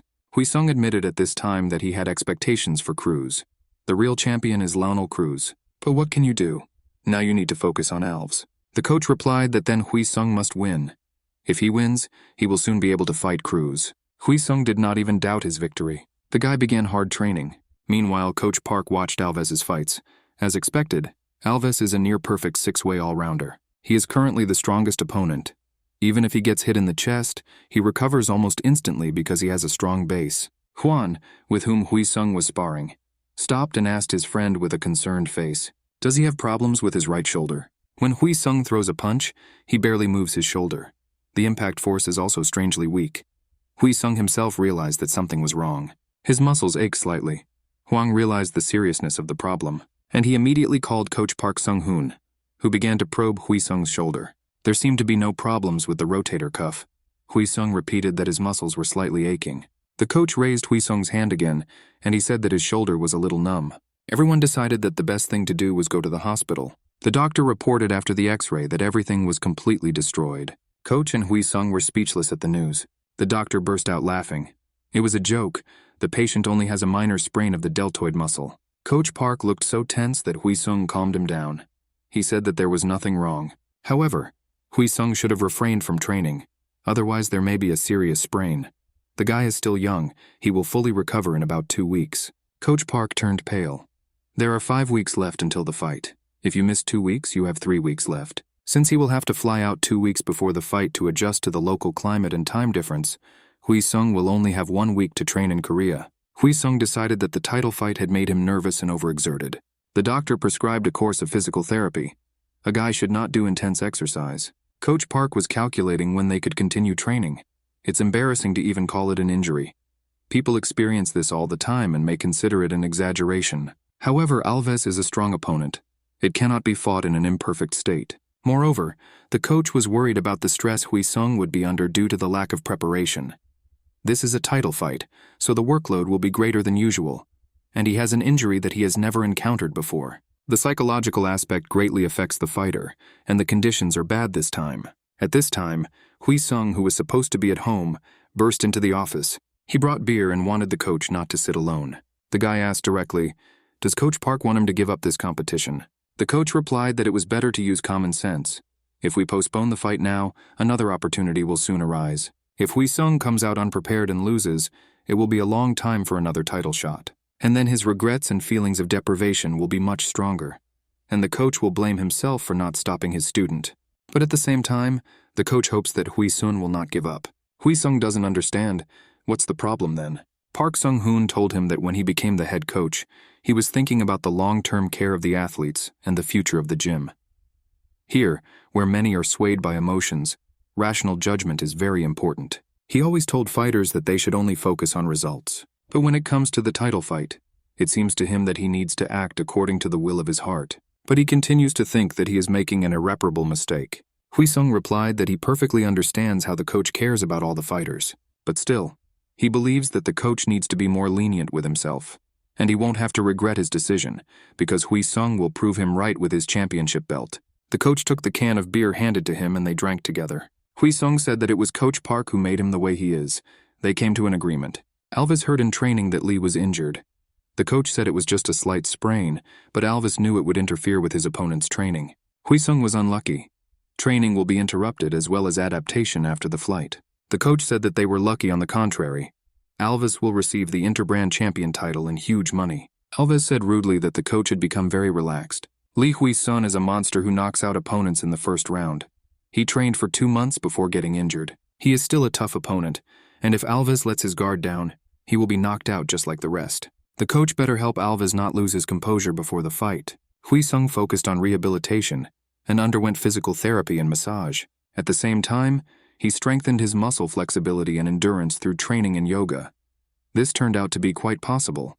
There are many methods of training without using the shoulder. And when his shoulder healed, he resumed full training. Due to his busy schedule, he stayed in Korea 2 weeks longer than planned.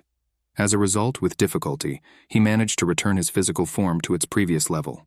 With only 8 days left before the competition, Lee Wheesung and the team flew to Brazil. It was not easy, but they fought to the hotel. The flight took 30 hours. They had just arrived, and Wheesung had already almost died due to the heat. James advised us to remember to take precautions, always be together when attending events, and leave valuables at the reception desk. Yesterday, their employee went to a restaurant near the hotel and his wallet was stolen. Sang-guk and Coach Park were afraid of provocations from Brazilian fans. Wheesung needed to gather his courage. Things could get even worse. Brazilian fans are very active. They don't even give you a chance to say anything about the opponent. They immediately shout. Wheesung, who had a title fight, was afraid that everything would be very bad for him. Sang-guk replied that they would do everything necessary according to protocol and leave. The host announced the main event and invited Lee Wheesung to the stage. Wheesung demonstrated his fighting skills. Coach Park was paired with him. Lee Wheesung threw punches. The spectators booed and shouted in disapproval. Wheesung paid no attention to this and continued his open training. The fans showed their disdain for the Asian fighter with all their appearance. Coach Park thought it was too much. No matter what they do, exclamations of disapproval are heard from everywhere. Someone from the audience threw a banana peel onto the stage. Wheesung stopped and asked James to help him translate. He picked up the peel and asked what sick bastard did this. The spectators did not expect such an attack and fell silent. Wheesung was furious and did not choose his expressions. Don't Brazilians know that there is a limit to everything? Or do they think that everyone in Korea is polite and doesn't know how to swear? He will give everyone a good thrashing, and to the one who mimicked his narrow eyes, and to the one who sent him away. But among them there is one whom he can never forgive. He pointed to the boy who was standing near the stage, and he called him to come into the ring. The boy came out and Wheesung demanded that he attack him. The boy deftly kicked Wheesung. Wheesung grabbed his leg and sobbed. He lost. He picked up the boy and shouted that he could not be defeated. This guy won the fight. Alves should fight not Wheesung but this boy. The audience started laughing. Wheesung said that it's great that the fans love their athletes. He understands that they are not booing him because they hate him. But he asks to support Alves during the tournament. Of course, Wheesung will do everything possible to knock out Alves. His goal is the same as the Brazilians, to become a champion. So even though he is a villain to the audience now, in the future, when he fights fighters from other countries, he asks to support him, Lee Wheesung. Timid applause rang out among the audience, and a few seconds later Lee Wheesung was applauded by the entire audience. The Korean team was very pleased with Lee Wheesung's performance. The event ended and a press conference was held the next day. Lee Wheesung and Alves finally met. Wheesung extended his hand to his opponent and offered to fight to the end. But Alves did not accept the outstretched hand.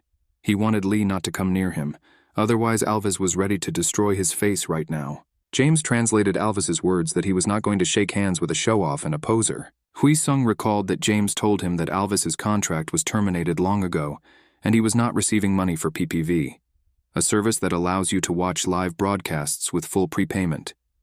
Currently, Alves's contract is for 7 fights, and the amount per fight is only $150,000. Wheesung was surprised that Alves received so little. James said that SFC told him that if PPV sales exceeded 500,000, they would give him $1 for each ticket purchased, and $2 if they exceeded 1 million. Wheesung was surprised why, given Alves's level of skill, SFC doesn't raise prices. Alves is very conscientious, and is not interested in anything other than training and matches. If we talk about him, he can be called a real fighter. Wheesung was glad that his opponent was so easy to read. He wished Alves luck at the press conference. Alves called Wheesung an arrogant boy. White greeted Lee Wheesung and asked if his shoulder had recovered. Wheesung replied that everything was perfect. Wheesung reminded White how last time he told the guy to show a tough fight, and that White was giving him a chance. White replied that it looks like Wheesung made good use of this chance. At the press conference, everyone was asking about the condition of Wheesung's shoulder. Someone spread rumors that he had a muscle tear. The guy denied all this, and climate changes will not affect it. Journalists asked how he prepared for the fight with Alves. H.W. Sung replied that nothing new. Everything was as usual. Wheesung considered himself the best striker in the lightweight division, something Alves can only emulate. Alves interrupted Wheesung and advised him to watch his words. It is not appropriate for a fighter to belittle his opponent's performance.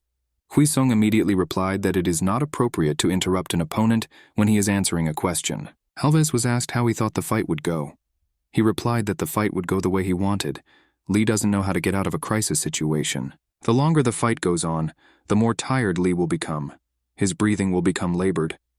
By the end of the second round, he will be lying on the floor and catching blows.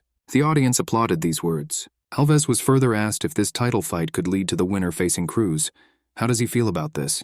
Alves responded that Cruz was not qualified because he had been gone for a long time. Initially, the fight between Fury and Lee was planned for Alves. Wheesung interrupted the conversation and called Alves a fool. Everyone knows very well that 520,000 PPVs were sold just because Wheesung showed the best fights. You could say he's a golden chicken. Alves is paid a measly 150,000 against the 900 that Wheesung will receive. For whom were these competitions done? Wheesung continued that Alves received $1 from White for the 500,000th sale. He's just a poor loser. Alves said he competes not for money, but to prove his skills. Wheesung retorted that this only proves how pathetic he is. If you don't know how to increase your value. With these words, Wheesung grabbed the championship belt and hung it on himself. This is where he belongs. Alves was ready to kill the bastard. He attacked Wheesung but was restrained. Finally, Wheesung gave Alves the middle finger. The press conference was a success. The scandal was loud.